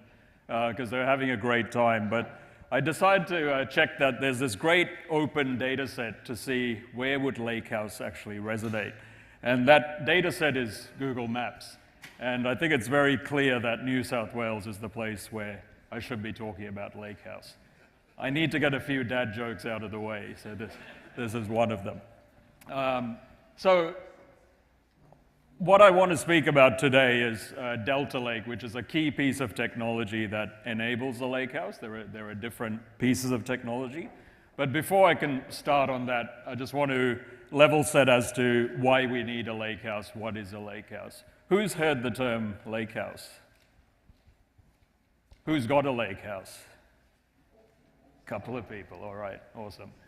Okay, so when we, so at Databricks, when we think about data and the value that it brings, we sort of look at a continuum that looks something like this, right? So we're going from low value to high value data, and what's in red is about sort of looking at the past. What's in blue is really trying to predict for the future. And when we ask a lot of organizations, where are they? They tend to be somewhere in the red, aspiring to be blue. There are pockets doing blue. And why aren't they further up along? And there's this chasm that people find it really hard to cross, and this is what makes the data ecosystem really hard in their enterprise. So they'll have a great warehouse set up, but it's not built for ML and AI. So then you'll have data scientists who want to work on ML products or ML problems in a data lake. And what's basically happening is we're copying and shuttling data across systems. And while that's fine, maybe in theory, in a large enterprise, especially if you're somebody in governance, it drives people nuts.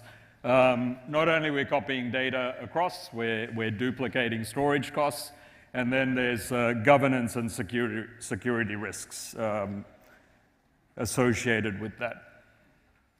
So the idea of a lakehouse is, what if we could actually align those two systems together, right? Have the best of data lake and data warehouse in one place, and meet all your use cases from being a data engineer, a data analyst, to being a data scientist, right? Working off the same data set, always working off the same source of truth, and governed the same as well.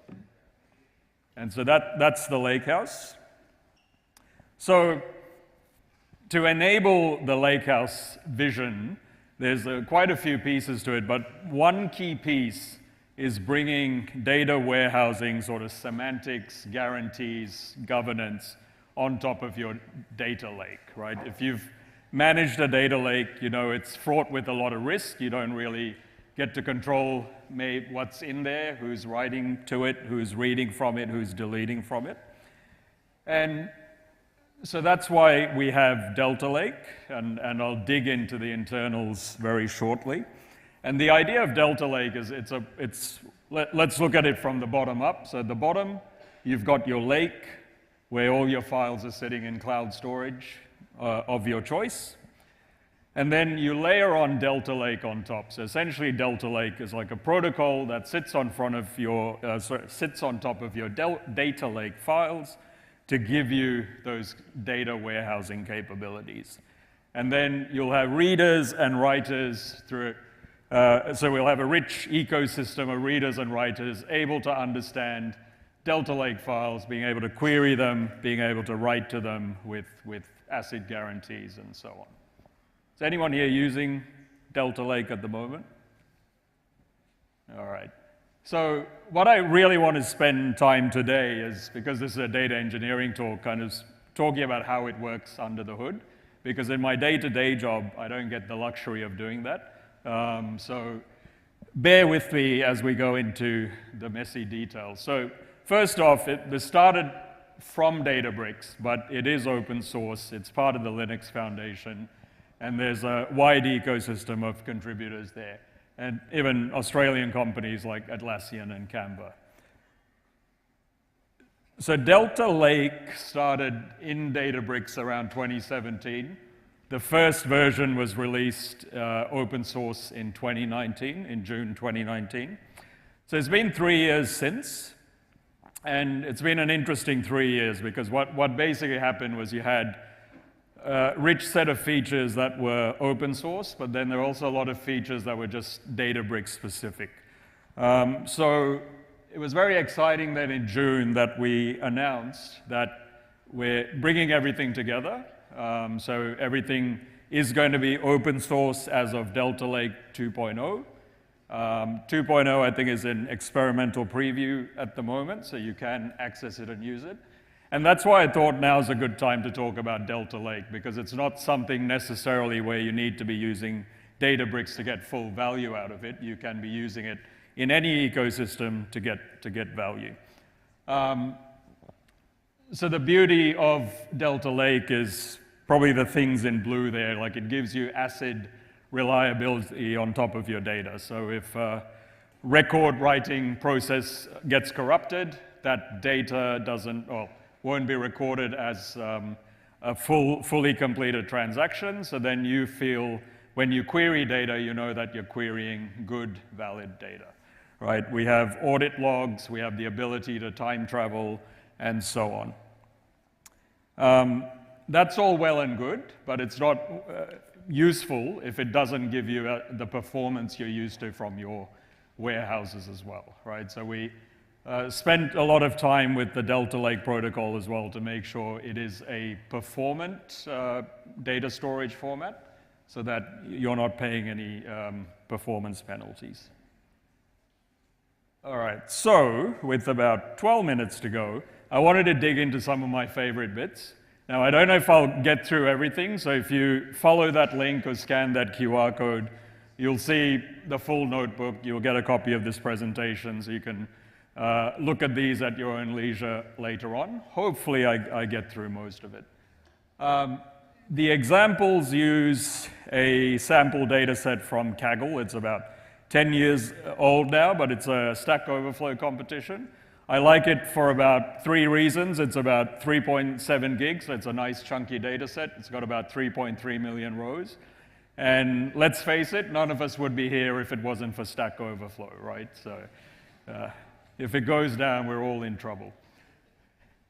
So the first thing we want to do is essentially, with Delta Lake, is to create what we call a Delta table. So this is our table that's going to store data. And as an example here, I've got how you'd create a view from the CSV file and then materialize a table. So if we actually take a closer look, this should seem familiar to you, right? So we're just creating or replacing a table. We're using the keyword there, using Delta. So Delta will be our sort of protocol under the hood. I've set some table properties like change data feed, which hopefully I'll get to cover soon. And then a location, right? So the location is where will all our Delta Lake files sit, where will our logs sit on top as well. And then I've got a query to populate that table, right? So hopefully this is familiar to all of you. So this isn't, so using Delta doesn't have to be scary. Then once we query it, again, tabular, here we got a tabular example. So let's start digging into some of what helps bring like ACID reliability onto Delta Lake. So one is, if we start to look at the file structure, sorry, it might not be very readable here, but the first thing to note is that location I gave you, that's where all the data files and the log files will sit. The data files are persisted in Parquet format, so even though I ingested a CSV file, we choose Parquet as a performant columnar-based storage format. And then what you'll notice is at that top level, there's actually a directory called _delta log. And that's where all the delta logs sit, which will give us the ability to actually see what is complete data, and it gives us the ability to roll back in time as well. And I think it's important to also notice that these delta logs are co-located with your data, right? So what that means is if you were to move that storage bucket or you were to point a different analytics engine on top of it, all that metadata is there with the data, right? So you don't need a separate meta store to manage it and handle it. So it gives you the portability. So I'm going to go back. So what you'll notice here is we have a bunch of, just look at the JSON files. So the JSON files are essentially your log files with every transaction. So if I were to generate more transactions, in this case I just ran like 250 transactions, we'll see that you'll have more log files. So at the end of every transaction, you'll have a log file that sort of tells us what changed in the data, what new Parquet files did we add, and that's our source of truth as to what the state of the data is after that transaction. So if we were to look inside a log file, it's essentially a JSON file. You'll see some metadata in there as to things like, what columns are we partitioned by, what's the schema, and so on. If we dig down further, we'll see something like this, which says, at this transaction, we added this Parquet file. So we probably inserted a few records. So we said at the end of this transaction, this was a new file that ends up in our bucket. Now, your Delta reader, so that agent that wants to query the bucket, if it sees that there are files that are not in the bucket that are not in the logs, it will actually ignore those files because we'll assume those files were maybe partially written or corrupted. If they weren't captured in the log, then they're not real, right? So here's an example of what happens after I've done a merge into command, so essentially like an upsert. What it's saying is it's removed a Parquet file from its records, so its memory, because we've modified some data, and then we've rewritten a new Parquet file, so that's what the add is doing, right? And why the remove and add is important is we're removing it from sort of our view of the current state of data, but we're still leaving the file in the bucket. And that's useful if we need to time travel to a previous version, so we have that data we can go back to.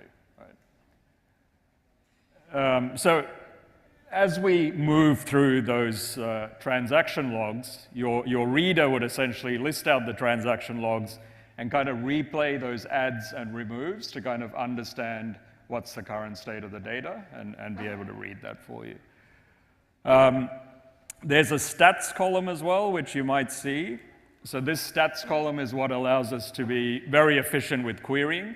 So we can do essentially file skipping, right? So if we were to look at one of these stats columns, it'll look something like this. So for example, here you'll see like min values. So for every column for this file, it'll tell me what are the minimum values. And similarly, we'll have a maximum values and how many nulls there are.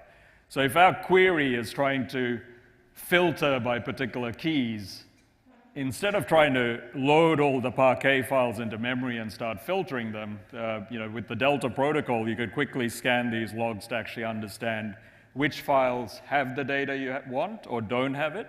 And so we can do some efficient file skipping, which just makes life a lot faster and easier. Something I won't have time to cover today, but we can also do Z ordering. So in my example, I showed some just simple partitioning. Z ordering is another way to just efficiently kind of lay out the files by columns or keys that you're typically like joining on or filtering on to again speed up query performance time. But that's probably maybe a talk topic for next year. Other things that, so before I jump into the other things that make Delta Lake quite impressive, so I think the way the log files is really the key, right? So the data that's contained within is what gives us the guarantees, the ability to play back, the ability to be very efficient with our queries. And so everything I show you after this is kind of built off those log patterns, right?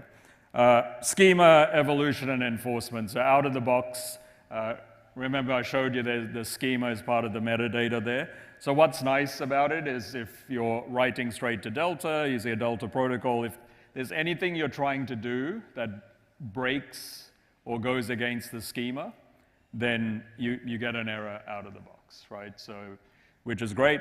And then we can go back, if we really want to add this new column, we can evolve the schema.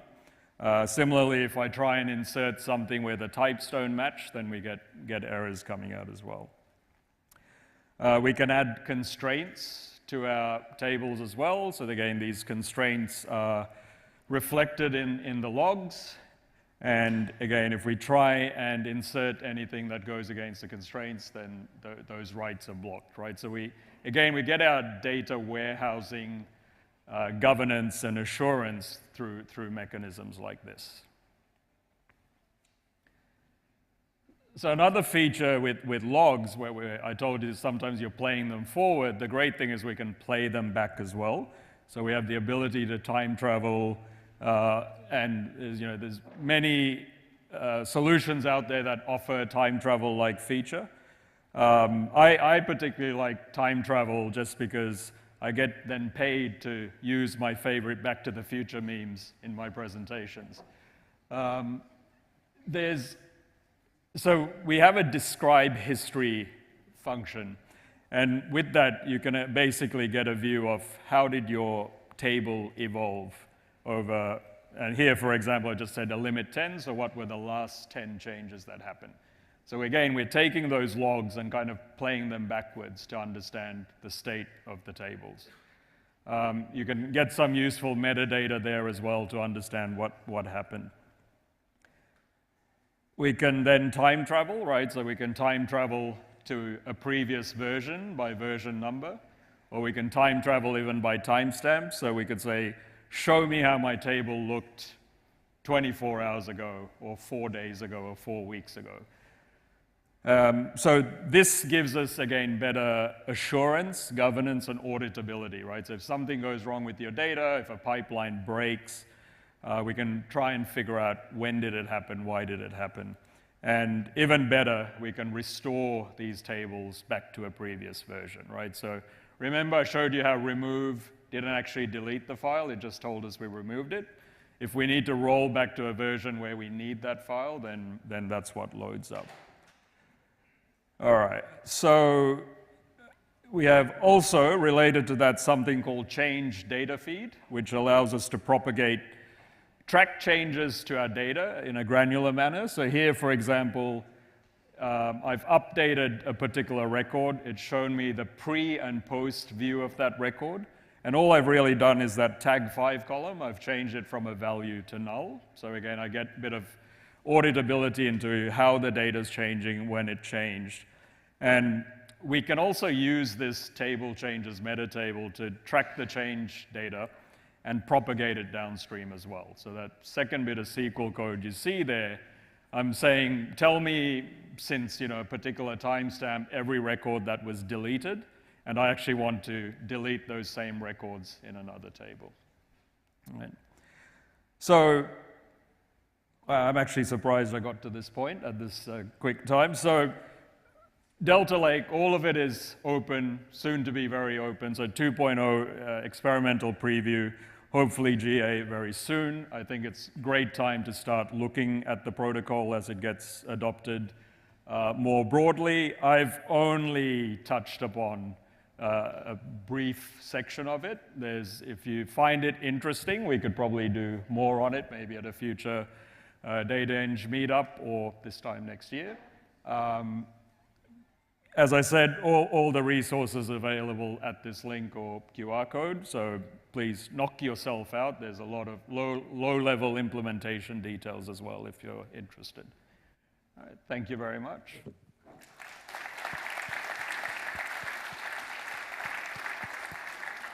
That was fascinating. Unfortunately, I don't think we're going to have time, but Vinny, are you going to be around at the break? If anyone's got, I'd love to catch up and find out a bit more. Please, one more time, thank Vinny.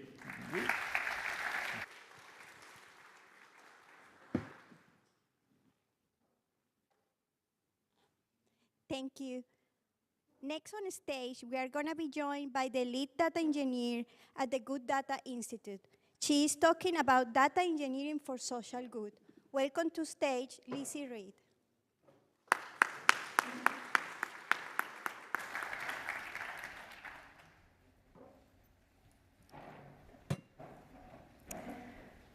Hi everyone, my name is Lizzie and I'm a lead data engineer at Kasna, which is part of Mantle Group's House of Brands. At Kasna, I solve problems and build solutions using Google Cloud technology to help our customers harness the power of their data. I also volunteer for the Good Data Institute, which I will touch on more shortly. And today, I will be speaking about data engineering for social good. It is no secret that data and analytics can help organizations better understand their customers, drive operational efficiencies, and make more informed business decisions. However, not-for-profits are often left behind in the pursuit of data-driven insights, which can really lessen the impact that they're capable of making. In this talk, we will discuss some of those challenges that not-for-profits face when trying to build their data capability, and we'll also explore a use case to explore how some really simple and cost-effective solutions can actually be really effective in helping not-for-profits increase their impact and drive social good. The Good Data Institute, or GDI for short, is a network of socially minded data professionals who use their professional skills to help not-for-profits build data capability and increase their impact. GDI is essentially a bridge between the not-for-profit world and the world of data professionals who want to use their skills to do social good. I got involved in GDI back in 2019, And since then, we've grown to over 150 volunteers across Australia, New Zealand, and the UK, and we've delivered over 50 projects to not-for-profits globally. The sorts of projects that we get involved in are quite varied in nature. So we might develop a data strategy for a not-for-profit who's just starting out in their data journey and might want some guidance. Or we might develop a specific piece of one-off analysis for a not-for-profit to help them make an important business decision. Or we might actually develop an artifact like a model or a dashboard which we hand over to that not-for-profit to be sort of used on an ongoing basis.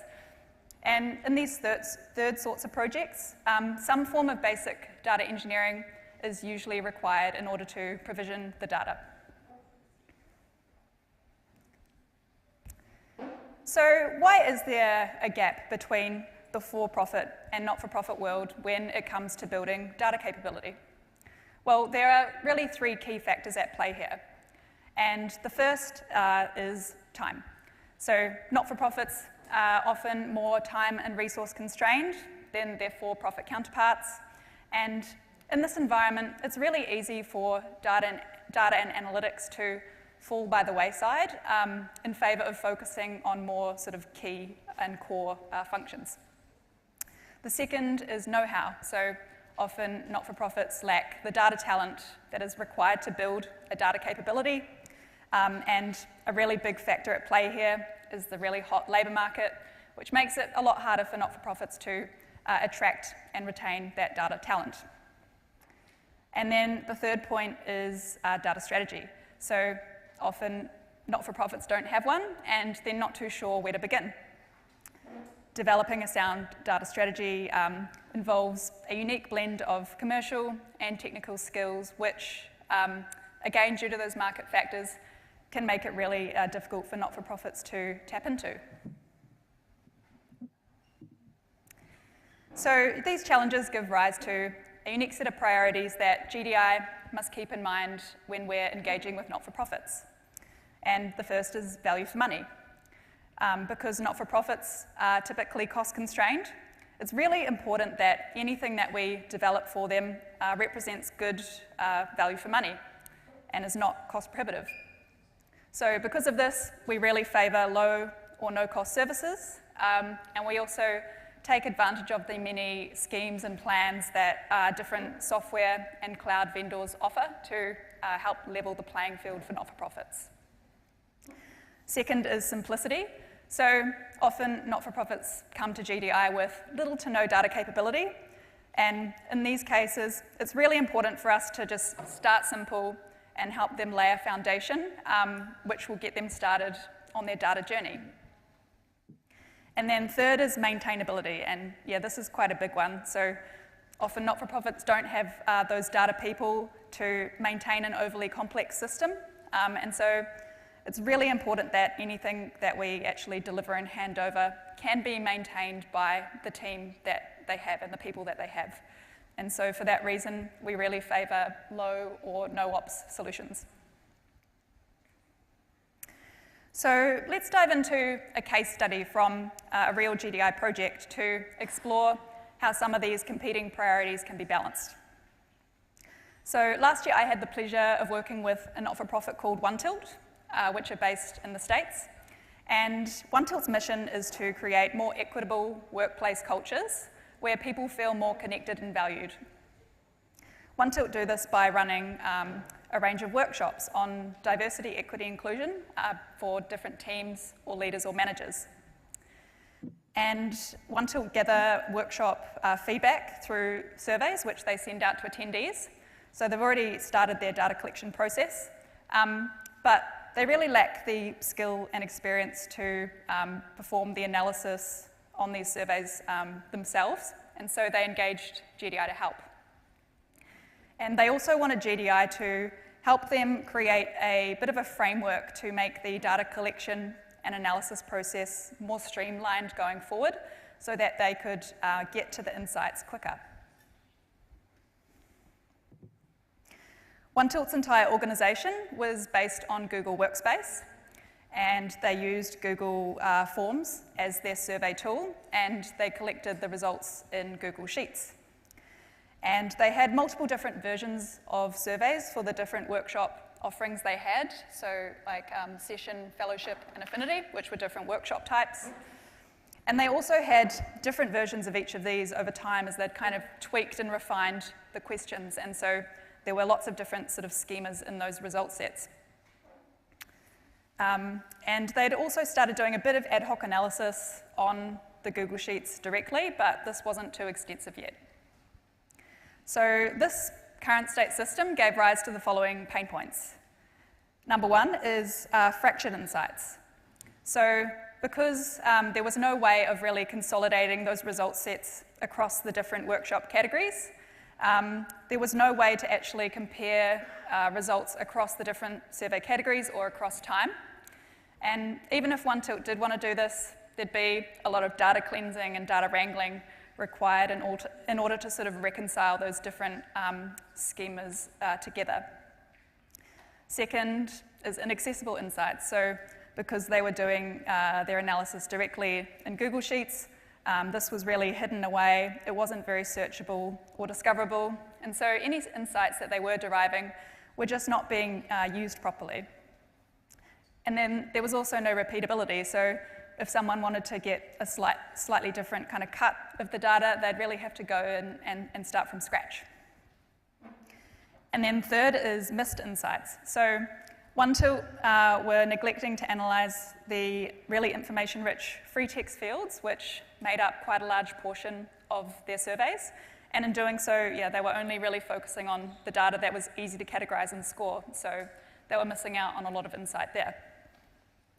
So as part of our solution, first of all, we created a survey standard for their surveys going forward, which really standardized the questions and their formats, which would make it kind of easier to compare across the workshop categories going forward. And we also cleansed and consolidated all of those result sets into a single data set for analysis. We also built a bunch of Google Data Studio dashboards to help make those insights more accessible to people across OneTilt. And we included a whole bunch of filters so that different users could slice and dice the data to answer their specific questions. And we also used natural language processing to perform keyword analysis and also bigram analysis, which is just analysis of significant sort of pairs of words in order to extract even further insight from those survey results. In order to implement this improved solution, we considered two options, and the first was to actually use Google Cloud BigQuery to basically leverage SQL in order to kind of cleanse and combine those survey results, which could then be fed to Google Data Studio for analysis. And in this option, we could use BigQuery external tables, which would let us connect directly to the Google Sheets in Google Drive. And then we could just build a consolidated view on top of those external tables to union all those result sets together and cleanse and combine them for analysis in the dashboards. And we could also use Google Cloud Functions, which would execute the Python script that we'd developed for our natural language processing. And those results could then be saved to an intermediate table and analyzed in Google Data Studio. So some of the benefits of this solution are, with the kind of scheduling requirement that we had, it would be completely free under the Google Cloud free tier, because we are working with pretty small data volumes and fairly frequently changing data. And also because we use a view, we really ensure data freshness because we're not kind of introducing any batch process. So any data that lands in the Google Sheets will flow all the way through to the dashboards without any processing. Some of the cons of this solution are it would require OneTilt to set up a GCP project and a billing account, which, because they're quite a small org and don't have too much data experience, might be prohibitive. And also, there is a process to onboard any new surveys that come through, which would be fairly infrequent, and is also a fairly simple process, just setting up a new external table. But because OneTilt didn't have that BigQuery experience, again, it might be prohibitive. And we did look at automating this process as well, but the integration between Google Drive and Google Cloud wasn't quite there to allow us to do this in a really kind of seamless way, and it seemed like sort of something that could potentially be broken, and they wouldn't know, I guess, how to maintain or fix it. So we thought a manual process would be better in this case.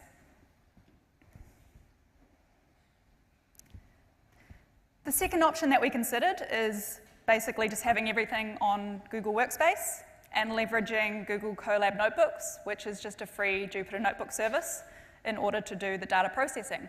So we could have a script which does the consolidating of the result sets and also the NLP, and we could just run that in a script, and everything could be kept in Google Workspace. Some of the benefits of this solution are it is entirely free, and it is also centralized on Google Workspace, which OneTilt are already comfortable with. And there's also no process to onboard new surveys as they come in, because those would just get picked up automatically by our Colab script. Some of the cons are this does introduce some sort of batching into the process, because we do have that notebook which performs the consolidation of results. So as new results flow into the Google Sheets, they will not be available in the dashboard until you run the script.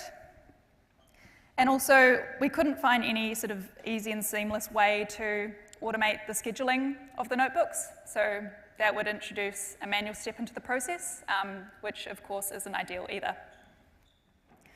So after a bit of weighing up and discussion, we did decide to go with option 2 for OneTilt. The primary reason being they were comfortable with Google Workspace and would prefer to just have that framework centralized there, rather than opening up a Google account and having that extra administrative overhead. And also, the process to sort of set up new surveys with the external tables might be a bridge too far for them, because they lacked a data team. So with option 2, even with the small inconvenience of having to occasionally trigger a notebook, this was far outweighed by the benefit they gained from having this new framework that basically streamlined the process from data collection all the way through to analysis, and providing them these brand new dashboards to analyze. And so with this solution, for the first time ever, they could basically track the impact that they were having on different cohorts of attendees over time. And then they could also track the satisfaction scores between different workshops and over time, to kind of help figure out what they could do better in their workshop offerings, and basically improve their offerings. So this was really valuable information for them.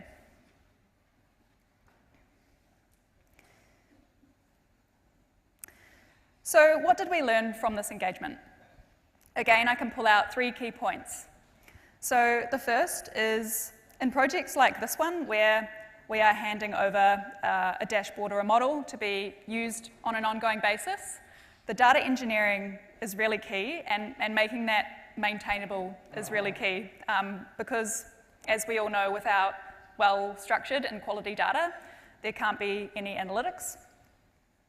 And second is to start small and build. So starting small lets you start to prove out the value of a data capability without having to have too much investment from the not-for-profit. And that might be enough to help them make data more central to their data strategy and start to prioritize it more. And then they may make their first data hire or train someone up internally, and then that will make more sophisticated solutions possible going forward. And then third is a little goes a long way. So as we've seen here, super simple and cost-effective solutions can actually be really powerful in helping not-for-profits increase their impact and drive social good. So yeah, thanks very much for listening, and yeah, I'll now invite questions.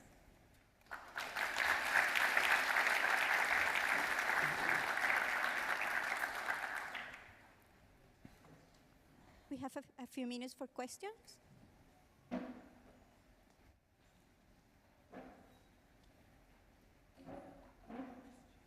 Hi. On your final slide, you mentioned having well-structured quality data was good. I think you talked a little bit about that in your surveys. Was there other areas that you found that you needed quality structured data? Do you mean just like at GDI in general, or on this particular project, or? Yeah, and on this particular project, like how did you work with the client to ensure that quality?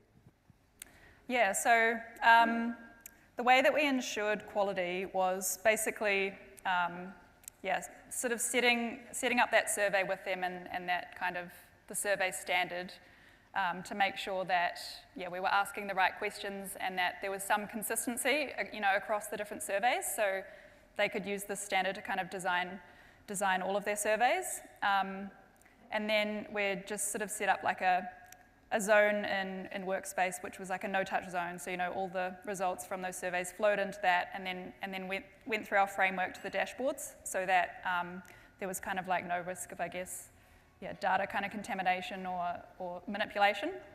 And then, in our scripts itself, we'd also kind of perform a few data quality checks and have a bit of logging in there. But, the extent of sort of what we could do there was somewhat limited, I guess, based on their knowledge of the data and like how much power they'd have to fix things. So it's a real kind of trade-off between making something kind of maintainable going forward, but also not too burdensome.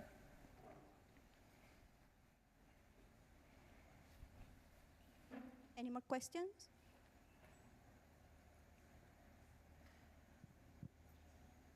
Well, if there's no more questions, can we maybe just have one final round of applause for Lizzie?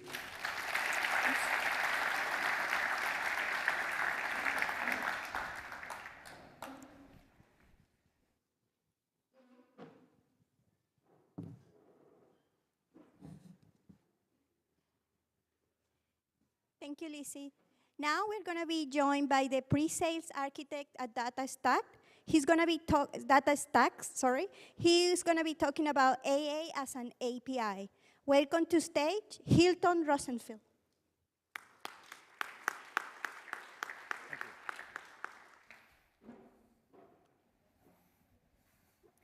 Good afternoon, everyone.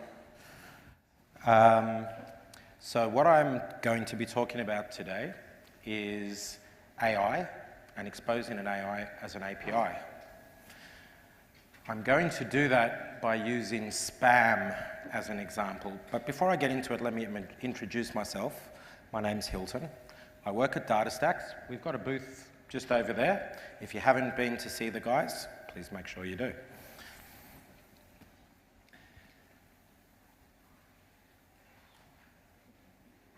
Through my talk, I'm going to cover a little bit about spam, how AI could help with spam. I'm going to talk about the AI that I did, specifically machine learning, specifically deep learning. And then we're going to talk about how I exposed that through an API.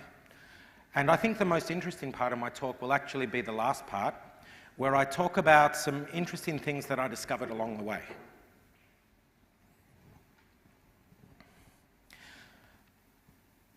I looked at one of my online email accounts just before coming up on the stage here, and I noticed that I've got close on 200 spam messages today just in that one account. Who else gets spam here? Actually, maybe an easier question. Who does not get spam? Really? What's your secret? Gmail. Well, you are getting spam. They're just filtering it. Yeah. Okay. So spam is a big problem. And today, spam is not just in email, it's in text messages. Frankly, it's in phone calls now. But email is a huge communication medium to this day.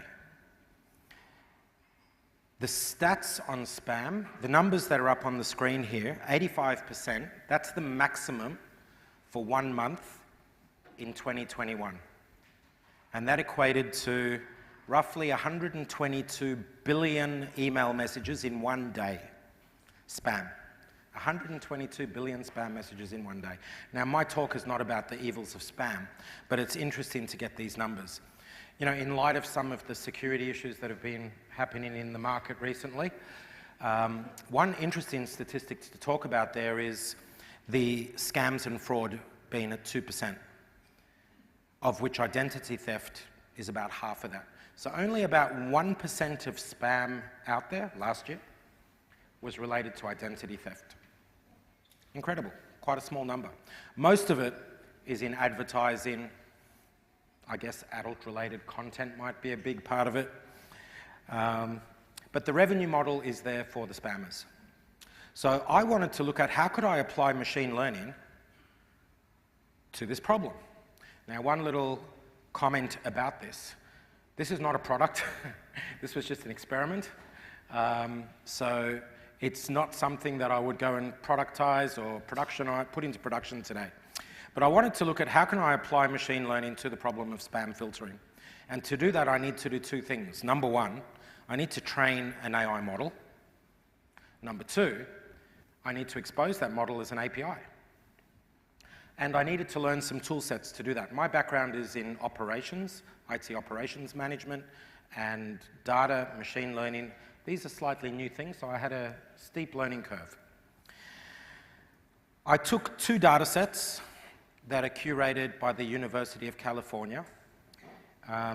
And those two data sets I prepared using some tools we'll talk about on the next slide.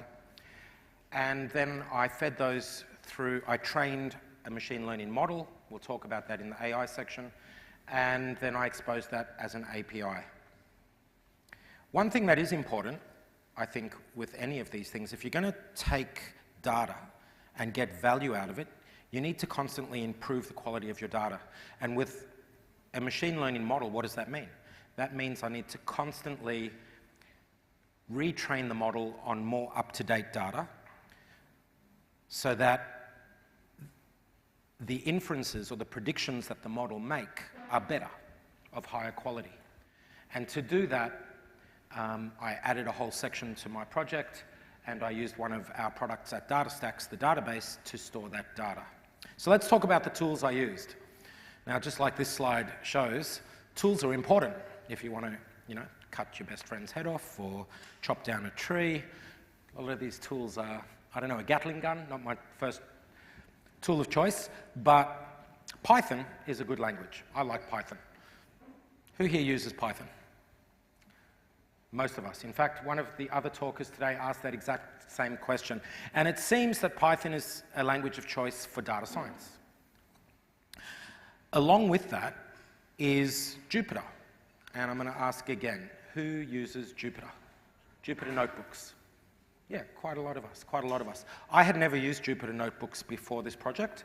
So first came across them about 4 months ago, and I am a convert. I love them. I love the way that they work. I love the fact that I can mix documentation and code in one document and execute that code in the document and share that code and share that document with other people. I also found that when using different cloud providers to execute machine learning training, that they all do that using Jupyter notebooks. So when you know Jupyter, you're one step ahead of the curve. The machine learning library I used was TensorFlow. TensorFlow can be a bit hard to work with, so there is another open source project called Keras, which acts kind of like an interface to TensorFlow. It does all the hard TensorFlow work for you, so you can work at a higher level. For the API, I chose Fast API, and I saw there was another project here today, another talk was given on Nearmap, who are also using Fast API. And Fast API is great. A couple of things I like about Fast API. It runs in Python, so I don't need to go learn a whole new language. It also automatically generates API documentation, open API documentation, or Swagger back in the day, by analyzing the code that you write using Python hints. For the database to store the results of my predictions or the results of my inferences, I chose DataStax AstraDB, which if you'd like to know a lot more about, come and see me down there after the show, but after my talk. But otherwise, let's suffice to say it is a serverless, high-performance database as a service hosted in your cloud provider of choice. And it's a model where you pay for what you used. You never manage infrastructure. You never need to install or maintain software. It's a database as a service, or more likely a data platform as a service. And you pay for what you use. You pay to read data, you pay to write data, and that's it. Moving on, let's talk about the API. Sorry, the AI. Start with the AI. So this is the workflow that I used to follow when I decided to do AI. So there's a couple of primary phases in this. There's initially preparing the data. Then we get into splitting the data. I'll talk a bit more about that. Training the model, and then making predictions based on my model. So the raw data I spoke a little bit about already, 2 data sets from the University of California. I chose those primarily because they're available. I didn't want to have to search too much to find a publicly available, labeled set of data. Now, when we talk about labeling data in the context of machine learning, when I train a machine learning model, I'm sure most of us know this here because we're all at a data engineering conference, but for those that don't, if I want to train a model, I need to give it examples of the data and a known result of that data. Now, in the case of spam, is it spam or is it not spam? So if I get a message, call 9115643 for a super discount on a new phone, is that a spam message or not? I need someone to tell me yes or no, and then feed those known results into the AI model. That's training the model. It's one form of training. So we need to label the data. These data sets that I used are already labeled. So they were available, I chose them. Once I have those data sets, I then need to prepare the data. And to do that, I need to extract all the words out from each of the messages and create profiles on the words, and then arrange the data into training sets where we have the message and is it spam or is it not spam, what we call X, Y training sets. An X set of data and a Y set of data. The features and the labels in more data scientific terms. Then it comes to splitting the data. What are we doing when we split the data? When I train my model, I need to feed in some of the data for the algorithms to process and some of the data to test my predictions. So some of it is used to train the model, some of it is used to verify the model. So I split the data into 2 separate data sets. And then I go through the machine learning process of training my model. Now, there are many different types of models. There are recurrent neural networks. There are concurrent neural networks. The network type that I chose, or the layer type that I chose in TensorFlow terms, was LSTM, long short-term memory. The reason I chose LSTM was because LSTM operates on series data. Think about it this way. A picture is a single image. A movie can be thought of as a series of images. A regular convolutional neural network might be good for working on one image, but the minute I have a series of images and I need to work with feeding back data across the length of that time series, long short-term memory models have a good result. Okay, then I go through and I train the model. After I've trained the model, I need to deploy it and I need to expose it to new data. In the case of spam, what does that mean? It means that someone's going to send a message, I'm going to receive the message, the mail server's going to say, is this spam, yes or no, and give me an answer. Each time that happens, I get a prediction or an inference. Based on that inference, I'll either accept the email or not accept the email. But what I also want to do is store the message I received in a database along with what my model predicted, spam or not spam. and later on go back and improve the model through the feedback loop where I monitor the model and I feed it back to the beginning. So what I'm doing there is taking all that saved data from production use, giving it to someone to label with, yes, this message is definitely spam, or no, this message is definitely not spam, and then feed it back into the model and retrain the model. That looks after the AI. Next was the API. So having a good, accurate model is one thing. Being able to use it in real time is another thing. And in the case of email, I need to be able to, for every email message that comes in, compare the message to my AI model, my machine learning model, and get a result. The easiest way I could think of to do that in real time, on demand, is through an API, because then the mail server can talk to the API, but so can other processes. Any process that wants to compare a message, is it spam, is it not spam, can use this API. So here we can see a little diagram that shows the data flow through the API. The mail server sends a request to the API with the message. The API passes that off to TensorFlow. TensorFlow looks at my trained model and says, this is spam or this is not spam, sends the result back to the API. The API stores all of that in my Astra database for data model improvement later on, and then sends a result back to the mail server. And all of that happens within a couple of milliseconds. Normally when I give this talk, I do have a live demonstration, but in the interests of time, we're not going to do that today. So let's talk about some of the things I learned. Jupyter is one thing I learned about in this project, and like I said before, I came to really like Jupyter. If you haven't tried it, give it a go, especially if you work in Python. It does work in other languages. So I'm a convert. Been using it for 4 months. I use it a lot now. And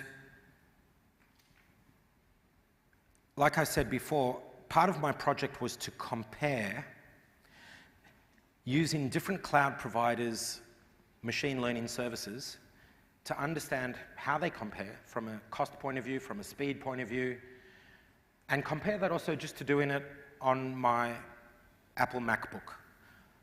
I've got a fairly new MacBook. It uses the Apple Silicon, the M1 processor, and I wanted to see how does that stand up against Google, Amazon, and other machine learning systems. So I did that comparison. That was very interesting. The other thing we spoke about is storing the results from each of my predictions in a database. I chose to do that in Astra database. But this to me is the most interesting slide. This is the comparison of the timing. Now on this slide, shorter is better. So the shorter it is, the faster it did the training. My data set had about 200,000 samples, and I trained it 5 times. I chose an epoch of 5 with a batch size of 32. For those who do machine learning, that's just a little bit of what size batches we send to the training, to TensorFlow, and how many times I run it through to improve the quality. So I ran it through 5 times. This timing is in seconds and refers to 1 epoch. How long did it take to run the data through once? What's interesting here, the bottom one is AWS SageMaker Lab. It's not really part of AWS, but they call it AWS. It's a little bit outside. You have to request access to it. And the reason there is no dark blue line there, the light blue refers to CPU-based training. The dark lines refer to GPU-based training. The reason the SageMaker Lab does not have a GPU line is because in 1 month of trying, I could not get access to a GPU. Every time I clicked, I want a GPU, it said none available. Go figure. But their CPU was still faster than everything else, so win-win. The one above it is AWS SageMaker, the paid version. So if you've got an AWS account and you pay for your SageMaker access, that's the next one. Their GPU was the fastest outside of SageMaker Lab. Their CPU, not so great. Google Colab, from my perspective, Google Colab was the easiest to use, far easier to use and get an account and get access than on AWS, but not quite as performant. And then my Mac M1. Now the CPU on my Mac M1, the light blue line, that did all right, not bad for a laptop. The blue line, that would be going somewhere over there to circular key if we could draw it out. It's that long. The number on it is not 100 seconds, but 20,000 seconds. And the reason for that is explained in this slide. With a Mac M1, if you're trying to do machine learning on your Mac M1, should you use a GPU or should you not use a GPU? Well, it depends what you're doing. If you're trying to do basic reduction layers, use the GPU. It's an order of magnitude faster. If you're trying to do a regular convolutional neural network with 20,000 samples, the timing is up there, maybe not. And if you're trying to do what I did, the LSTM, definitely not. The reason being that the TensorFlow library for the Apple Silicon is not yet optimized. I'm hoping very soon that it will be, and then this will be a different story. Right now, if it was up to me, what would I do? Who would I choose? I'd probably keep doing it on my Mac for small data sets. For big data sets, I'd probably choose the free version of AWS SageMaker. That's it for my talk. Thank you very much for your attention. Please do come and see us over at the DataStax stand a bit later on. And if there are any questions, I've got a minute or two left. Any questions? Oh, thank you.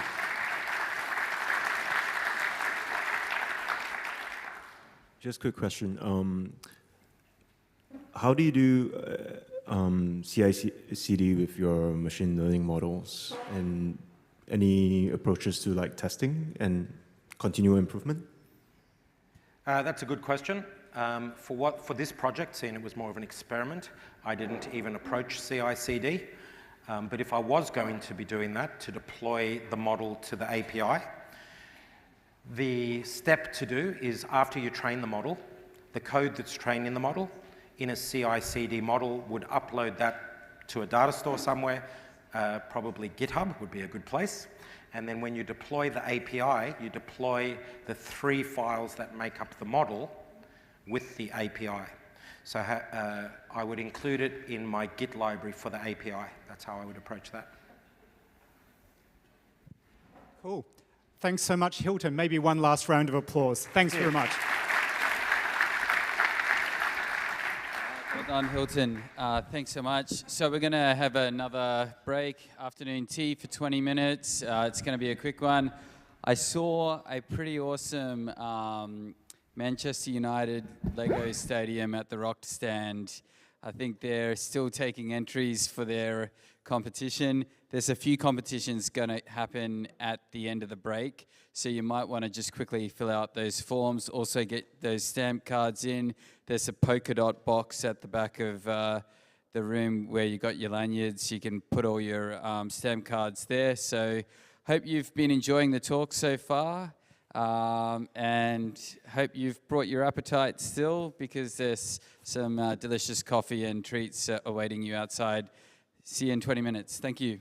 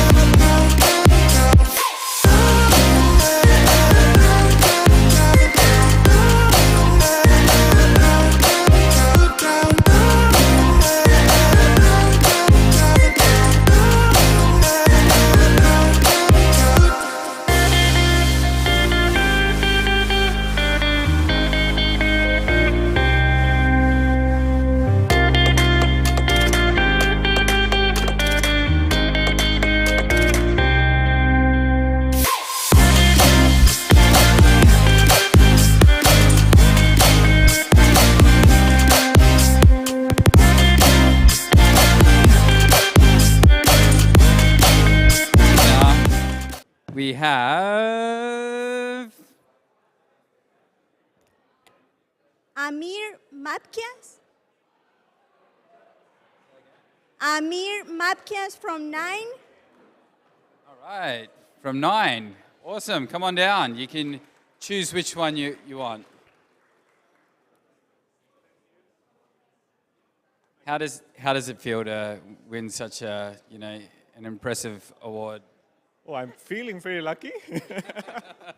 Awesome. Yeah, which one? Get the big one. Awesome. All right, thank you. We've got one more winner today. You're such a natural at this, Terry. Benjamin Phipps from Deloitte. Nice one. Congrats, Benjamin. Bonsai tree? Fan? Awesome. Congrats. Hilarious. All right, we might have 1 or 2 more prizes to go.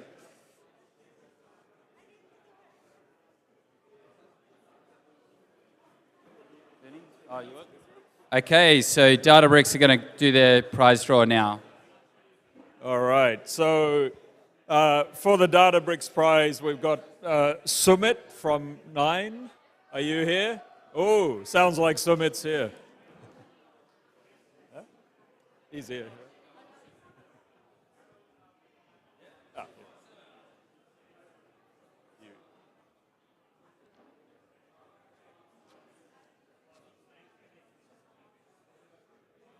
What did you win? Oh, we got to take this away from you. That's yours, yes. Yeah. All right, congratulations. All right. They look like some amazing headphones. Well, that's pretty much it. Thank you, Databricks, for that. That's a wonderful gift.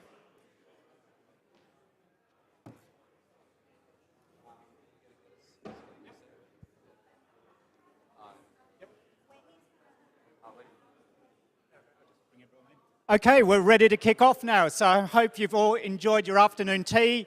Please be settled because we've still got some amazing talks.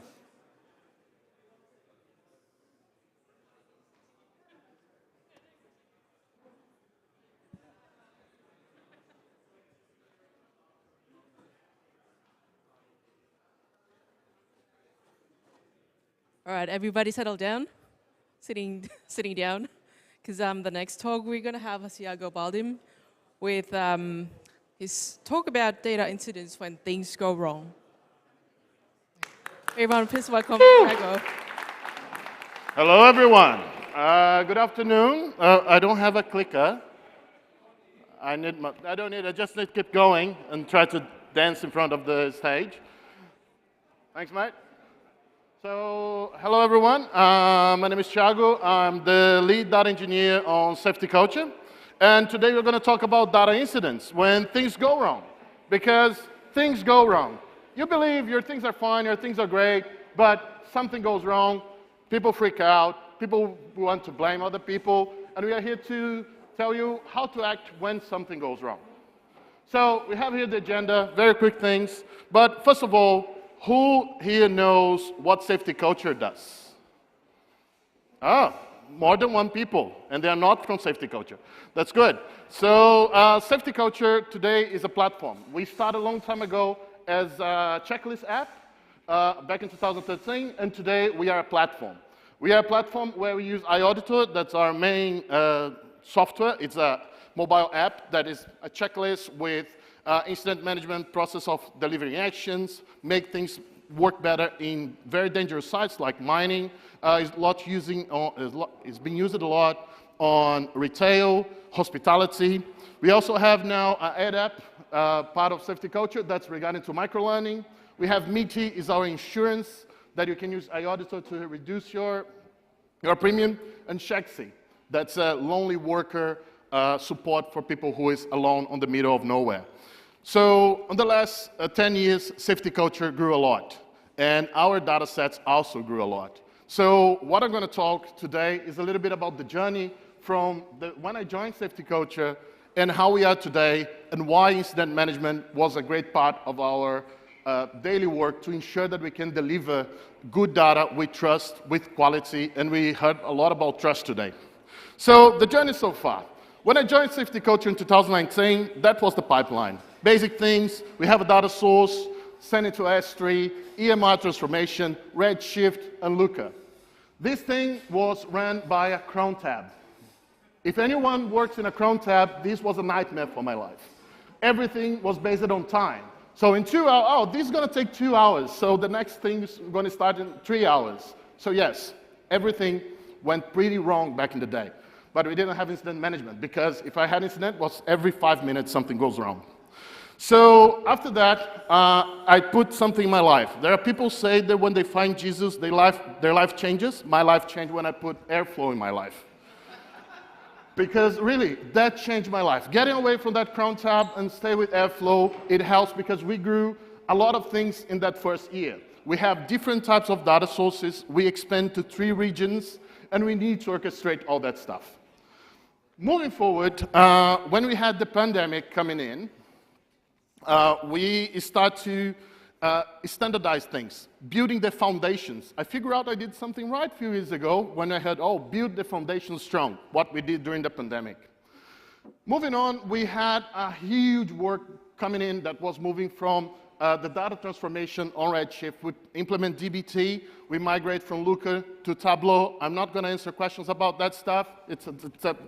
I'm not going to answer questions about this stuff. But this was a huge work in our infrastructure. There's an amazing talk on the dbt meetup done by Oscar and Justin from Safety Culture that they tell the whole story about this work.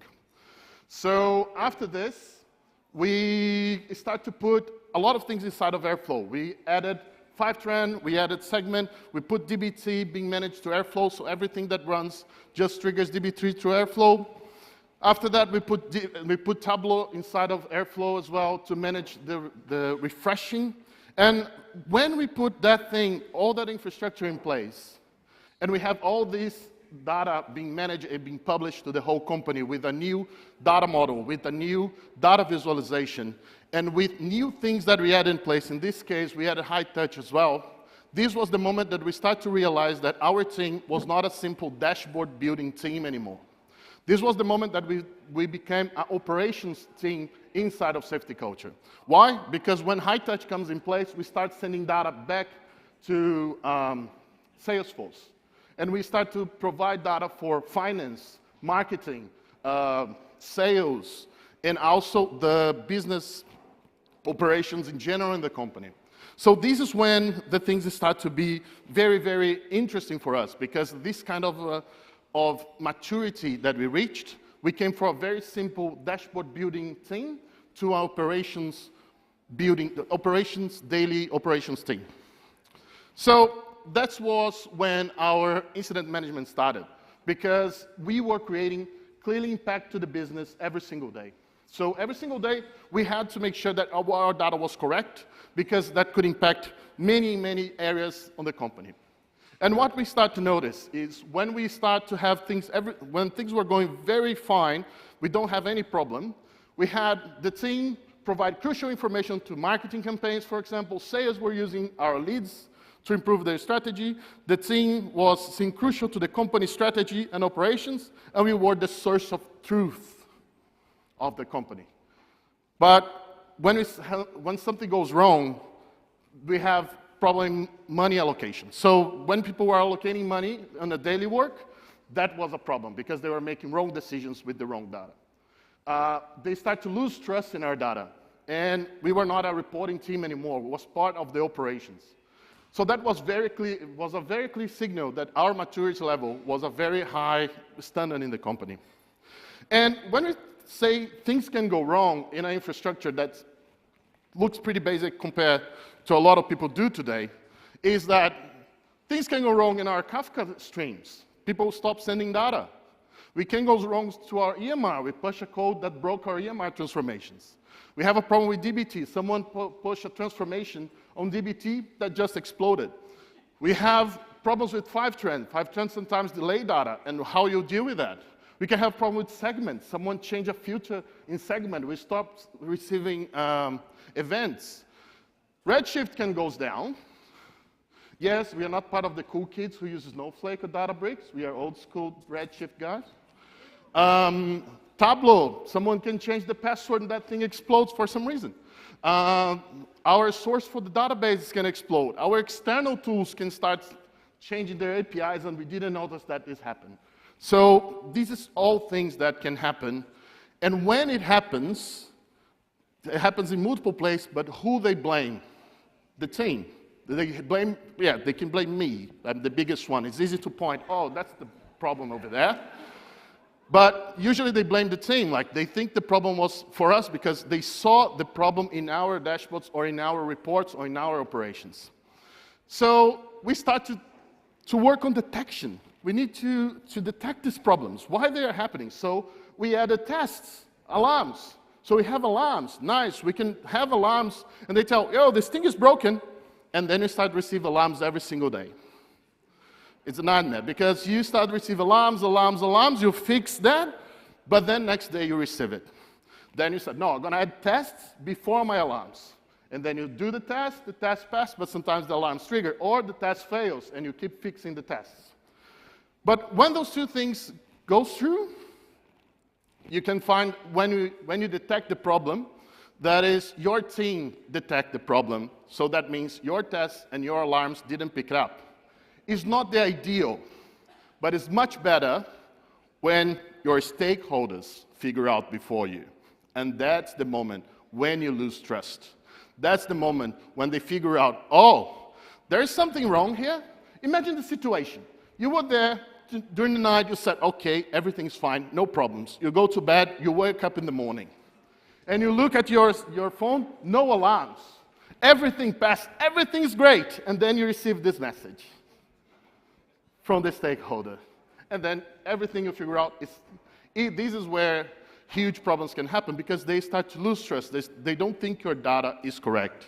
And we have cases of stakeholders download the data back in old days and do their own transformations because they couldn't trust in what we were doing.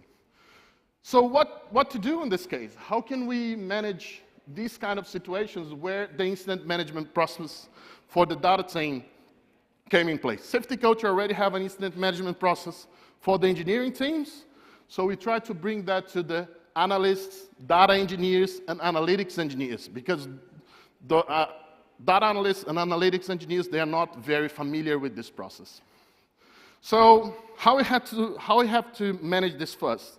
So first, we need to identify how to detect an incident.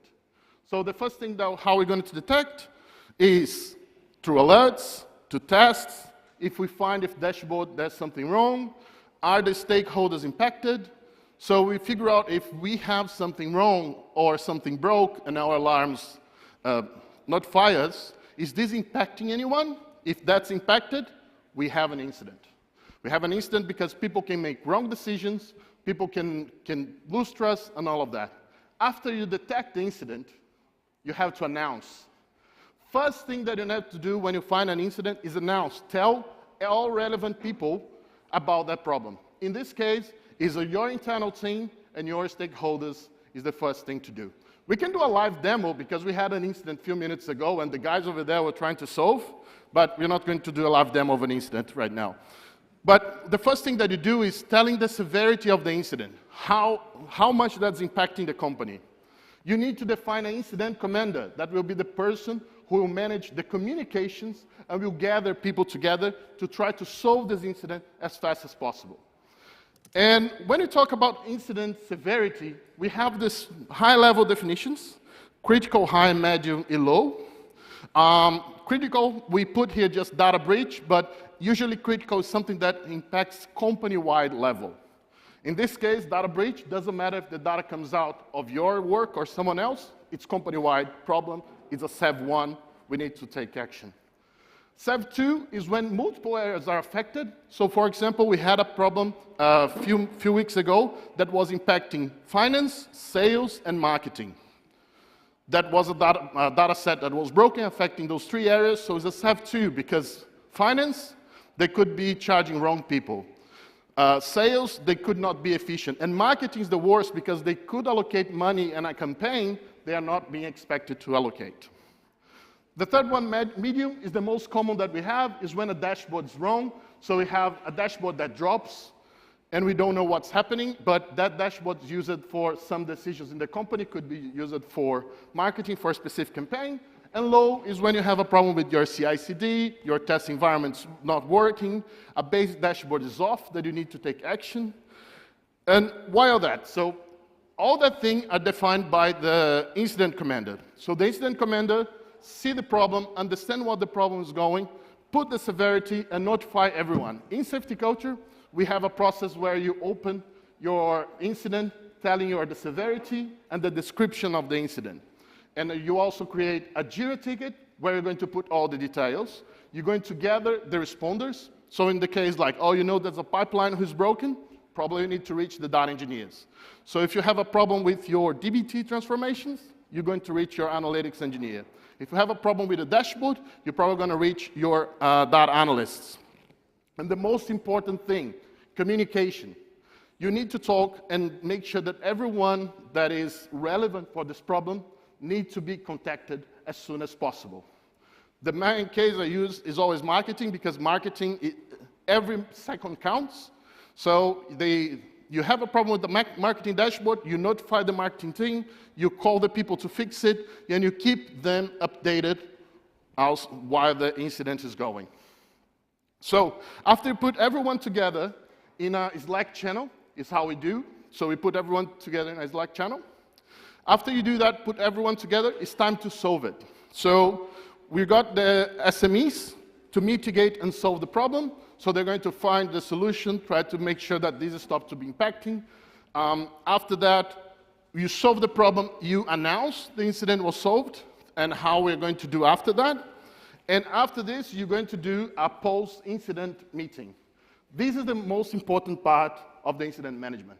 Because when you have just alerts, alarms, and tests, you just go there and fix your problem when it happens. When you have an incident management process on that, when you have a problem and you open an incident, you need to make sure to have your continuous improvement. And that's why it's very important, the post-incident review meeting. Because this is the moment where you're going to prevent from this incident to happen again. And this is the most important part of the incident management. Because it's not about solving the problem. Because when you have alerts, you fix it, you have alert tomorrow, and you fix it, and you have alert tomorrow, and you fix it. When you have this process in place, you have an alert, you have an incident that impacting people, people are aware about the impact, you go in there, you fix it, and you do a meeting to discuss why it happened, what's the root cause. And the first thing on this meeting that you need to make sure it doesn't happen is people start to pointing fingers. In the case of, oh, no, that was not my problem, that was problem of John. John did that, John pushed X, John did the push directly on master and didn't go to the CI/CD. I know a lot of people here push direct to master. You can cause an incident. But you're not going to point fingers on that meeting. It's not about who did it. It's about that you need to make sure that the process is followed, and you need to make sure that you're going to create a continuous improvement. What you need to understand is what happened, why that happened. Those 5 whys, everyone heard about the 5 whys? So the 5 whys is make the question 5 times, why this happened? So why the pipeline broke? Oh, because we pushed the change and we didn't catch any tests. Why the test passed? Oh, we didn't get this certain information or this certain validation at that point. And go through, question yourself. After that, you need to create action items as JIRA tickets to your sprint. If you don't do sprints, you need to track them and make sure that they're going to be done. Because they are going to be the key thing to you to allocate resources for the next sprint to avoid this incident to happen. And the final thing is, make sure that you have your continuous improvement. So, at the outcomes that we have, is stakeholders increase their trust very much in our infrastructure. So they know when things are wrong before they find out. We can talk about the blast radius with other engineers. So engineers, when they have a problem, when we have a problem, we can talk with them and say, hey, you did a change upstream, this is the impact that you are affecting us. And when you put action items, you can make people accountable. So your manager don't care about these things to be fixed, but when it happens again, you can point it out. We have this action item to do, and we didn't allocate time to work on that. And we have a great example of our VP of marketing. I like the process, gave him much more confidence, because he was the one who wakes up 6:30 in the morning, checking the dashboards and asking you why this is wrong. Yeah, I love him. He's a very nice guy. But it's his work. He needs to make sure that those things are right for him, right? And now we get a lot of more trust. Lessons learned. It's very easy to lose trust. So when you have your data is being wrong frequently, you can lose trust very, very quickly. Incident management is related to maturity level. If I would like to put incident management 2 years ago in our team, it might not be very effective. So you need to reach a certain level with the team, with the confidence, and understand a lot about your process. People react better when they know what to expect. So the good thing about the incident management is now everyone who works with us know they know what to expect when an incident happens. They know where to look, where they can talk about it, who is taking care of it, when is taking care of it.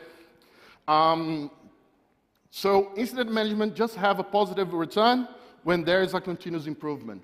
If you have actions to do, action items, make sure to do those action items. Because we see in our infrastructure that a few weeks ago, no, 2 months ago, we have a lot of action items in the backlog, and we have repeated incidents happen with the same root cause. When those action items were taken, we stay weeks without a single incident. If the problem happens again, and you have it documented, you make people accountable. So if it happened once, twice, 3 times, why we're not allocating time to fix this? You can go after your manager and say, why are you not allocating this time? And be aware, when you put incident process in place, you're going to have a lot of incidents. But not because something is very, very wrong. It's because you already have those incidents, but you're just not recording it. So you need to make people aware that this is going to happen. We are going to have a lot of incidents because we are trying to record everything that happens. And make sure to your manager, ask, oh, why are you having so many incidents today? You didn't have anything last month. Of course, we put that in place last week. So, and that's it. That's our lessons learned, and this is how we did. And be aware, problems happen. What is important is how you deal with them. Thank you so much.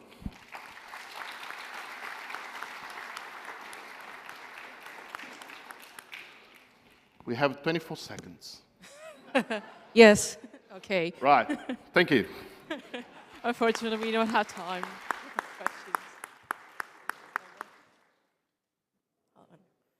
Thank you, Thiago. I sure wish you were part of my team back then before I got woken up for the 1000th time. Now I'm just a consultant. So for our next speaker, actually his bio is too long, so I'm just going to go off the script. So I'll just gonna go off the 3 things I know about him. One is that he runs Python and Go meetup, luckily not at the same time. Second is that he believes that the universe is a computer. And third, he's a human being. So it suits that his talk is about change the way you write and change the way you think. Everyone, please welcome Xianyi Chu, or Chewy. Hi, so yes, I am a human being, and today I'm going to talk about how we solve problems, right? And why we should use more diverse and varied notation when it comes to our data engineering problems. So my talk is going to be a bit different from the rest of the talk you've seen today, and I hope it does give you a bit of something to think about later on. What happens? Okay, so I'm a human being. You're a human being. We're all human beings, and the best thing about being a human being is not that we can solve problems. Many things in the world, living and non-living, can solve problems, right? The difference, the thing that makes us different as human beings is that we can solve problems, and then we can transmit our solutions to another human being via a long-lasting medium, right? So birds and monkeys and primates, they can do the same thing. They can transmit solutions to other birds, other primates, but their solutions are often ephemeral. Only we humans write things down, we make videos, and we document them for other human beings. So that's what my talk is all about. So let's talk about problem solving, right? So how do we solve problems? And as in general, we human beings have an algorithm for that, right? It goes something like this. We first simplify the problem.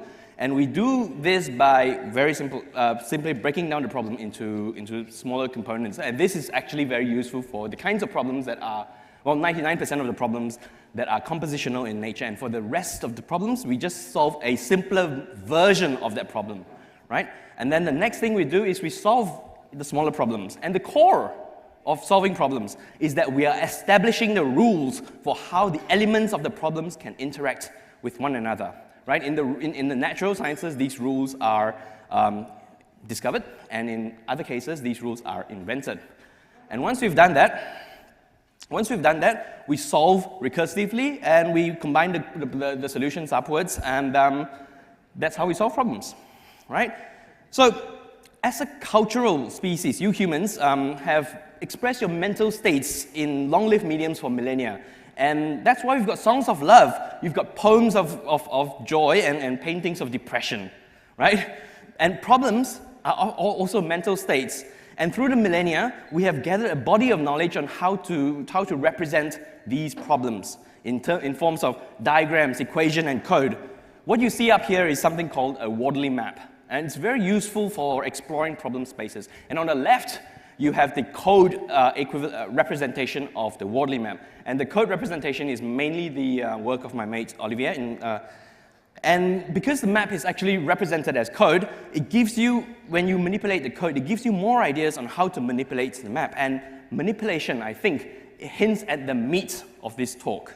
Now, ultimately, there is a common unifying theme in the way we represent problems. When I said our ancestors managed to represent problems that in their brains out of their body, what I'm referring to is language. Now, language is very broad. So I want you to be a bit open-minded, right? When I say language, I don't mean Python, Java, or English and Mandarin. No. When I say language, I mean the structure, the things that you can describe with rules, right? Which we call grammars, and the elements of the problem, which we call vocabularies. Right? These are all languages. So let me give you an example. In a database, you have a column that says the values in this column cannot be null. That's a rule, right? And the values that actually go into the column, those are the vocabulary of the language, right? Your airflow DAGs are a language, right? But they're an unconstrained language. And if you don't constrain your airflow DAGs, what happens is you can have nodes that mutually depend on each other and things explode. And this talk is mainly about written language. And when I say writing, I mean the whole spectrum of reading and writing down the symbols and manipulating your thoughts, essentially manipulating your thoughts outside of your body. And this is vital because our brains are incredibly fast. When you are forcing yourself to manipulate your thoughts outside of your body, you're engaging in system 2 thinking. So, having explained the problem with problems, and let me just share with you what I've been roughly thinking about. It's my goal to build an AGI. So for the last 7 years or so, I have been thinking mainly about representing AI stuff in computers. And one of the various things that I've done is by writing Gorgonia. It's like TensorFlow or PyTorch, but it actually predates both TensorFlow and PyTorch, and it's written in Go. But really, it's more of an exploratory device for me to solve the kinds of problems that I want to solve. My question is very simple. Are there ways of writing down neural networks that can lend itself to a better understanding of intelligence? And speaking of neural networks, here are some ways we write our neural networks down. And spoiler alert, some are better than the others. To give you a taste of what this talk is about, let's look at the third notation. The third notation is written in something called Einstein's summation. Yes, that guy. See, Einstein invented a whole new language, and if you're a German reader, you'll note that he actually took it from Ritchie. But let's just say he invented the language, right? He invented a whole new language to express the way he thinks about linear algebra, and that led to the discovery of general relativity. And I'm showing you this because there is a very interesting trick that you can do on pen and paper with neural networks. not really in computers, right? If you write your neural networks down in Einstein summation on pen and paper and you manipulate your equations the way Einstein would think about linear algebra, you start spotting the weird optimizations that you can do, and you end up with a much faster neural network in the end. And all this by virtue of writing your neural network down in a slightly different way. Now, these are all rather mathematical notation. And from my experience dealing with humans, mathematical notation kind of scares people away. So the other thing that I've been doing is to represent neural networks in a form that is familiar and comfortable for software engineers. And so I did it by I started with a version of ML. And when I say ML, I mean Robin Milner's meta-language ML, not machine learning ML. If you're familiar with Haskell or Camel, this would look kind of familiar to you. And then I tried an algo-descendant language, which is like Go. I actually presented this as a generic version of Go before. And then finally, I built a surface language for Gorgonia that is essentially an APL. Who here has heard of APL? Wonderful. Now, other than the two people here, APL is a very, very, very old language. It's actually older than C. It's older than COBOL, right? And it's a bit weird because you use symbols, not words, to type, to code. And you write your APL code from left to right, but the machine executes it from right to left. So this on screen is the Conway's game of life. The generation step is the entire program is that line. Yeah. And this is the same example from the previous two examples, as the ML and algo version. And it's here I want to stop for a bit and do a deep dive into notation changing the way you think about a problem. So the APL that I developed is called Inigo. I meant to open source it before today, but things happened, so it will still eventually be open sourced. And you might notice it's a bit styled a bit weirdly. That's because Inigo stands for Iverson notation in Go. I'll talk about this Iverson bloke in a bit. And when you have a language called Inigo, you clearly have to have an interpreter called Montoya who threatens to kill you, right? Right. A bit of history. I originally used Inigo as an exploratory vehicle for a better notation for differentiable programming, right? Then earlier this year, I sort of temporarily lost the use of my left arm. I couldn't type without the arm feeling like it was on fire or electricity going through it. So I thought to myself, hey, why not code in APL? Because you are going to be typing symbols, you're not going to be typing words, there'll be fewer things to type, less pain. So I got someone from Sri Lanka to help me finish the first version.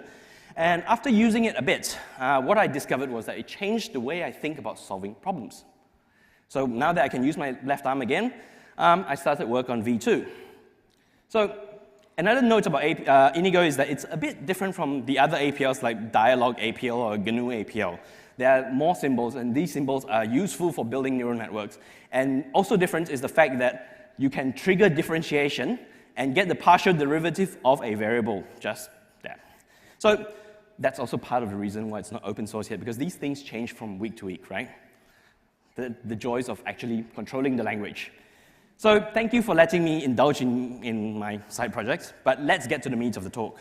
As I have alluded to earlier, by simply switching my programming language to APL, I changed the way I think about solving problems. And I think this is very true about anyone who's used APL.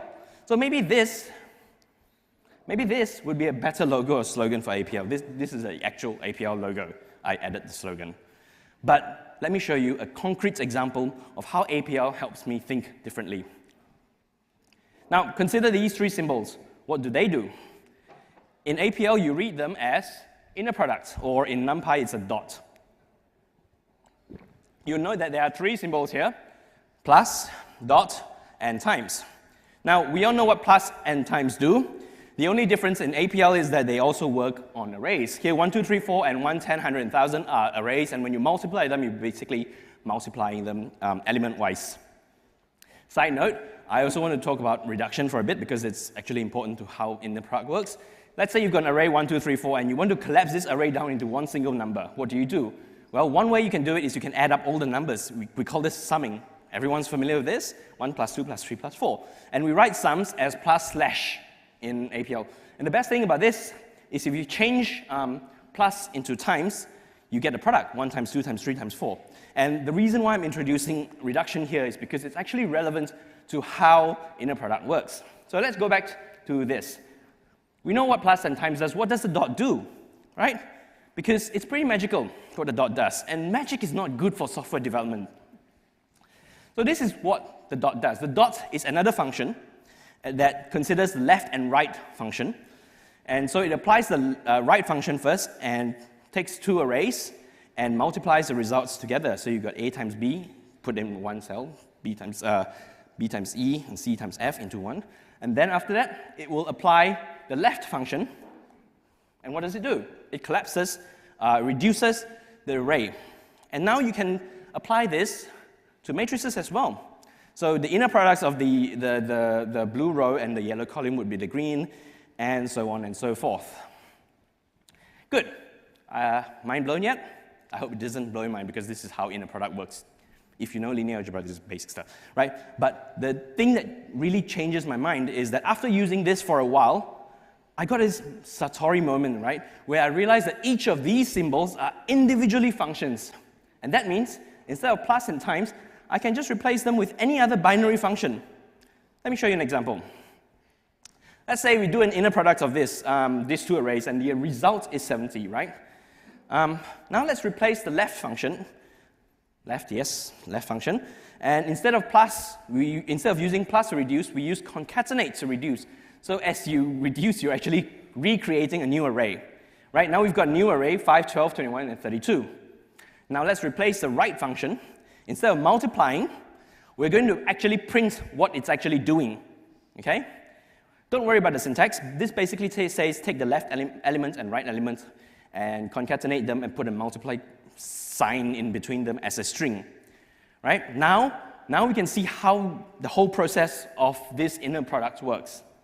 And if my example hasn't hit you on how powerful this thing is, let me explain it to you. I just wanted to inspect how the dot works, man. And I did it just like that. Right? Having this sort of ability, having the whole function in front of you, to change your existing solution, right, changes the way you solve problems. It gives you confidence in exploring. And more importantly, it also clarifies your thinking, allowing you to solve your problem in its most simplest form. Most simplest, haha. So this is Bayes' theorem in APL. C is the array of conditional probabilities, and P is the array of prior probabilities. Right? If you start with the equation in the background, I'm not sure if you can see it, and you start whittling it down, remove all the unnecessary details, you finally arrive at this function, which I think is the Bayes' theorem in its simplest form. I would like to see you do that with Python. But of course, not all my code looks like this. Most of my code looks like this. And this is a function that takes a time series and finds a point in time that something happened that caused the mean of the time series to change, to shift. And that's it. That's the entire function on screen in one line. The equivalent in Python takes about 30 lines of code. And it isn't as obvious to anyone who's reading the code of what the function is doing as what you have on screen here. Now, when I say obvious, you obviously have to know how to read APL, right? So clear thinking isn't all. By virtue of having a different notation, right, I discovered or rediscovered some of these things. The second one is a bit cheeky. Let's see if I've got time to explain it. No, okay, come find me after the talk and I'll explain the second one to you. It's actually quite cute. But let's go back to problem solving for now. You may note so far that I've merely talked about my experiences with APL and how using APL changes my mind on how I solve problems, right? I'll note that APL is not everyone's cup of tea. No one likes to type symbols. And really, at this point, it feels like I'm flexing. So let me flex a bit more. This is how I solve problems, right? I'm describing problem solving from a very personal point of view. I'm the kind of guy who will write small programs to scratch my itch.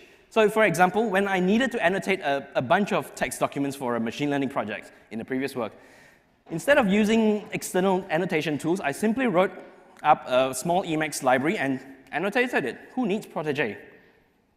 But that's arrogance talking, right? This solution is not scalable. For one, it's very difficult to train up external annotators to use Emacs. And even if you have a bunch of developers in-house doing annotation in-house, and there are good reasons for doing this, not all developers use Emacs. So therein lies the first tension of this talk, what we call programming in the large versus programming in the small. This concept was created in 1975, and in 2022, we're still not very good at solving it. So I want you to consider a program that is written in Spark, right? By and large, we can consider this a program in the large because it's going to run on many machines, a cluster of machines, and it's the kind of program that many people will touch, right? So the real result is that we have individual programmers who have to follow a rigid set of rules and run the clusters when they want to do and try something, right? It's quite hard to use when you compare it with immediately coding up a solution on your computer. The Spark ecosystem leaves very little room for personal sparks of creativity, which will often solve a problem in a much far superior way. So, the question is this: what do we prefer?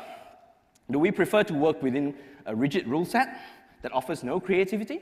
Or do we want to work with personal flair, right?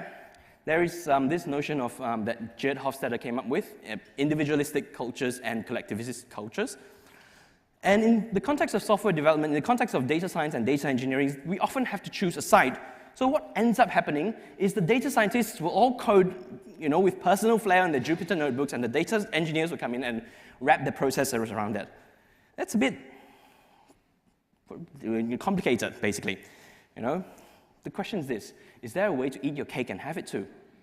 And I think the answer is yes, through the use of multiple notations, which I'll discuss in a bit. But first, I want to continue on this digression on programming in the large. Russ Cox, the co-creator of the Go programming language, has been known to say that software engineering is what happens to code when you add time and other developers, other programmers. It's a riff on this quote by Titus Winters, of course. Now let me turn this question around and focus it on data engineering. What happens to your data engineering stuff when you add other programmers and time and other data scientists? So today we see many products to the tune of, oh, it's simple. We will take your Jupyter notebook, we'll wrap it up in a REST or a gRPC service, just chuck a load balancer in front of it and you're golden. That's not a problem, okay? I want to make it clear, it's not a problem, because we do live in a society that rewards fast turnaround, right? The faster you can package up stable diffusion into a product, the faster the VCs are going to come knocking on your door to give you money. But what happens when you add time and other programmers? Well, you'll end up with an ecosystem of overly complicated processes. Now everyone has to specialize a bit, and that sucks because I'm a human being, and specialization is for insects. Now, what I'm trying to say is this is not a knock on these products. I use many of these tools myself, but it's often I sit down and think, why do we really need this, right? Sure, some of these are what Fred Brooks would call essential complexity, but I would say that majority of these things are accidental complexity that comes out from not sitting down and thinking our problems through. And as data, how do we think about problems, right? As mentioned earlier, when we solve problems, we're actually establishing the rules of how the elements of the problems can interact with one another. And when there are rules and elements, we call it a language. And when that language is written down, we call that a notation. As data engineers, the elements are things like the database, the machine learning algorithm, the Jupyter notebook.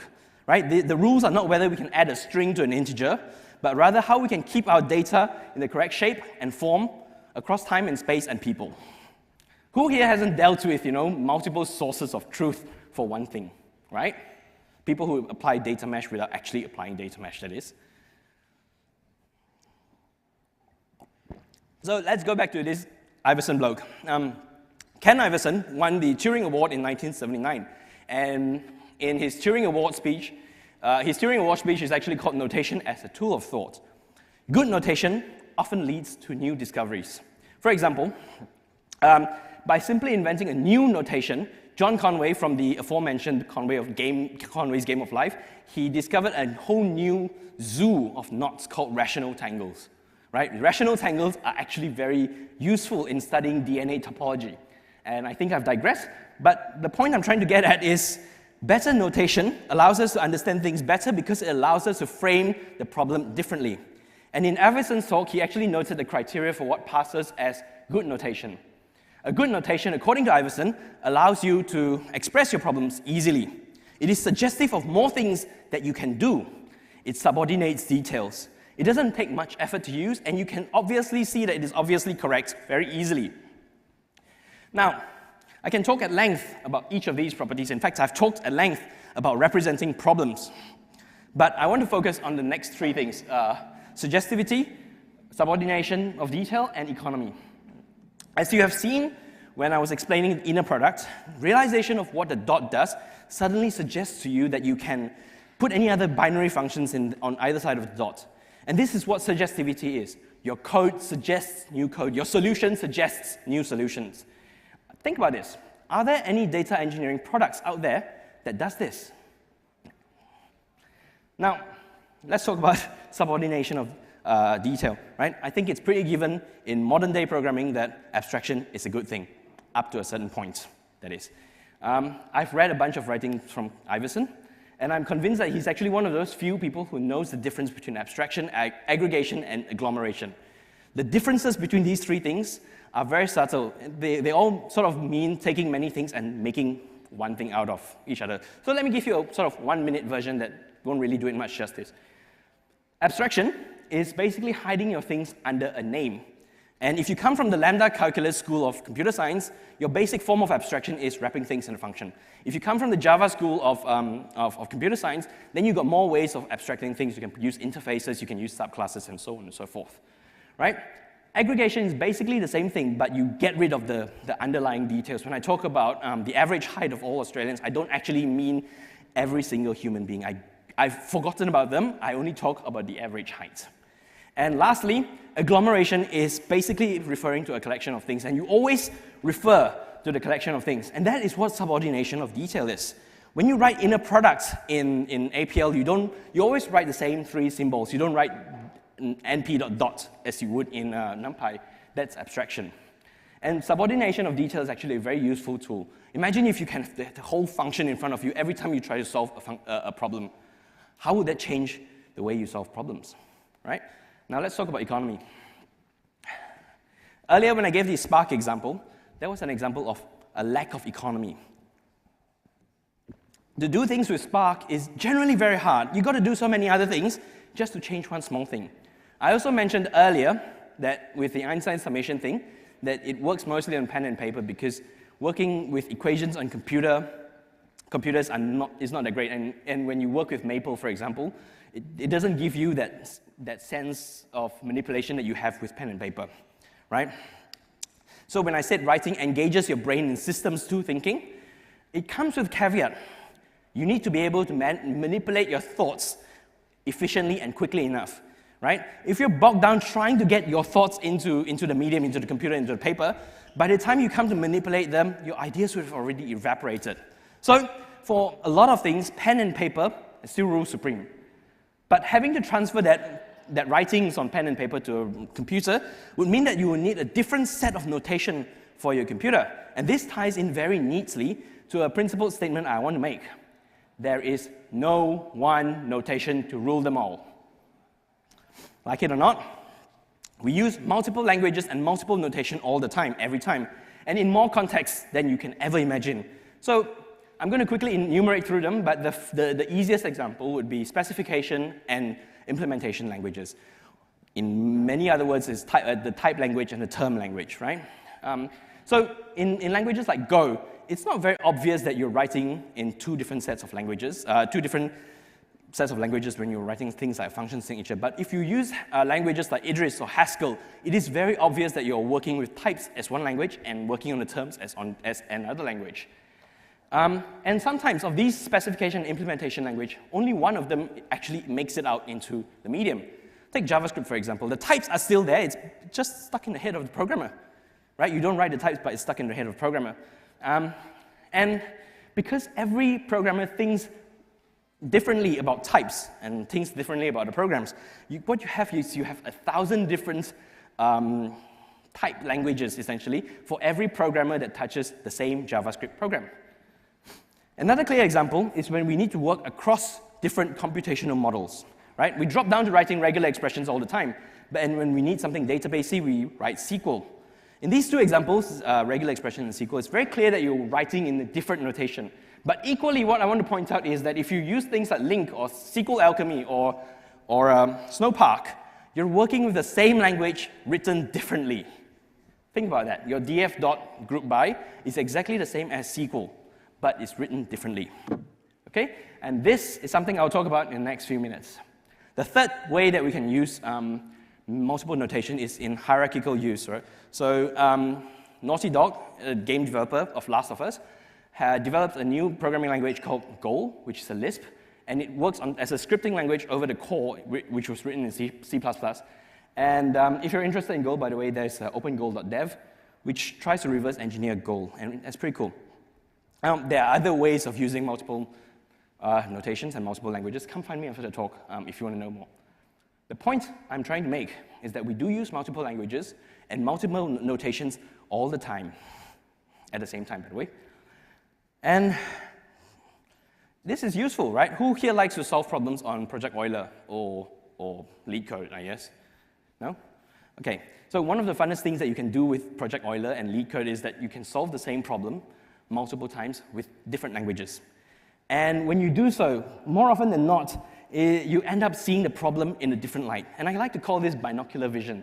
Each of our eyes take the scene in front of us and see a different, slightly offset and different planar projection of the scene in front of us. And when you put them together, you actually see the scene in front of you with greater fidelity. So now we can ask, what are the properties of good notation, right? When you want to talk about good notation. Here I listed 3: interrupt, fit for purpose, and that they're distinctive. Data engineering products, by and large, fail all 3.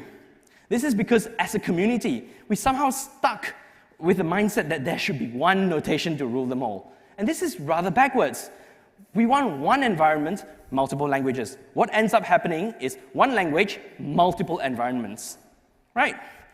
We don't want that. And the cynical version of me would say, we end up with that because, environment capture is richly rewarded by investors. I'm just being cynical, right? But let's talk about interop. When I say interop, I don't mean, let's just all use gRPC. And that's one form of interop, but what I want to talk about is interop in form of writing. The gold standard for interop is when you write arithmetic expressions in most programming languages. You just write them. You don't realize that you're dealing with a completely different language, right? So this is a very well-integrated example. But there's another language that does not have numbers or plus or minus built into the language, lambda calculus, for example. All right? This is how you would write 1 + 1 in the pure lambda calculus with church-encoded numbers. Right? Let me ask you this. Would you want to write this on a day-to-day basis? No, you would prefer to write the first one, right? So with this that has a high bar and a low bar, I want you to consider the tools and languages that you use for your everyday work. Where on the scale does it fit? It most likely fits somewhere in the middle. And we often have to import libraries to use another language, basically. And that's okay. But if that's the pinnacle of human design programming languages, I would be very, very sad. And yes, to the lone lisper at the back of the room, I hear you, mate. But I think there are better things like tree calculus in the future. So let's go back to properties of good notation, shall we? Here are the reminders. We've talked about interop. Now let's talk about fit for purpose, right? How do you know that your notation is fit for purpose? Well, to misquote Einstein, it should be as simple as possible and no simpler. So contra program, we should not be using the most powerful language. We should be using the least powerful language. You should not be using a Turing-complete language, right, to match a string that's written in a regular language. Use a regular expressions engine, and fortunately, most programming languages nowadays do actually have a regular expressions engine built in, so the process is quite smooth. Oops, sorry. So let me ask you this, right? What about ETL and the other things that data engineers do, right?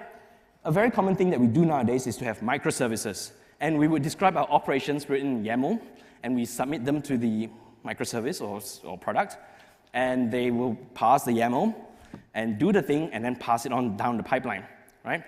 The notation used is universal. It's YAML.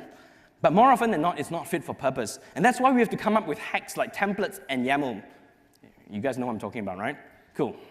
So the last property of good notations is that the notations are distinctive. What I mean by that is when you're working in one language and then you move to a different language, you will know that you're working in a different language. I know I cannot be the only one who gets stuck in piles of CloudFormation with YAML just to get that bloody SageMaker to do the thing I want to do, right? So when you have layers and layers of non-distinctive language, you're going to have A, be in trouble, or B, you're just creating another reason for that, a new startup to exist in that ecosystem picture I showed earlier. Now, so far, the things I've been saying have been very abstract and pretty far from what data engineers do. So let's bring this back a bit. What exactly are my recommendations, right? The tools exist in the market, but they're not the things I prefer to use, but I accept that they exist, and I would use them. Instead, we can focus on the process of solving problems. I want you to take away from this talk the way I have framed problem solving. I want you to think about how language is used to constrain a problem space. Now, think about how you can enable your team to work with individual flair and yet cohesively as a whole organism. Now, I want to impress upon you that the solutions that we have today are pretty damn terrible, right? So I want you to go and invent specific languages for your specific problems. I want you to solve your problem multiple times with multiple languages, and then take a step back, right? I want you to then look at it. How are they different from one another? How are your solutions similar to one another, right? Study what unifies the difference, because that's the core of your problem. Solve that, okay? And if you do that, you also reduce the cognitive load that may exist when you have 1,000 languages blooming. Now, and while I won't give you specific recommendations like use Lisp, use Go, rewrite in Rust, I will give you some alternatives that you can take right now, because there are simply other options that are far superior to what we have in industry. Instead of using YAML for all the things, death to YAML, we should split up our notation. For configuration stuff, use Q, use DAO, right? These languages have an excellent verification mechanisms for their grammar.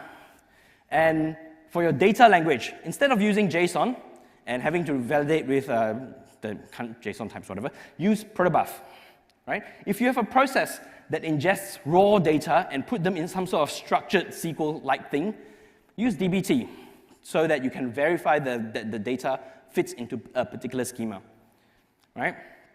Use Malloy to break things down into smaller parts that you can look at it and say, okay, this is obviously correct. That way you can manually verify your modules. And all these things, by the way, fall into a class of what Gary Miller calls deterministic name algebra. And if you're a language nerd like me, this is actually a pretty exciting space to be. So now we've come to the end of the talk. And what I want to impress upon you is this, right? Language is the structure of rules and elements of a system. We solve problems by establishing the rules and finding out what exactly are the elements of the problem. In short, we use language to solve problems. When we write language down, we call that notation, and it's used to manipulate terms of language. And I've given you 3 examples of how changing the notation changes the way we look at a problem. You've got Einstein's notation, making neural networks faster. You've got Conway's notation, discovering a whole new zoo of things. And APL, changing the way you think about programming. What I'm trying to say is that we should use more diverse forms of notation to solve our problems. But in modern-day data engineering tasks, we're sort of stuck on one universal notation. And this is making a lot of our problems harder to solve because it makes it more difficult for us to think through our problems, right? And we are also creating accidental complexity. So, ironically, to make things simpler, we shall endeavor to use specific languages for specific problems. And it may seem a lot, but it makes the overall system a lot easier to understand. With that, thank you for listening to this weird guy giving a rant. Thank you to those people who have peer-reviewed my slides, this talk, and most importantly, thank you to the organizers and you for actually having to sit through all of that. Thank you.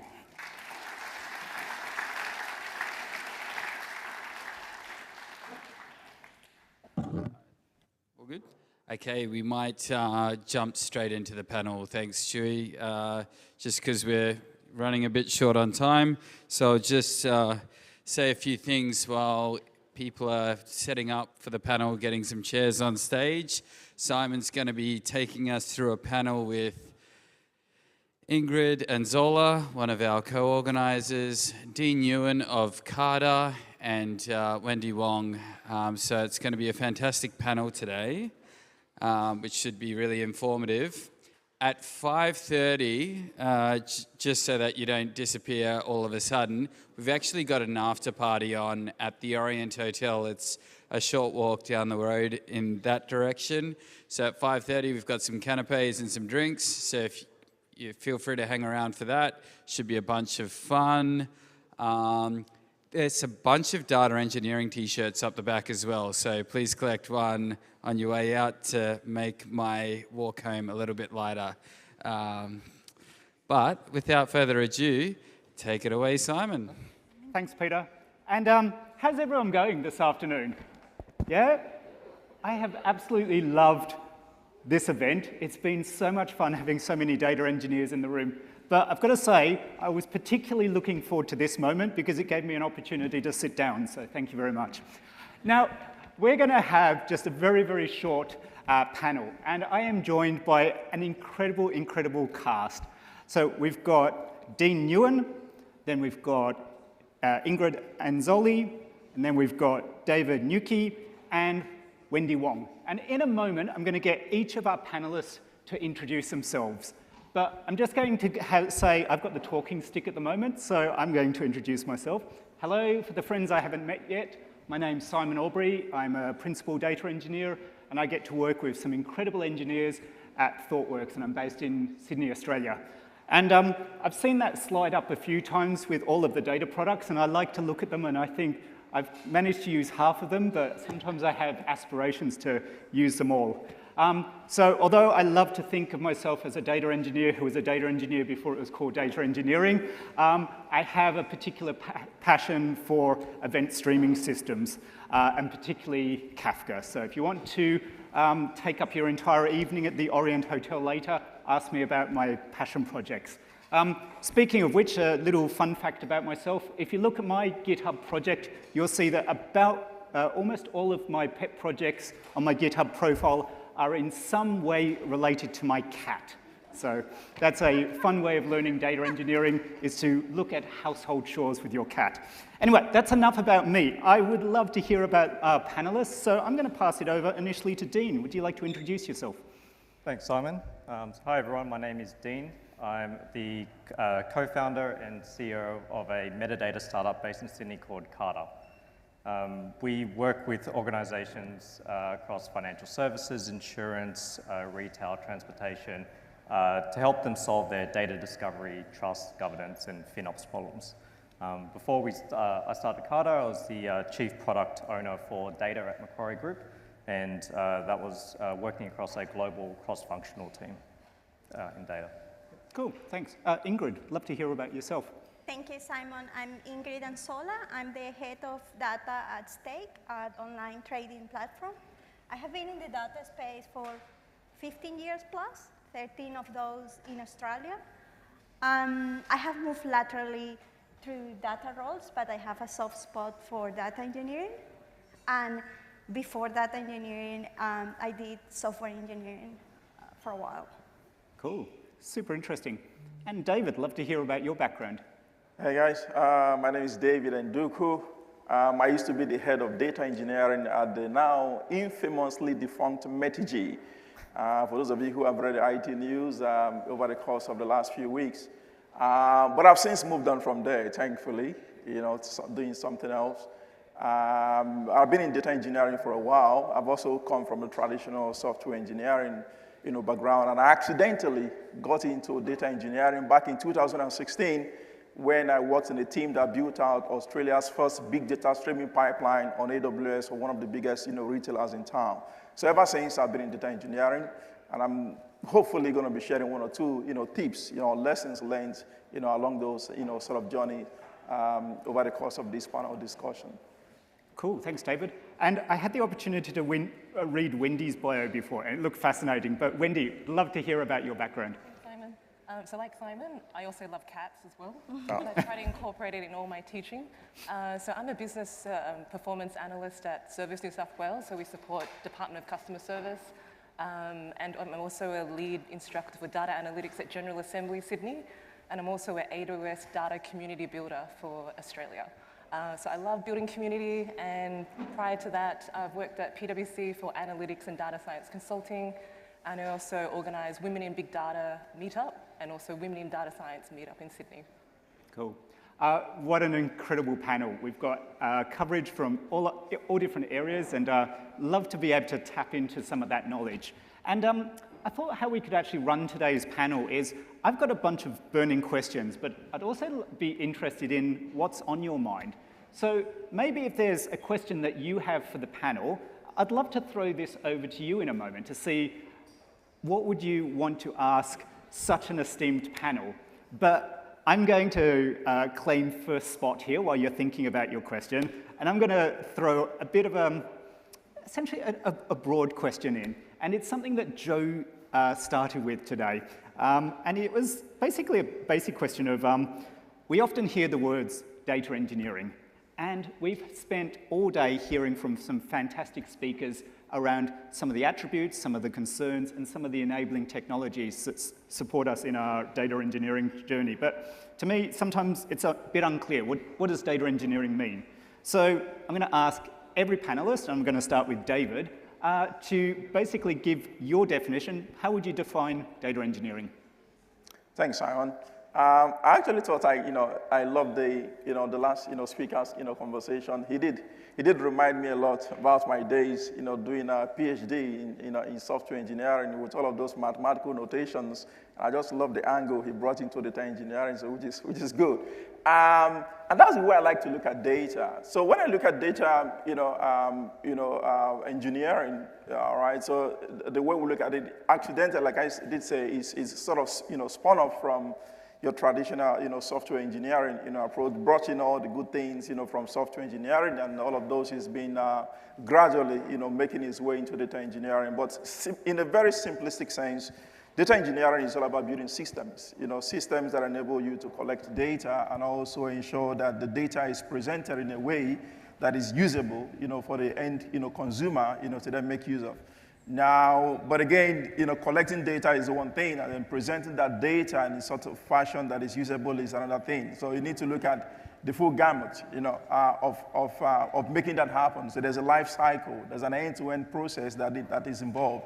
Now, gone are the days where a data engineer, is the sort of guy who plugs in a tool in one source system and brings it into a destination. No, things are changing gradually.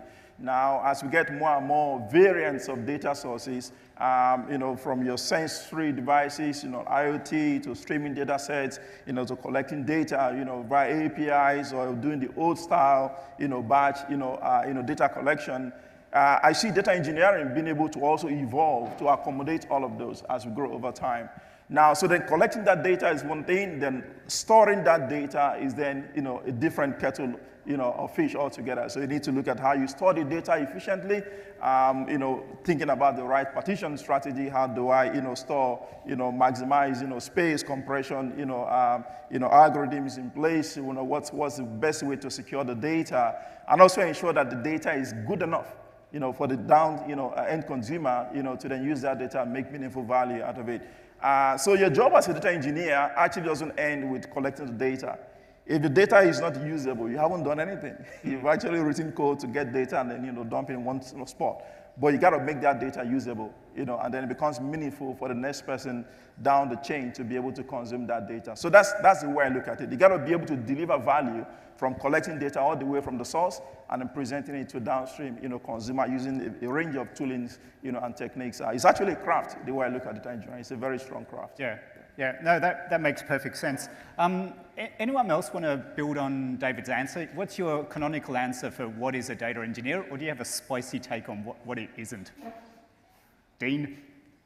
Look, I think from my perspective, one, I would say read Joe's book. It probably covers it way better than I could ever describe it.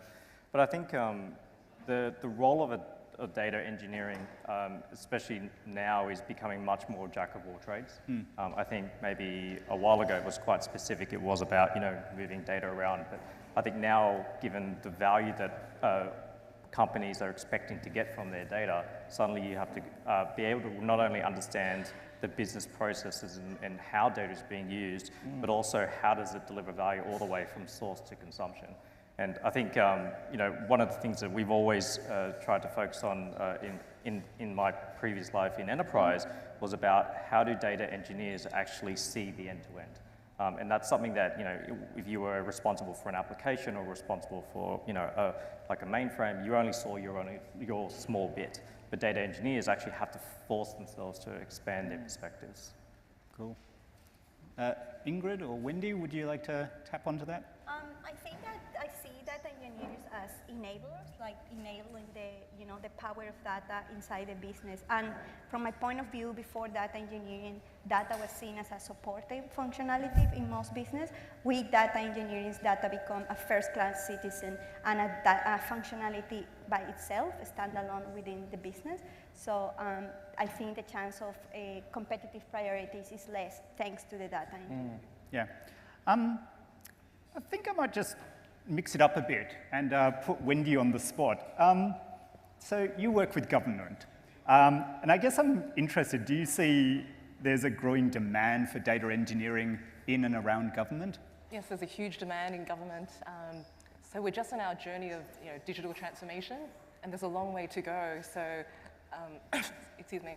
So just supporting Department of Customer Service, we have so many transformation projects such as My Service app, looking after COVID, looking after the Lismore flood. How do we piece together and work with other agencies to centralize all our data sources? And how do we engage with our customers on apps, on the website as well, and through our contact center, multiple channels. So we've got a richness of data, but how do we integrate all of them and put them in a data lake? And obviously there's PII, and how do we source that from our parent company, Department of Customer Service, to support Service New South Wales so we can deliver services to our citizens. But there's that data governance piece. We can't just access that data, and that's where Snowflake comes into place. So how do we create virtual machines, add another data layer, pull that into Redshift, and also create value? So what everyone's talking about today, build the first use case. What can we create value? What's our first POC? So like safety culture, like the speaker from safety culture, we're on a journey of maturity. So we're just starting with reporting and then building our data capability. And so there's a huge need for great and very skillful data engineers. So if you're looking for a job, we're hiring. And we've got employee referral program, and we've also got a boot camp for data engineers as well. So we want to upskill our own people, but we need all of you. So it's really flexible lifestyle in government, and if you're looking for a job in government, speak with me. So I think I've heard that theme a few times today, but just love finding out a bit more about government and some of those sort of dimensions of the data engineering business. Now, this has been sort of a nice, gentle warm-up for our panel, but I'm looking out at a sea of people who might have interesting and spicy questions. Who's got a question that might be, that they've always had on their mind, or do you want to try and stump the panel? I'm looking for anyone who can add a spicy question or something that you would love to quiz our panel on. Oh, Tiago.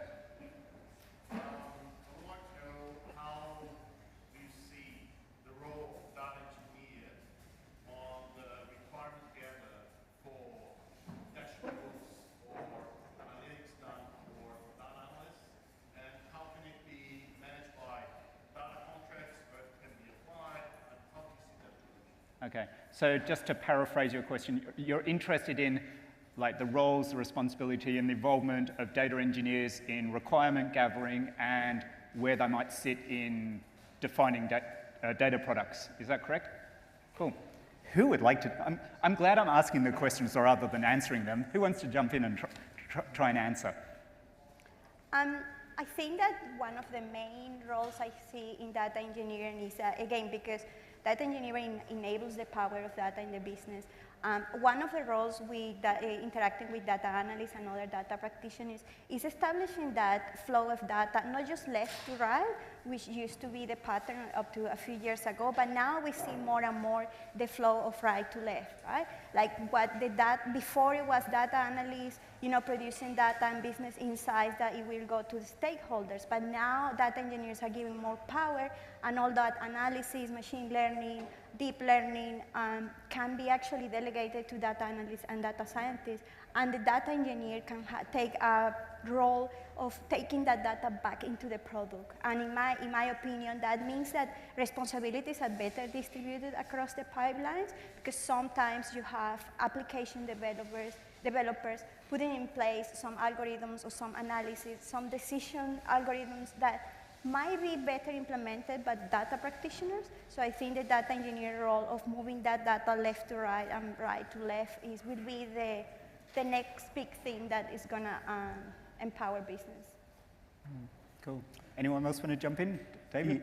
Yeah, and it's a very good question. So the way I look at it is this. Now, most data engineers, they just want to be engineers, right? Most of them have come from your traditional software engineering background, and all they want to do is just to build pipelines, right?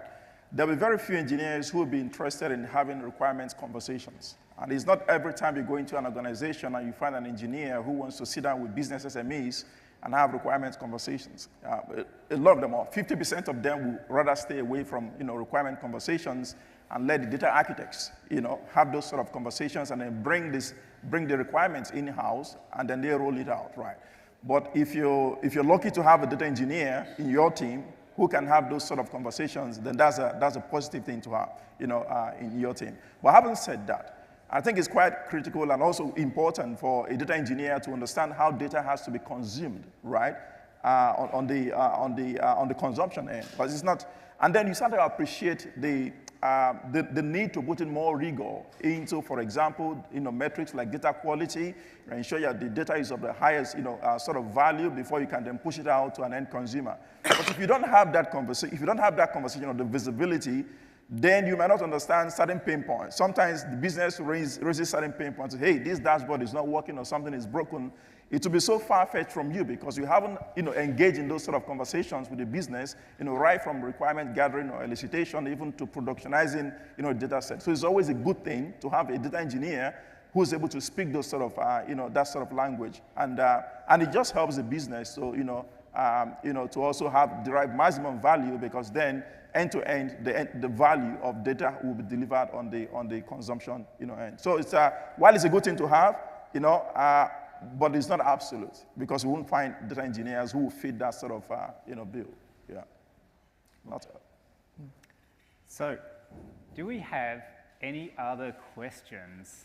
We have a wealth of experience on the stage covering scale-ups, startups, and enterprise. We've got a question at the back, and possibly no microphone. Yeah, so maybe another spicy question, right? Spicy. Yeah. So far, we've been dealing with data at scale, and we've been empowering software and AI with a lot of data, right? That's the bread and butter of everything we've discussed here. But let's look forward to the next.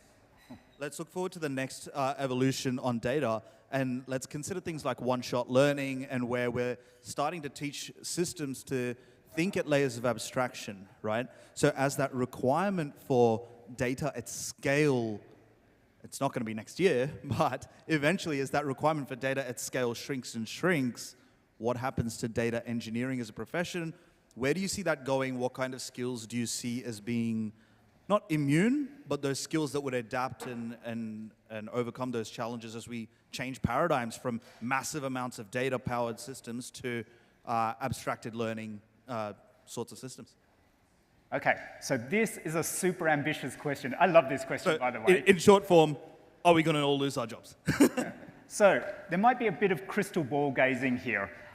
There's obviously a lot of competing tensions when it comes to the challenges and the evolution of data engineering.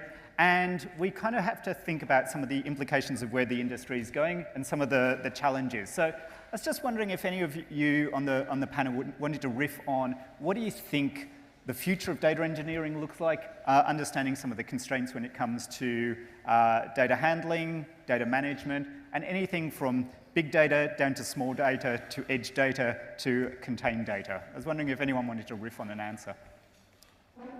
Yeah, I think one thing that we're starting to see is some of the traditional engineering challenges are becoming a lot easier. You know, technology or startups, scale-ups are emerging to solve some of these things that I guess traditionally engineers would be focused on solving for most of their day-to-day job. As those challenges become less, I think as a data engineer, you kind of have two choices. One is to get closer to the business to solve business-type problems with data engineering capabilities, and the other one is to chase where those traditionally complex problems are emerging. And I think in some industries, they may not exist. Like, it may not necessarily be in this industry that we actually have these kind of complex engineering challenges, but they might start appearing in other industries which traditionally haven't been there. So I think it's going to be industry by industry, and I think as someone in data engineering, you're going to have to sort of start pointing yourself towards whether you're going to focus on more the very hard problems to solve for, and they might emerge in certain places, or it's less about the traditionally hard problems and focusing more about just delivering value to the business. Okay. Anyone else want to be brave enough? Wendy? Yeah, I just want to add to that. And you know, David raised a good point. So in government, with some of the data engineers, they're not 100% focused on a project full time. So they're working on several projects and they're delivering different pockets of you know, data engineering projects. So because we don't have a dedicated data engineering on a piece of problem, and they're not involved in consulting and the data discovery, like a manager will tell them, just go and build. So they want to understand what's the why, what's the purpose, what's the use case. So data engineers don't get involved in the data discovery, so they don't know why, what they're building, and how can they add value. So they're very important in part of the journey, but they don't see the full picture. So I guess it'd be great to actually involve them early on in the projects. But we're evolving as well, and we need, you know, highly skilled data engineers as well in government. So it'd be great to build that pipeline, to have that thought leadership, and also that data strategy that can be communicated. And that's a very good question. But, and thanks, guys, for the input as well. But the way I look at this is this. I think the challenge of data engineering is going to shift, you know, as we begin to get more and more, you know, proliferation of data. Data is going to become more available. It's going to become more ubiquitous. The challenge would then be moving away from having to build pipelines that are centralized into being able to decentralize your pipelines. So I think data engineers will need to start thinking ahead. Now, today we'll talk about the concept of a data mesh. Now, it's all about domains. Data is sitting in sort of pseudo-fragmented zones. Now, so the way we're going to evolve data engineering is such that we need to then look at how we can embed our engineering practices within the domains, but also be able to ensure that the domains are handshaking at a very great layer of abstraction. And that's a very hard engineering problem to solve. Now, and the evolution of data engineering is going to be so important that it becomes like the engine room for building our data products. Typical data products will be made up of, you know, multiple, you know, domain compartmentalized, you know, sort of components. Now, how do we engineer components at scale and ensure that we are mixing and matching data sets in a way that can, create, useful data products from all those sort of, domains. So the concept of, distributed data pipelines is going to become more and more, prevalent in the course of time, and that's going to be the next evolution of, data engineering challenge. That's the way I look at it, right? We need to solve the data mesh problem, and we're not yet there in terms of the architectures and the way we think about data engineering right now, but I think in the next couple of years to come, all that is going to change radically. Yeah. Awesome. So I reckon we're running up against time, but I reckon we've got time for just one more question. And it better be a good question because it's keeping us from going to the bar. So are there any questions from the audience? Top of mind, question over here. With the proliferation of tools and hype around all the different vendors out there, how do you hire data engineers? There's no accreditation. How do you find the right person for what you need? Okay, I had a bit of trouble hearing you, so I'm just going to paraphrase just to see. It's very quick. Like, how do you hire a data engineer? How do you hire data engineers? Awesome. A non-trivial question to finish the day on. How do you hire data engineers? Who wants to jump in? I think that's a very good question. I think that as data engineering have been around for a while, now we get to see more managers and more leadership that can understand the difference of the roles. Because I think that the challenge that we were facing a few years ago is that difference between what a data engineer does, what an application engineer and what other data practitioner does was a bit blurry. So I think that because the definition is clear now, you just have to be very clear of what the scope of that role is, and that's on us as leaders to define that. And then you have to ask the right questions. What you said before, I think that you said something about proliferation of tools. You have a different breadth of data engineers that are more hands-on, more infrastructure-oriented, which is similar to what you said before. The data engineer will need to decide if he wants to get closer to the stakeholders and data practitioners' business insights, or go closer to the data producers and the application producers. And in that case, I think that you have to ask the right questions to know where the data engineer sits, and be clear about where do you want the data engineer sit. So you have to ask the right questions in order to make sure that you give the right role to the right person. And I think that's a good response as well. But the way I look at it is this: as a hiring manager, you need to have a sort of set of skill, in terms of what you look out for in a typical data engineer, right? So and you need to break it down nicely, all right? So I want to hire a data engineer, but these are the primary qualities I'm looking out for. These are the secondary qualities, and these are the tertiary qualities. Now, like I said, data engineering itself is like an art. It's a craft. You need to understand the concept of building pipelines, collecting data from sources, irrespective of the kind of data sources they are. It might be streaming data, APIs, sensory data, and all whatnot. But there has to be an art, to collecting that. There has to be a science. So the data engineer, first of all, needs to understand how that should happen. Now, the tooling bit is not a primary concern as much for me, because if I get a data engineer who's quite smart, who understands the art and the science of collecting data and building pipelines, then learning tools will be secondary. They could be smart enough to pick up new tools. Today, there's, you expect, every data engineer is expected to keep up to date with new tools, And so as they come up, onto the marketplace, you need to learn them. But I'm not going to use that as my primary criteria for looking out for a candidate, okay? So that might be secondary. And then other nice to haves. For example, someone asked a question, about whether or not, it should be mandatory for a data engineer to go have conversations with the business, That might be a requirement, for you, a tertiary requirement or not, perhaps. It depends on what you want, in your team. Perhaps you already have data architects or data analysts who can have those sort of business conversations, and then, you are quite clear in terms of what you want. So it's important for us to really, itemize, on a very clear scale. These are the qualities I'm looking out for. These are the primary qualities, these are the secondary qualities, and these are the things that do not necessarily matter. Once you are clear on those, I think it will make your recruitment effort very much seamless and streamlined. Yeah. What a fantastic answer. And thank you for the questions from the audience. Now, I'm going to say that there's so much energy and passion here, but maybe we could take this enthusiasm and take it to another, more casual environment to continue the conversation. And with that, I'm going to say, let's draw a line under our panel, but I do just really genuinely want to thank Dean, Ingrid, David, and Wendy, and please show a level of appreciation for this fine panel. Awesome. Well, as Simon mentioned, we've got some drinks directly after this, so we can all head down to the Orient.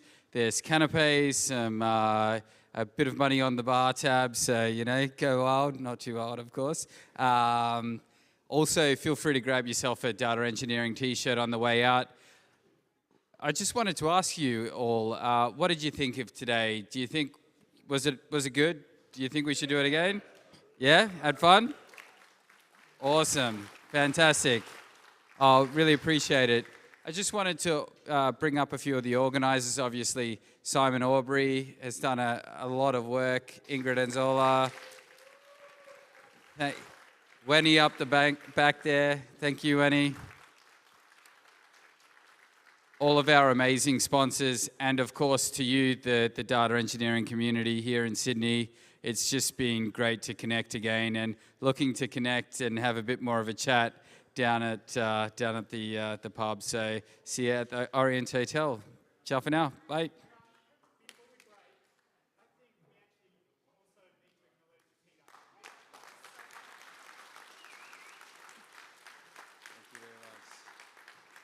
Thank you everyone for coming along today and for the wonderful support staff who've helped make today absolutely amazing. Thank you for your energy, your passion. It's been a great day. Appreciate it.